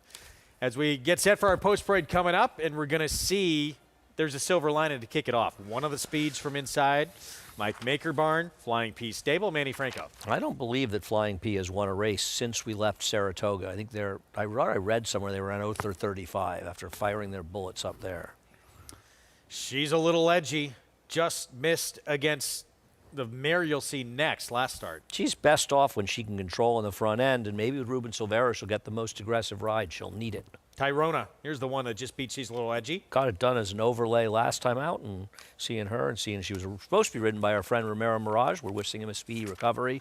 Though I told him I think he might have taken off today to see his cousin Rajiv with his return. Even more money on It Takes Heart. Baffling. Don't get it at all. Halo City at 8-1 here. Now, she probably needs more distance, but if they're running up front, she'll be running at the end. Trade Secret, good performance last start. I agree. She ran fine last time out. She was outside, and you wanted to be inside in that card. That was at a mile. She'll cut back. And Jackie the Joker at 8-1. Yeah, she's a horse who does her best running forward. I thought there was a lot of speed in here. Killy, start, drop in class. You like Jose Lezcano rides. Yeah, I just like her in the drop down. It's exactly what I said. And here's the Linda Rice filly, or mare, excuse me, Bella the Ball with Kendrick Carmouche. Yeah, I just felt like she's a cut below these, but I guess her best race gives her a chance. As you said, there's a lot of horses can win here. Including this one. Look, 13-1 Tyrona, top 3 finishers coming out of that $20,000 claiming race back on September 29th. It was a sloppy sealed track, and Tyrona got up to win it 9-2. Yeah, she was an overlay that day. I mean, I thought that she probably should have been favored in there, to be honest with you. And Irad gave her a good ride coming up the rail, which wasn't a bad place to be on September 29th. I just prefer other horses than the ones coming out of this race, but I don't have a real knock on her. She's not impossible, and she's a big price. As the one is finally favored. Finally. 2 wins the last 3 starts, and it was the last 2 times she had sprint efforts. The beat in between was at 1 mile and 70 yards at Parks. She's a big number. She's way too big, isn't she? I don't like her, but I think 12-1 is certainly a fair price if you like her. I'll put it that way. Meanwhile, yeah, here's the favorite. So there's a Silver Lining. Another one dropping in class, and 3 starts ago, and 4 and 5 starts ago, 3 in a row. But, she may have been a different horse at that point, right? Because 2 back, okay, she was against the bias. But last time out, she just stopped. And this was not, I know it was a better field than probably this one, but we didn't see Flying P horses stopping. And I just wonder if she's sort of out of gas. I picked her 3rd. I won't be surprised if she does well here. I'm just not enamored with her. And like I said, she's rated to be 2-1 or lower by post time. Well, next door, more pace and one who is seemingly going the right way. She's a Little Edgy, coming off that runner-up to Tyrona. Let's go back to Acacia. Yeah, and we'll take a look at the 2 horses coming out of there, because the pace that She's a Little Edgy should provide in here, I think, makes it interesting with the presence of There's a Silver Lining to her inside, with what I talked about with kind of her gait antics. There's a Silver Lining having to break from the rail last time and off slow. Manny Franco aggressive warming her up today, but Ruben Silvera giving She's a Little Edgy an aggressive warm up out on the track, and she was eager once he took her away from the pony. She kind of spurted off and warmed up nicely out there in the track, and he's kept her moving. That speed, I think, is going to be a key for her. She went to the lead last time, but staying off the rail on quite a wet track, allowing the number 3, Tyrona, who we'll get to next, to sneak up the inside and get the win. Now, the one thing about Tyrona, and she's a more generous price today and was good last time out, I just thought she looked much better in her last race than she did today. Her coat's kind of turned the wrong way a bit in here today, but she's sharp once again. We'll see if she can build off of that last effort and make it 2 in a row, as Luis Rivera Jr. will pick up the mount. Now, the number 9, Bella the Ball, to the outside for Linda Rice, has been facing tougher company recently in those allowance races, including Nick Style, who I'd alluded last time out, just again completely run off her feet. Kendrick Carmouche often takes horses away for big warm-ups, and she too really spirited and aggressive out there on the track. I don't think she's going to be quite as far back as we typically see her. I think that she's just been in over her head recently, and as such run off her feet. I would imagine her, especially with an outside post, kind of dropping in, trying to get in a little bit more of a stalking type of position, getting position, which Kendrick is so very good at. We did see her showing a little bit more tactical speed earlier on in her career, and certainly one that sometimes doesn't carry the best weight after a little bit of freshening since that August race in Saratoga, looking like she's doing quite well right now, Greg. All right, Acacia, thank you. Public settling in on this rail filly. There's a silver lining, 7-5 now. The money just, I mean, she just took a huge dive. She went from like 3-1 to 8-5. And as we said, could be a different story, but it is concerning how quickly she stopped last start. yes. Now, when we were in Saratoga, when Flying P got bet like this, it was a fait accompli. But it hasn't been a situation, but maybe they'll get the win here with her, and she's just bet like the race has already been run. This is crazy that she's 6-5 in here, right? It's like we're winning a time machine back to Saratoga. Yeah, I agree, and maybe they'll start another streak here. Certainly got familiar with those silks up there, but I mean, she's a wild 6-5 shot in this race. I said that she was around 2-1 or 9-5 looking at doubles and multi-race bets, but didn't think that would end up being 6-5 in what's a pretty competitive race on paper. How much will the drop down matter here for her? And she should have company up front. Yeah, and I mean, how much, is Manny's got to, if the way she's bet, Manny's got to come out firing, right? But isn't she a little edgy going to go? It's not like Ruben Silvera is a rider that's bashful. No. And one of the things we like about Ruben, he's aggressive. Reliable to be aggressive. Here we go. 8th race as we continue along in this Pick 6 carryover. Chris Griffin with the call. There is Tyrona. Jockey the Joker steps forward, goes in. It Takes Heart.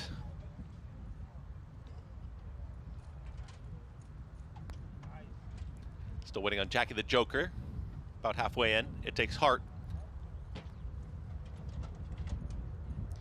2 to the outside. Killy Start and Bell of the Ball. Killy Start. Bell of the Ball. Tender Carmouche. Last to load. And in. All set.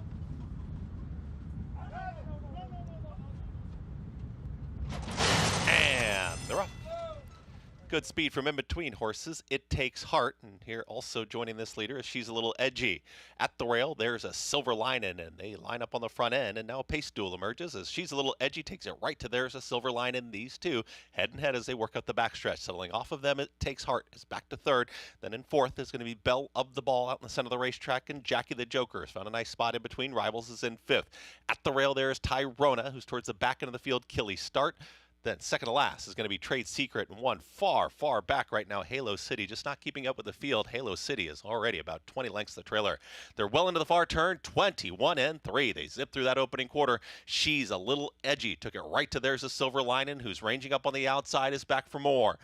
Trying to run on It Takes Heart is towards the outside as they haven't caught the front two yet, who went very fast early. 44.55 for a half-mile time, and She's a Little Edgy trying to bottom out the field. She's a Little Edgy looks to have more, looks very strong here in the lane. She's a Little Edgy is put away. There's a Silver Lining, who is now back there alone in second. She's a Little Edgy, though, approaches the 16th and is dominating this field. She's a Little Edgy. Ruben Silvera, they are going to win this one impressively on the front end. She's a Little Edgy wins it. There's a Silver Lining. Then a late run there, a photo that was Trade Secret with Killy Start in 1 minute 15 and 4. We expect to see a race like this in a graded stakes performance. What's going on here? She's a Little Edgy in this 20,000 starter allowance. She's got beat for 20,000 claiming. Wins for Rudy Rodriguez with Ruben Silvera going incredibly fast up front and does not let up. Now, I understand she has sort of a remarkable record now with her 11th win in 21 first and second, 35 starts, but we've been around this horse for a long time. She would have run 8th most of the time when she set a 21-3 pressured first quarter. I guess they knew what they were doing with She's a Silver Lining. They just didn't realize that they were running against Groovy today. I mean, she was running away from him at the end. Fastest opening quarter we've seen the whole meet probably, right? Feel on the dirt, feels like it. And I mean, wow, I'm speechless. I mean, this was like a stake race. I have no idea what just took place. No idea. A performance pulled out of a hat predict. From She's a Little Edgy. 7-year-old mare. She started 34 times before. This blows away anything she has ever done. second off the claim win. Rudy Rodriguez, Ruben Silvera took it too. There's a silver lining early and just did not let up. Jesus. Wow. This is a huge figure, too. Filly Mare Sprint. I mean, next time she'll run, she'll have an easy lead and a slow pace and fade to fifth. 2-1-6-8. Incredible performance from She's a Little Edgy. Dominant here. Ruben Silvera for Rudy Rodriguez owns this one as well. No doubt about it. Prices when we come back.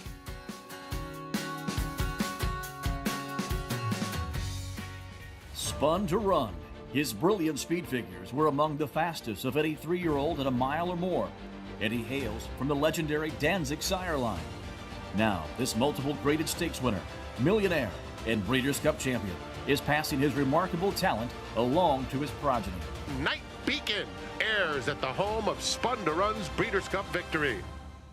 Spun to Run, standing at Gainesway. Looking for bloodstock that shapes the world? You can find it here. Foundation mares that will shape the breed. Weanlings with prime potential. Your next moment in the winner's circle. It's all waiting for you here at the World's Marketplace. Keeneland November breeding stock sale, where the future is found. Beginning Tuesday, November 5th.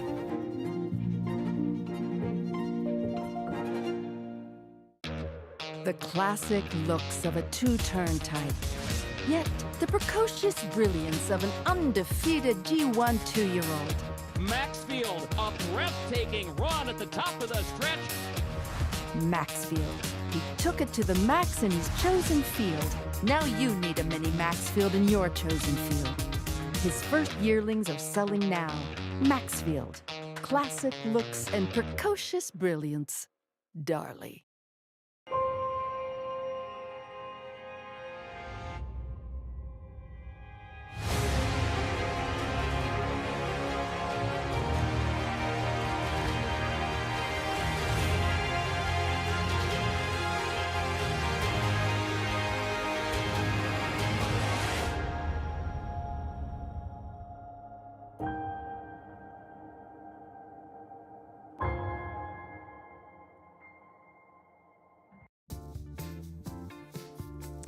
She's a Little Edgy.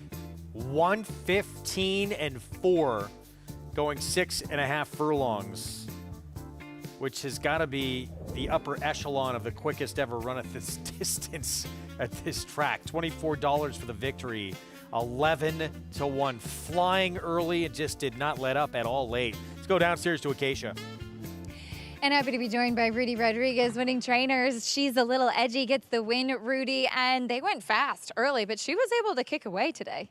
You know, when they went 21, I said, oh my God, there he goes. I was hoping my other filly come in, you know, because she's a closer and she looked like she wants to go a little more distance. But, you know, when she pull away and she keep going, you know, she's a fast filly. That's why we claim her for the winter. And when we claim him, I thought we was in trouble. But, you know, she looked like she was pretty sound and she's healthy. So we just trying to baby her. She knows how to win, and we just got to leave her alone.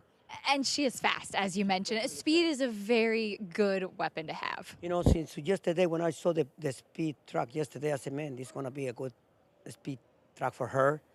And we just was hoping to put the one away. You know, I was hoping to break a little better and put it away like that we can go a little slower. But Manny worked very, very well, too, in the front. And I thought we was going to be looking for in the back, but you know, she hung around pretty good and she drew clear, so it's good to have that for sure.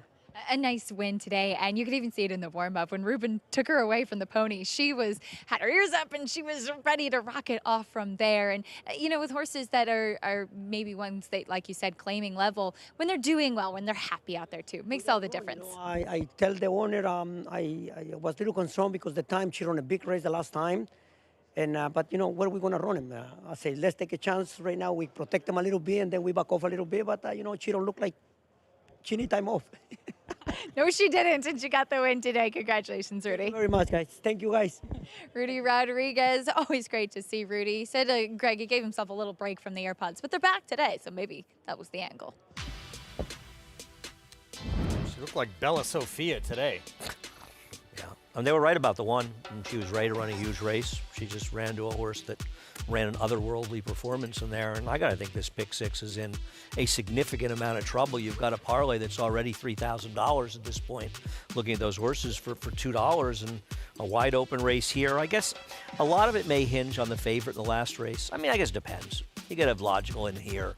Probably multiple horses be alive in the next race, but some may come down to the favorite in the last. This one, mile and 16th on the grass, New York bred entry-level allowance race. We talked about it briefly when we came on the air together.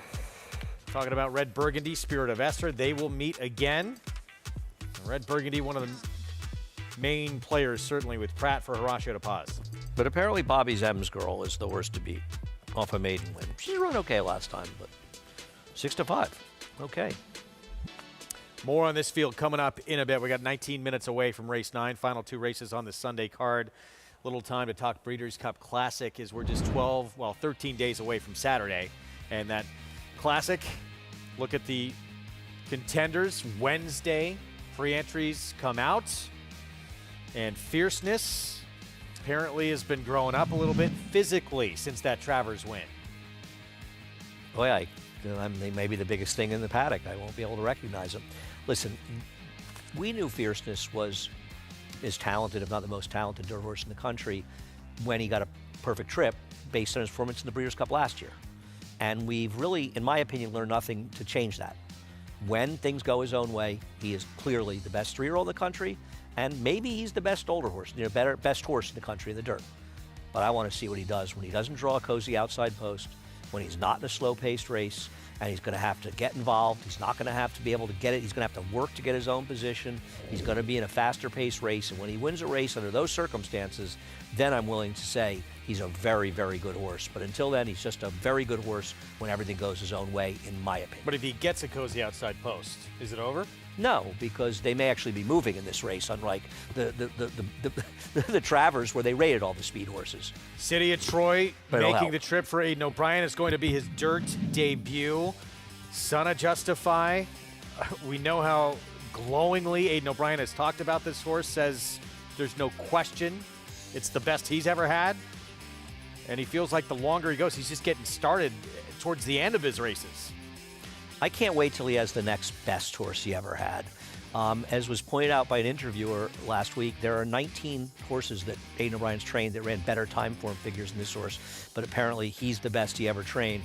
Well, he is a good turf horse. I think Fierceness can win this race. Him, I'll be shocked. Shocked. If he's as effective on the dirt and still able to win this race. Shocked? Yeah, I'll be very surprised. I think this is the horse to beat. Personally. Forever Young came back first start since the Derby, October 2nd at 1.25 miles, and got a win in the Japan Dirt Classic over a Group 3 winner, by the way, who had won a Group 3 in August. Obviously, you can make the case he was best on Derby Day. I think you can make that case. He lost the most ground of anybody in there. He was a little bit more forward. He had to steady a little bit in the backstretch. I think he's extremely good because we know that he doesn't need his trip to be perfect, to be effective.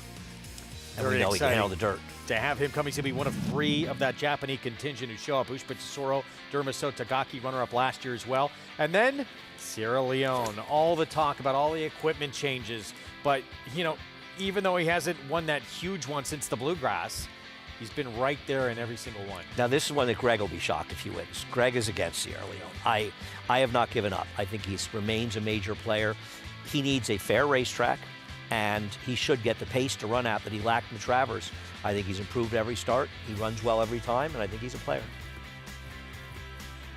Doesn't there have to be a pace with Arthur's Ride in here and some others? They've got to be moving up front. I don't think people are going to rate their horse into submission in here. I mean, I'm just, this field for the Classic, and you're taking a deeper dive look into it for us, too, and that'll come online when we put out these Breeders' Cup previews. But I'm very excited with all these storylines of these runners that are showing up. I think it's a great Oh, classic no, I this think it's year. going to be a lot of fun. I agree. And, listen, I don't like City of Troy, but a lot of people do, and he's going to get a lot of attention. Obviously, Fierceness, deservedly, is going to get a lot of attention. Fierceness is I've thought more and more about it. I know Dornock has to win in the Belmont. He has to win in the Haskell, and I think it's an argument. But I do think Fierceness at this point is the top 3-year-old in the country. But he's going to have the best finish of the 3-year-olds in the Classic. I guess, if Sierra Leone ran second and he ran third, he's still going to hold the title. Yes. But Sierra Leone has to win this race to be the 3-year-old champion. I think that's fair. Even a second-place finish isn't good enough because Fierceness has the wins that he doesn't have. So I think that's probably the only scenario. Well, here's one for you. What if Forever Young wins the race? Should he be 3-year-old of the year, or should he be punished for the fact that he hasn't raced? And I think in some ways he should be. I think he should. Whereas Fierceness was at least racing this summer. Fierceness showed up, came. But he'll get a lot of support, Forever Young, if he wins this, won't he, for 3-year-old of the year? If he'd gotten the job done in the Derby. Oh, for sure. And it's not his fault he didn't. He probably should have. But he didn't get it done. I think that's a very, very fair point. But whether or not you agree, and I agree, I think if he wins this race, he's going to get a lot of attention as potentially the 3-year-old champion. Yeah. And I'm not saying he deserves it. I think there is too many of the voters don't follow racing. They just look at who wins the Breeders' Cup, and they don't reward horses' entire years, and that's not what we should be doing. We should be rewarding horses' entire campaign, and he wouldn't deserve it with a win there, considering he hasn't been here, and he didn't win the Derby, whether or not we think he was best or not. 13 days until the Breeders' Cup Classic, 12 days away from Breeders' Cup Friday. It's going to be exciting. We're going to take a timeout. We will be back. This one not yet your favorite, probably will be, though, by post time. Red Burgundy, Flavien Prat looking for another win on this Sunday card.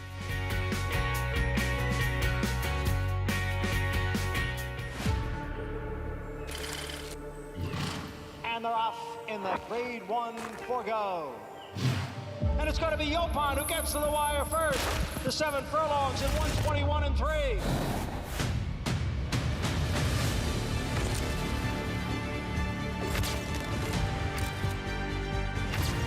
The leader is Yopon. 6 furlongs in 1 minute 8 and 2/5 seconds.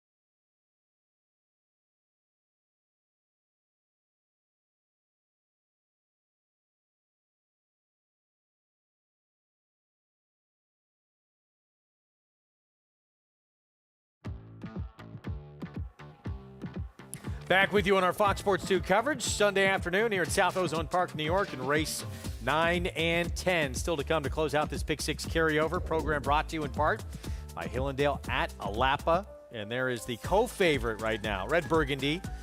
Flavien Prat for Horacio de Paz, coming off a runner-up finish, beat a length, finishing in front of Spirit of Esther back in this race on September 22nd. I mean, this was a funny race where she looked like the speed she couldn't clear. The eventual winner being Betty. They ran 1, 2, 3 basically around the track in what was somewhat of a merry-go-round affair. And she's potentially the speed today.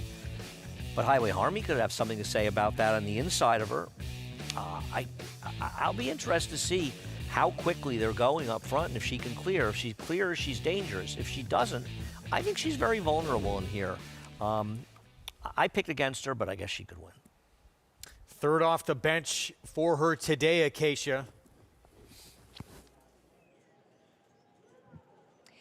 That's right, for Red Burgundy, as she does make the third start of her form cycle, as you mentioned, and I think that'll be the best one. She did do well from 2 to 3, and coming back 2 starts back off the layoff in the first start of her 3-year-old season in the Susie O'Kane, a tall order.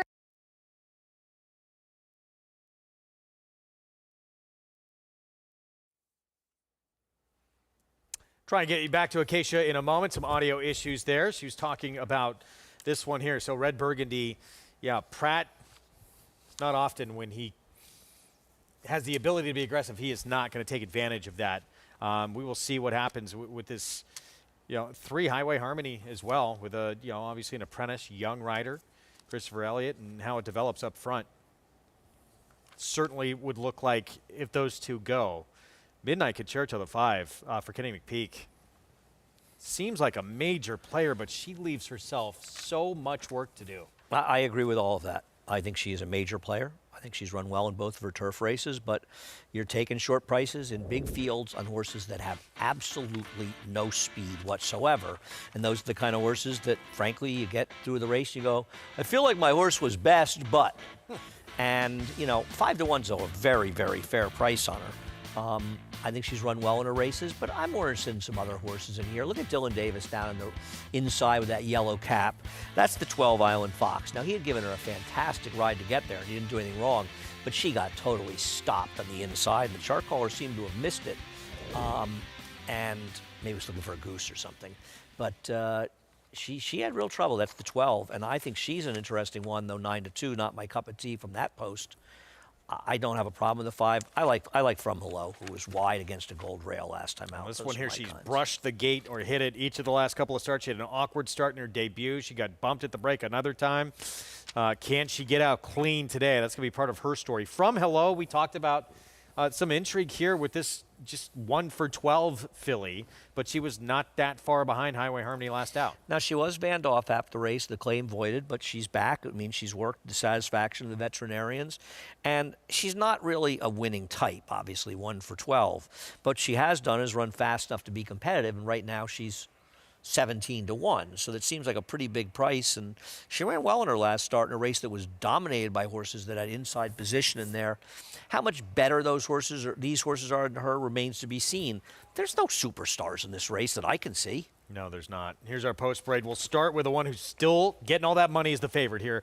Bobby M's girl coming off a maiden win. She ran well last time, and she drew well getting the rail, but I have no idea why she's supposed to be the favorite in this race. Katie Davis rides for David Duggan next door, one who finished behind Red Burgundy, Spirit of Esther. I think she just rode the flow of the race last time. I prefer others. Highway Harmony was the favorite against 68 to 1 shot Bertrill last start. I've given up. She's supposed to be forward, but I've moved on. Here's the Kenny McPeak filly, who's going to be very far back early. She wants pace, that's for sure. You'll need some pace for her to be most effective, but she comes with a run. Allie Song next door, blinkers going on. One of the first of 3 that will absolutely cause a pick 6 carryover in a row, I should say. 3-year-old filly who broke her maiden at 100 to 1 and just won last start at 68 to 1. Bertrill. One of Greg Wills' favorite horses, Bertrill, but she missed the wedding last time. Jose Gomez aboard. The 8, Alette Doro. This would be an inexplicable win. She doesn't have a race that makes her competitive. From Hello, we talked about, interesting at a big price. Absolutely agree. And here's Red Burgundy, still co-favorite, slight second choice. Maybe she should be favored. We'll see if she clears. If she clears, she's going to be tough to beat. Lady Jasmine, you get Jose Lezcano. Yeah, she ran okay last time out. I think, I prefer some others, but not impossible, I suppose. Yeah, tough post, but Island Fox has some reasons to like. Yeah, Dylan's going to have to work out a trip from that post, but she had legitimate trouble last time out. She's okay. 6 minutes to post here in the 9th. Reminder, get the inside track on handicapping with NyraBet's track stats. Want to know the best races to beat favorites at the meet? Track Stats has the answer. For more stats on tracks across the country, visit NyraBets.com. So 5 minutes away from this 9th. It's still Bobby Emsgerl as the favorite on the board as we go down to Acacia. And I'll pick up where I left off back in the paddock, Greg, with Red Burgundy. As I was saying, she did do well coming back from 2 to 3, but coming right into a stake in the Susie O'Kane, I think a tall order, but used the pace to her advantage that day. And then last time out with an outside post, she got into a good position under Ricardo Santana that day, but ended up really dueling and kind of going 1-2 around in the stretch, with being Betty the one that got to be on the inside. So I do think that Red Burgundy is the one to beat, arguably, in here, especially with her early pace. And she's once again handled herself well. She's strong third off the bench. This is the right spot for her. We'll see what kind of race flow she does get today. Now, the number 1, Bobby Emsgerl, a little mystifying for me too that she is the favorite, but she did close in her last 2 starts quite well. And she just had the best momentum closing outside, though never switching leads. Katie Davis just kind of letting her run free, which I think is kind of what you have to do with her. She's a tough filly. She saddled away from the rest, accompanied by the pony back in the paddock. She has mentally improved race by race, and they've obviously taken every step to try and keep her settled throughout. One thing, though, that I am a bit concerned about is off the back of that win, she does look a bit more drawn up than she has recently, so we'll see what she can do facing winners for the first time. The number 5, Midnight Concerto, she's one that comes from very far off of it. So that is obviously a concern. But I thought that she ran well last time out. If there is some pace pressure on Red Burgundy on the front end, this will be the one that's going to be closing late. And she kind of makes that big sweeping move. She looks tremendous once again. I like this filly, and I like that she stayed on the grass. And then the 12, Island Fox. As Andy mentioned, she was in a good position, just unfortunately then ended up being completely stymied and never got to run in the stretch in that race last time out. She was also lightly raced and giving a lot of experience to her foes in that start. So now her second time at this level, unfortunately with an outside post, going to be tough to try and drop in and get some position. But she does look like she has strengthened a lot out of that last race, which I appreciate, Greg. All right, Acacia, thank you. 3 minutes away from this 9th. Coming up, trip will be a question certainly for Island Fox. Dylan Davis has his work cut out for him to try and get over and try and save some ground with this 3-year-old filly. Well, the way Dylan's been riding, I wouldn't put anything past him. I mean, I think the story, you know, I mean, we're spoiled. We're used to so many good riders, particularly Irad. So, and he's ridden very well this year, but, you know, you start to see the kind of year that Flavien Prat has had. But I'm not sure there's a bigger story than New York and the riding colony than Dylan Davis. It's been amazing. It really has. He went from being a very good journeyman rider, I would say, on this circuit, and a really solid, strong rider, to being really one of the best riders in the circuit. To elite. Yeah, his riding has been spectacular in 2024. I give him a lot of credit. He really has stepped his game up, and people are noticing. Who's scratched? 2's coming out, Spirit of Esther. So the one who would finish just behind Red Burgundy. Wow, well, that changes everything for the outside post people. You're moving in one position. Well, helps Dylan just a touch, right? Gets doesn't hurt. One spot closer to the rail. Does not hurt. As the one dips down to 2-1. Listen, I think Bobby Emsgerl ran fine last time. I'm not knocking her. She's been in good form in the last 2 races. 2-1? I think that's great. Listen, I don't think the 10 should be 2-1, but I think the 10 should be shorter than the 1. Actually, I picked the 1 4th and the 10 5th, so maybe I have them sort of the same. But this is a tough race to take 2-1 in anybody, isn't it, Greg? I don't understand how Bobby Emsgerl is getting this kind of money. It's more than just all the Bobbies betting, you know? This horse is favored in doubles and has been bet solid all the way through. Well, immediately is going to be in the position that everyone else wants to be in. I agree. On the fence, saving ground. No, the post position is certainly a huge advantage for this horse, especially with so many contenders outposted, right? A lot of the strength is towards the outside, the 9, the 10, the 12. So that certainly helps her chances. But nonetheless, 2-1. I just don't think she's so good that she should be 2-1 in here. But we'll see. We'll see. They make their way to the post eventually. Oh, and by the way, we're talking about Eclipse Award when it's going to come down to 2 guys, Flavien Prat, Arad Ortiz Jr. This was going into today, but Prat with a couple of wins has chipped away to a bit. It's only about $586,000 in earnings separating the two. Wow. Going into today. But I mean, from a graded stakes standpoint, I have to think that Flavien is just a historic summer, setting a new mark at Saratoga as well. It's got to mean something, right? And obviously, you're right about the Breeders' Cup, what you said, because of the purse structure that day. If Flavien has a good, big, better day than Irad, he's going to come away with more purse money, and he's going to have the lead at that point, and then it would be a fait accompli. Obviously, a big day from Irad could change that. Yeah. And it's not like it's. I haven't looked at the numbers as much. I don't look at them. And I don't, listen, it's not like if Irad Ortiz won it, you'd say, well, that was a robbery, because he's excellent. I mean, he's a tremendous rider. I just thought that Flavien probably has had a better year, at least so far. But we'll see. The year's not over. Now, from a trainer's standpoint, if Chad Brown doesn't win, then you're starting to wonder, if he'll ever win an Eclipse Award again, because he's got, 14 grade 1s, and I think the second most is 5. So it's kind of hard to imagine. And he's got like 40-something graded stakes already, maybe even more. So right now he's dwarfing the competition in the trainer standings. Back down to 9-5 favoritism. Bobby M's girl from that inside post. The 5, Kenny McPeak, who if had Torpedo Anna won that Travers, she'd would it be a little more of a storyline for potentially him well, winning an Eclipse? in this year, she's in the conversation for Horse of the Year. I don't love the idea of it going to a filly or mare that didn't try the boys, but she did try the boys, and she didn't win, but she did everything but win. In my opinion, she comes away looking better for trying the boys. And he may not win an Eclipse this year, but he probably cemented going across the street from Saratoga, didn't he? Kenny McPeak? What? With pulling off that Oaks Derby double? Does what? Gets to the Hall of Fame? Oh, geez, I'm not going to get involved in that conversation, but I don't think winning an Oaks and Derby in the same year gets you in the Hall of Fame, does it? He's putting up a pretty good resume. Yeah, I'm not going to get involved in those conversations. I don't have an opinion on it. I don't have any way of. I'd have to look at his career record, his numbers, and everything. But I also think there's trainers in the Hall of Fame right now that don't belong in there. So, favorites become the 10. Finally, Red Burgundy. Let's go to Chris Griffin. Island Fox, Dylan Davis goes in. All set.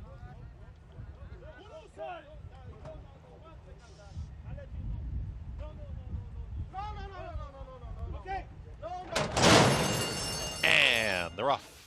Step slow from Hello was off slowly, and towards the back end is going to be Ali Song, who was squeezed at the start. Red Burgundy has early speed, and Red Burgundy and Lady Jasmine joins this leader up on the outside. At the rail is going to be Highway Harmony. These three across the course early. Island Fox is going to tuck in behind the leading trio as they get set to move towards that first turn. And now Highway Harmony is going to press on, and Christopher Elliott, it's Highway Harmony who's in front, is up by a length and a half, now call it 2.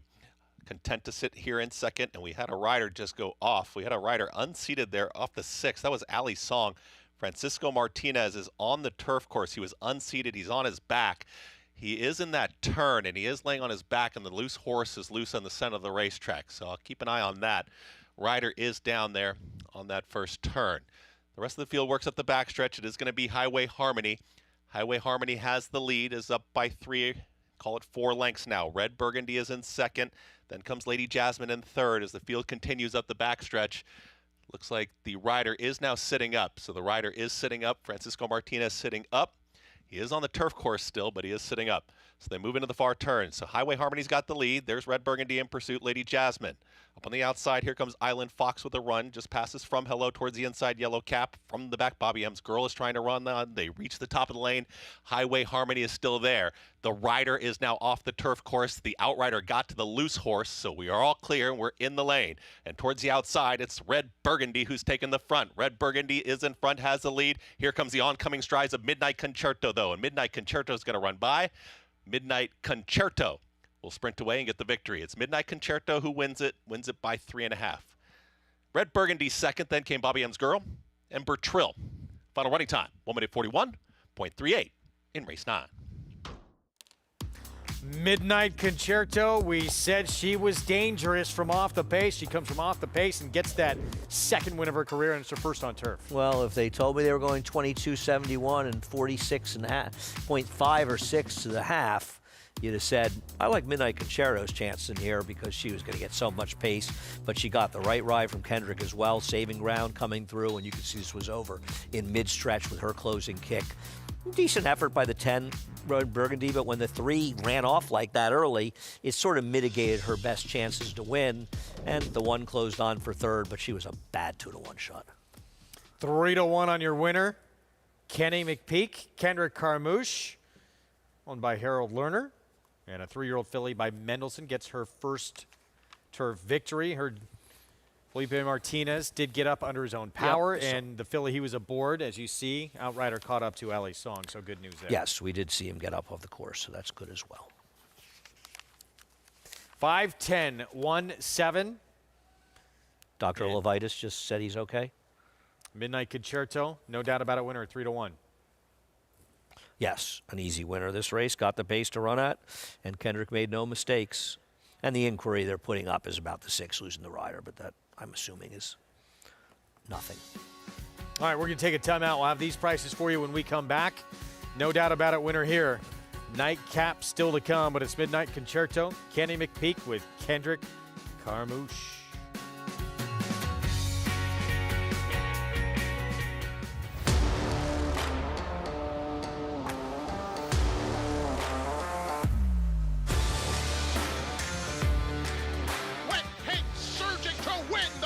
Club American Oaks. 4K to win the Breeders' Cup Juvenile. 400, $400,000. Eclipse champion Blame, standing at Claiborne Farm. Horse racing? Check. Weekly promotions? Got 'em. Huge payouts? You bet. With Naira Bets. Download the app today and bet on any track, anywhere, anytime with live HD horse races, betting tips and tutorials, expert picks, and more. You bet with Naira Bets. Join now for a new member bonus at NairaBets.com. But it's all Pinehurst. Grade 1 winner at 2. Very impressive in the runaway Delmar Futurity. Graded stakes winner at 3. Pinehurst so gutsy. The highest earning son of Twirling Candy. Pinehurst lasted home to win it for the United States. Bred on the same cross as Gunrunner.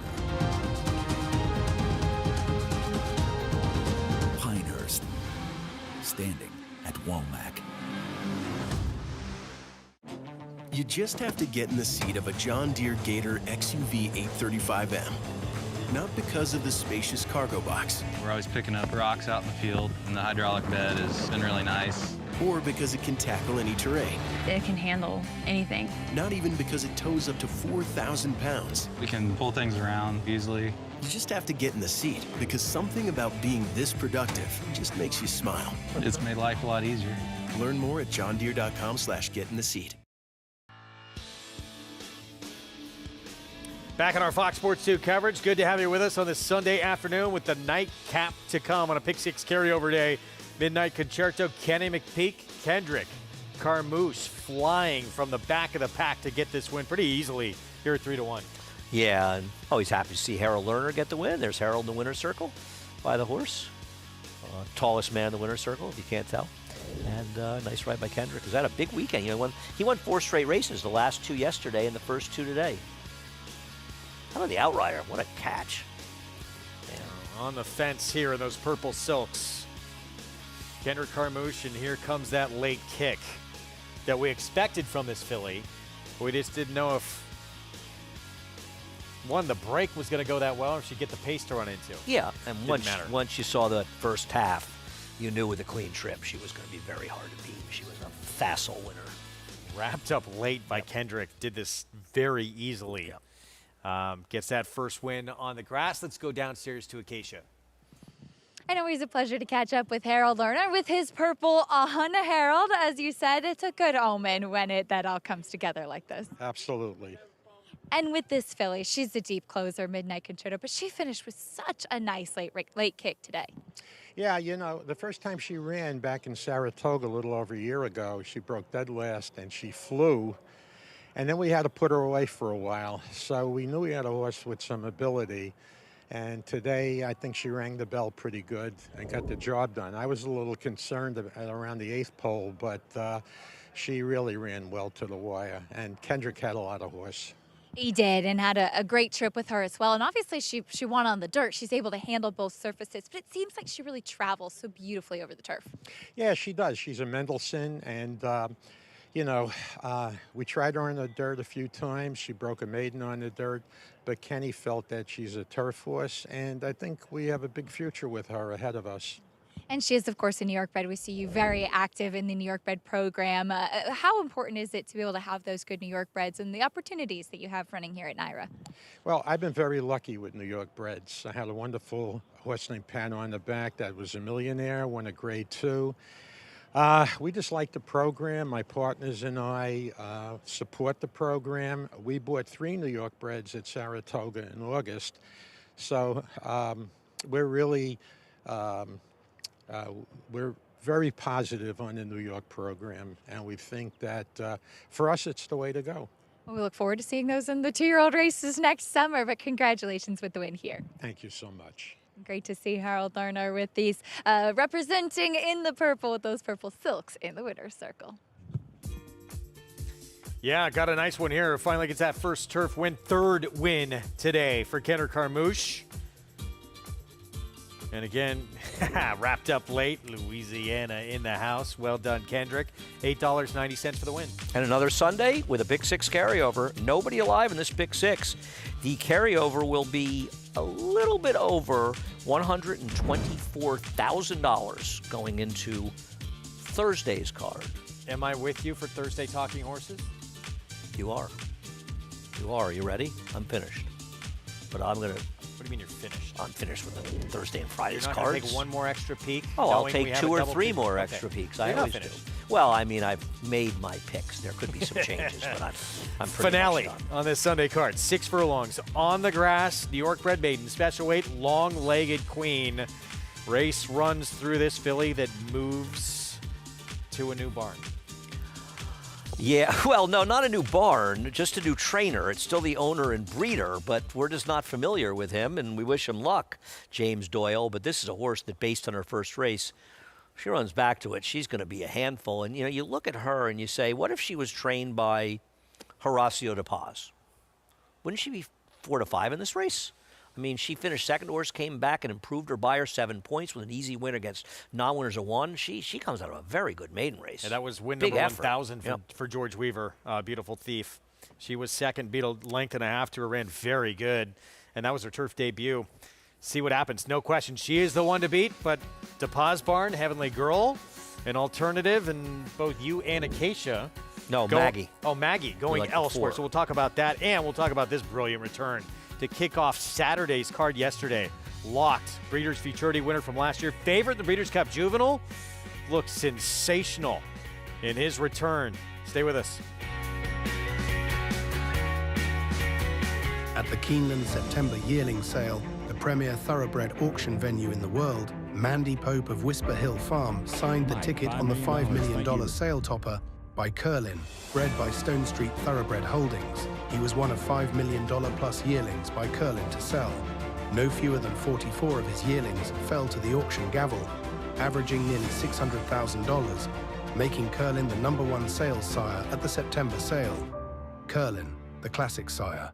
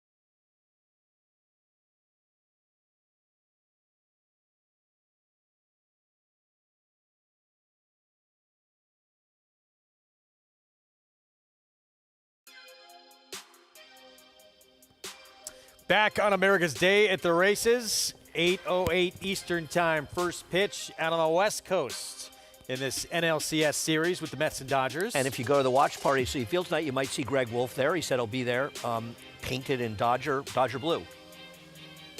Lifelong Dodger fan I am. I'm not holding against you or Lafitte. I hold against Lafitte. You I'm not going to hold against. Actually went to college with Dave Roberts. We were on the same dorm floor. Love that. Here's Locked, and he looked amazing in the comeback. First start back since the Breeders' Cup Juvenile, and he was closer to the pace. I mean, even leading into the gate, he looked like a different horse. No, he was very professional. He got a 96 buyer, which is an excellent performance coming off the layoff for him. And, you know, I think you'll see Todd. I think if the cigar was still a grade 1, he would certainly be pointed there.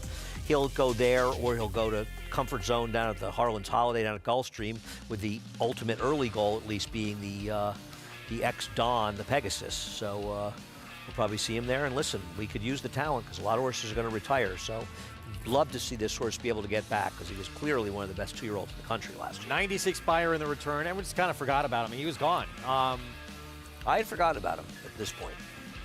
This was, as much as I was excited about this performance, I'm just even more excited to see him now as a 4-year-old. Coming back off the bench doing that.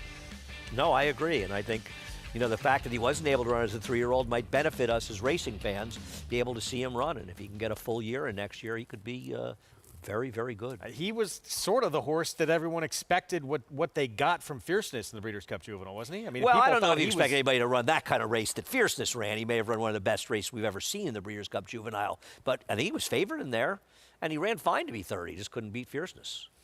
Exciting comeback. That was what a way to kick off the card, by the way, on a Saturday afternoon. We still have the nightcap to come. We, as Andy told us, know already. We got a pick 6 carryover headed into Thursday. This is the one to beat. 3-year-old filly, long-legged queen. Second to Beautiful Thief, who came back and won again for George Weaver next start. Stay with us. War Dancer, New York's leading turf sire, continues the momentum with standouts like Ms. Big Bucks. Ms. Big Bucks gets the victory. As well as Born Dancer. Born Dancer, gutsy, and Born Dancer wins it. And 26 Black, winner at 3 of his last 5 starts. 26 Black has sprinted by. 26 Black, that's your winner. Shouldn't you have a War Dancer? War Dancer, New York's #1 turf sire, standing at Rockridge Stud for the 2025 season. For centuries, the bond between horse and human has been forged in trust and hands-on care. Now the sport of thoroughbred racing is combining those timeless traditions with cutting-edge technology to raise our standards of equine safety to the highest level.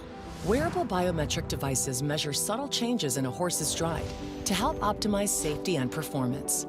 State-of-the-art imaging technology helps pinpoint areas of potential concern for early intervention by expert veterinarians. And the sport's new independent regulator, the Horse Racing Integrity and Safety Authority, is using AI and enhanced data modeling to help prevent injury. Opening quarter mile was a quick one. From sunrise to sunset, there's an ecosystem of trust and care and a commitment to well-being. So win or lose, it's safety that runs first. To learn more, visit safetyrunsfirst.com. Racetrack Television Network brings you every race, from every track, on every screen, every day. With monthly packages starting as low as $5, RTN gives you great value and access to more live HD streaming and race replays than anyone. Visit RTN.tv today to sign up and watch on almost any device, including Roku and Amazon Fire. RTN has packages that start at $5 per month.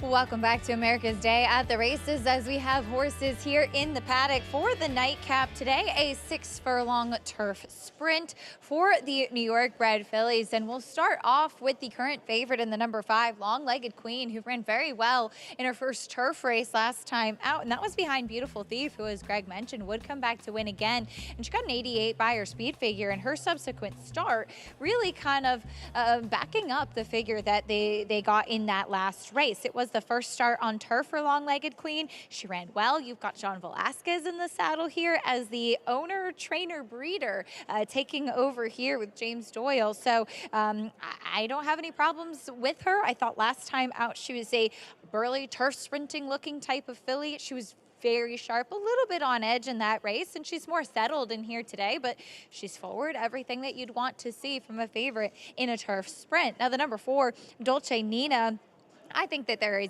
every possibility that this filly is going to take a step forward. She finished 3rd in her debut race at Colonial, and it was a much slower race than what we saw from Long-Legged Queen. Does get blinkers on for the first time, and it's a pretty significant blinker cup, a 3/4 cup going on. But I always pay attention to these Michael Trombetta horses coming in here to New York, particularly with the sprinters. He has a lot of them that really seem to fare quite well here in these parts, and I love what I see from her. She's incredibly powerful, very strong, and well muscled. I know that she didn't have quite enough kick last time out, but she was closing, and I think we're going to see an even stronger performance second time out with Kendra Carmouche in the saddle. Now, the number 1, Sinead, has a big pedigree. She is by Mendelssohn. On the bottom side, a declaration of war mare, and Darda, who was a 2-time turf winner, but she was all sprint. Now, this is a filly that first time out, I thought actually was one that made sense with her company because she was tall and lanky, just really looked though like she was going to need to strengthen up behind. She has done that. She's put on quite a bit of muscle mass from first to second start. A much different appearance for her as the blinkers do come off as well, as she was getting out pretty significantly on the turns in that first race. So some greenness. She still has the same kind of soft snaffle bit on that she did first time out. So no equipment change there, just taking the blinkers off, allowing her to see her competition a bit more. Given how tall and leggy she is, I would have thought more distance for her, but I do think we're going to see a stronger performance now that she has a race under her belt, Greg. All right, that one intriguing. Equipment change, blinkers off from the rail, 6-1. As you get a look at Dylan Davis. What a meet he's having, what a year he's having. He'll be on Autumn for Carlos Martin, and that's the most experienced maiden in this race. Usually that's not a good sign, but this one has some races to back it up. Right. She will not be favored. She'll be second choice probably by post time. I don't like her at all in here. Cuts I know back a she distance. has a second going 6 furlongs. I think this is a tougher field. Thought she got a very good setup in that race, and she's a horse that just loses with races given to her. Here's Sinead, 15-1 morning line, 6-1 now. Yeah, this is a horse that there was a big story in her first time, and she had a tough post and ended up chasing. She's an interesting wise guy horse. First time starter Sherman's Marlin. Not much money and no pedigree, at least on the dam side for turf. Blinkers go on Lonchora. She's going to have to improve an awful lot to be effective here. And second last year at this level as a 2-year-old. Dolce Nina comes in from Colonial. I liked her as a wise guy upsetter, but at 4-1, I wouldn't bet a nickel on her. The one to beat, Long-Legged Queen. She should be under 2-1 in this race. She runs her first race, she's going to win. But it's the unknown trainer that's got scared people, clearly. Because her first race, her last race, her first turf race, just makes her way the horse to beat. Here's Blue Suede, Sue Danny Gargan.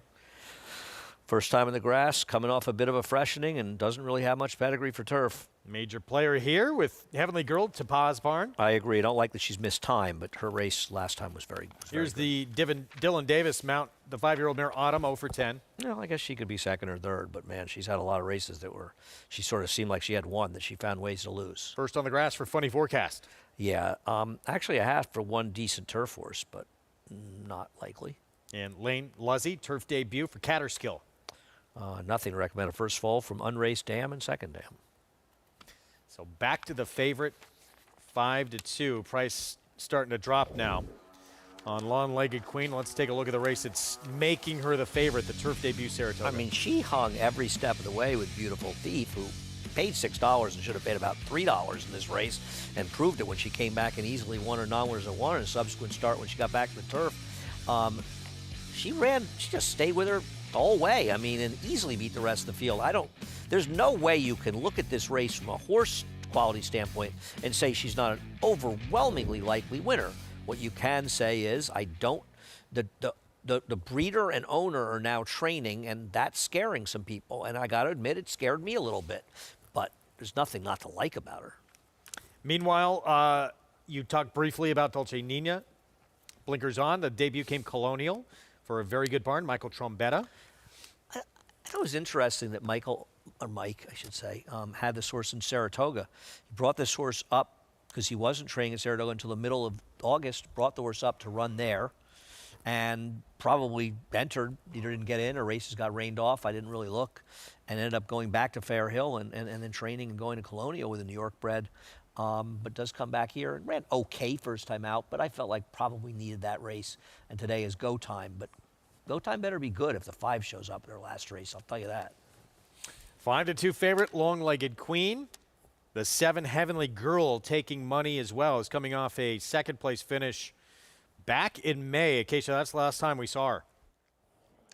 It is, and the layoff is a little bit of concern for me. She's kind of a typical war front. She's not the biggest. She carries a lot of conditioning, and I do just wonder if maybe she'll need a race off that layoff. But she is one that has shown plenty of talent and ability. And to be fair, she did run quite well first time out, and I should say war front, her grandsire by War Dancer. This is a horse who, coming back to, she used to wear a Houghton bit or a cage bit, going back with a full cheek ring bit in here, and that just a little bit of a softer type of bit. Sometimes horses just respond a little bit better to that. So we'll see what she can do, but does have to come back in a race with a few unknowns and having some good performances, but just off that layoff. Like I said, maybe just needing one since not having run since May.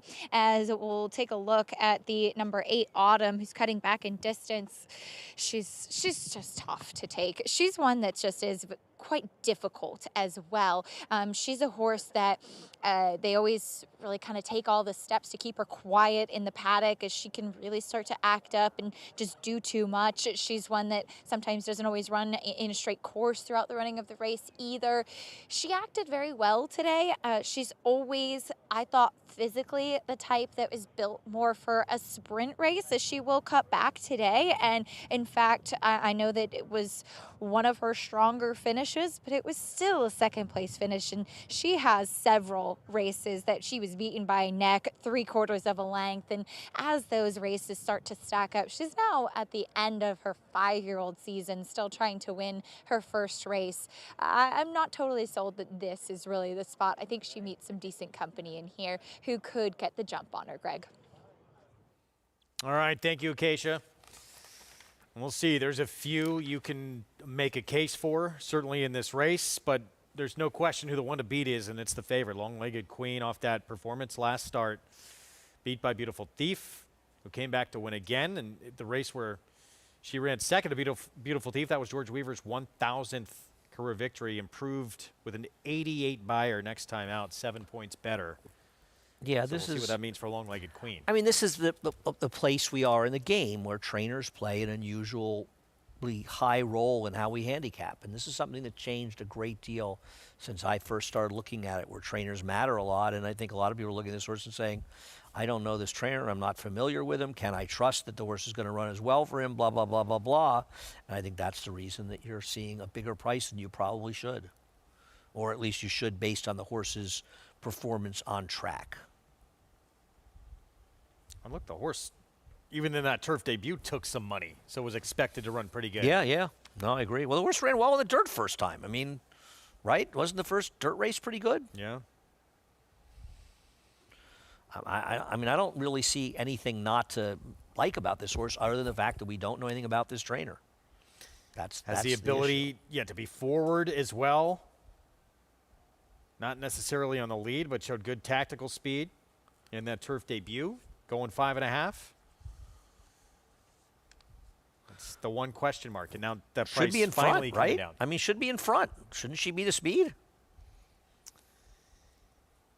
You would think. We don't know what we'll get from the firsters, but yeah. Well, if the one could show speed, we'll see if she has more speed. But she's quick. I don't see why Johnny wouldn't want to just be right up front with her and not be fooling around, you know? There's John Velasquez. 2-1 favorite to close out. We already know we have a pick six carryover headed into Thursday when we're back with you on our Fox Sports coverage. But pick 5 still hanging in the balance. And They are all very good. So if you're alive in the pick 5, we wish you the best. Even the 5 is 9,000 for a change for 50 cents. Huge. That's a very tough winner. That winner of the 8th race was very hard. Sort of had to go all in there. And apparently that's what, I think that horse really blew up the pick 6. Heavenly Girl. Pratt looking for number 3 on the 7. That one at 9-2. Yeah. I think she should be second choice personally. I'm against the 8. I've played against the 8. Anything outside of 1, 4, 5, 7, 8, would you think is shocking here? Yes. Frankly, I'll be surprised if maybe wins for the 1, 4, 5, 7. I don't like the 8, but I could be wrong. See what happens here. Finale on the Sunday card. Long-legged Queen with John Velasquez, the 5, the favorite here in race 10. Let's go to Chris Griffin. Senina goes in. Funny forecast. Long-legged Queen.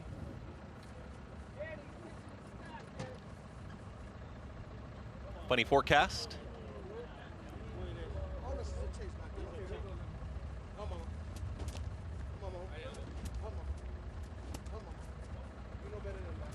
Funny forecast.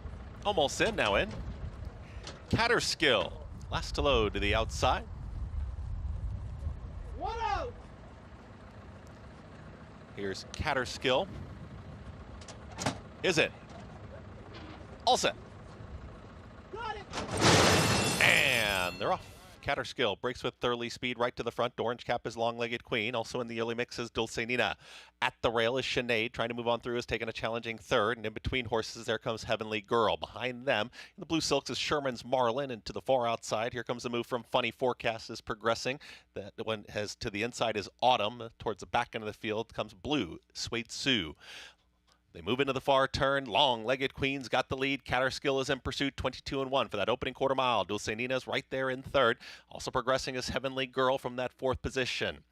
Out wider, Lantura starting a rally with Sinead at the rail, Green Cap from the back. There's Autumn launching a rally from the back of the pack and Sherman's Marlin. They get set to reach the top of the lane. Long-legged Queen got a little green and awkward there. Starts to look around at the top of the lane. Now runs a straighter course and Long-legged Queen is green but now sprints away from the field. Long-legged Queen is up by 2, 3 lengths. Sinead has dived down towards the inside as Long-legged Queen has got to put this one away. Long-legged Queen, Sinead is in pursuit down towards the inside. Long-legged Queen is looking for the wire. Sinead catching with every single stride. It's gonna be a photo finish. Very tight photo here on the line. Long-legged Queen and Sinead. Finishing third was Autumn in 1 minute 8 and 4. It's a photo in the finale. I'm not sure. Dead tight. Let's take another look. Sinead making up ground with every stride on the fence under Jose Lezcano. Did she get there? I don't know. Yeah, I think so. Wow, it's close. This is a horse that there was a lot of stories on this horse working, and I had forgotten about it. And Maggie brought it up when we were doing Talking Horses, and Acacia picked a good pick by Acacia. Even if she lost, it was a good pick by Acacia. And this would be a very hard beat. And you know, you look at it, you think, I am shocked that the 5's not covered the pick 6, right? I want you to bet money that somebody would have this horse, and you'd think, man, this is a tough photo, but the 1 got it. Wow, it is the 1. And 5, mid started to struggle a little, kind of lost focus momentarily. This horse came and got her, though, to be fair. She did. I mean, she ran this horse. 1, 5, 8, 7, Sinead. Blinkers coming off, cutting back in distance, first time sprinting up the fence. Jose Lezcano on the turf. It's 6-1. She was 15-1 morning line. One more look down the stretch. Green cap, white silks. Here comes Sinead. This is quite a run this horse put in. Wow. It's a tough beat if you had the 5. She ran well enough to win. But I honestly, I don't feel as though the 5 came apart in here. I think the 1 really came and got her, and this was, boy, she got the bob too. Wow. There's TT. Jorge Abreu. Is he texting you, Greg? He's saying, Greg?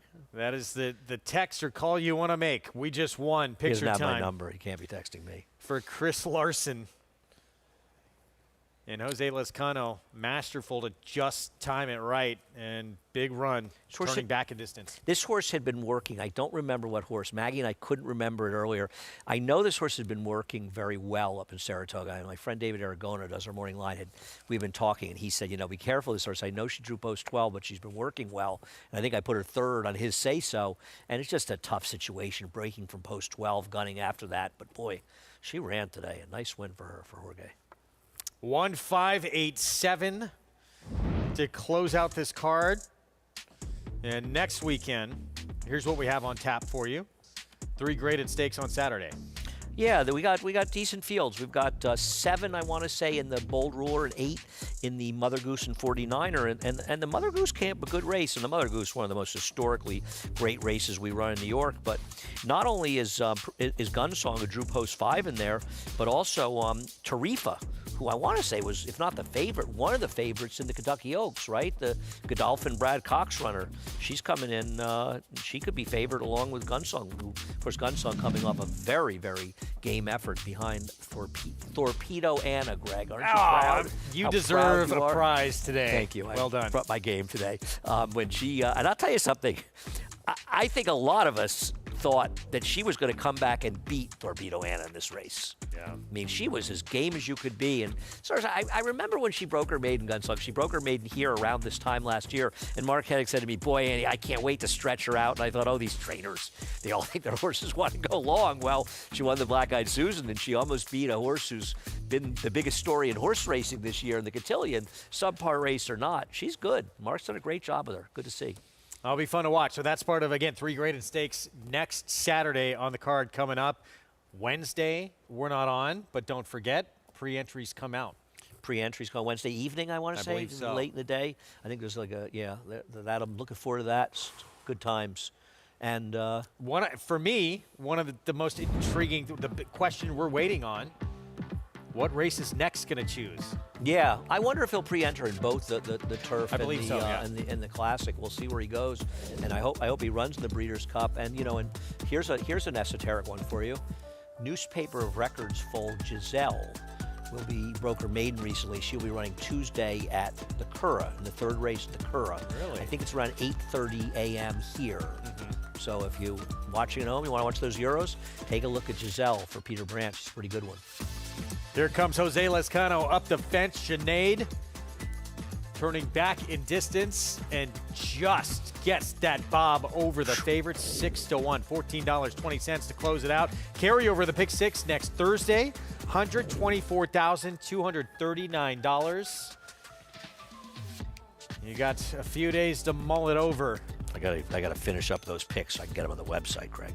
Try and get a band of friends together and go after it.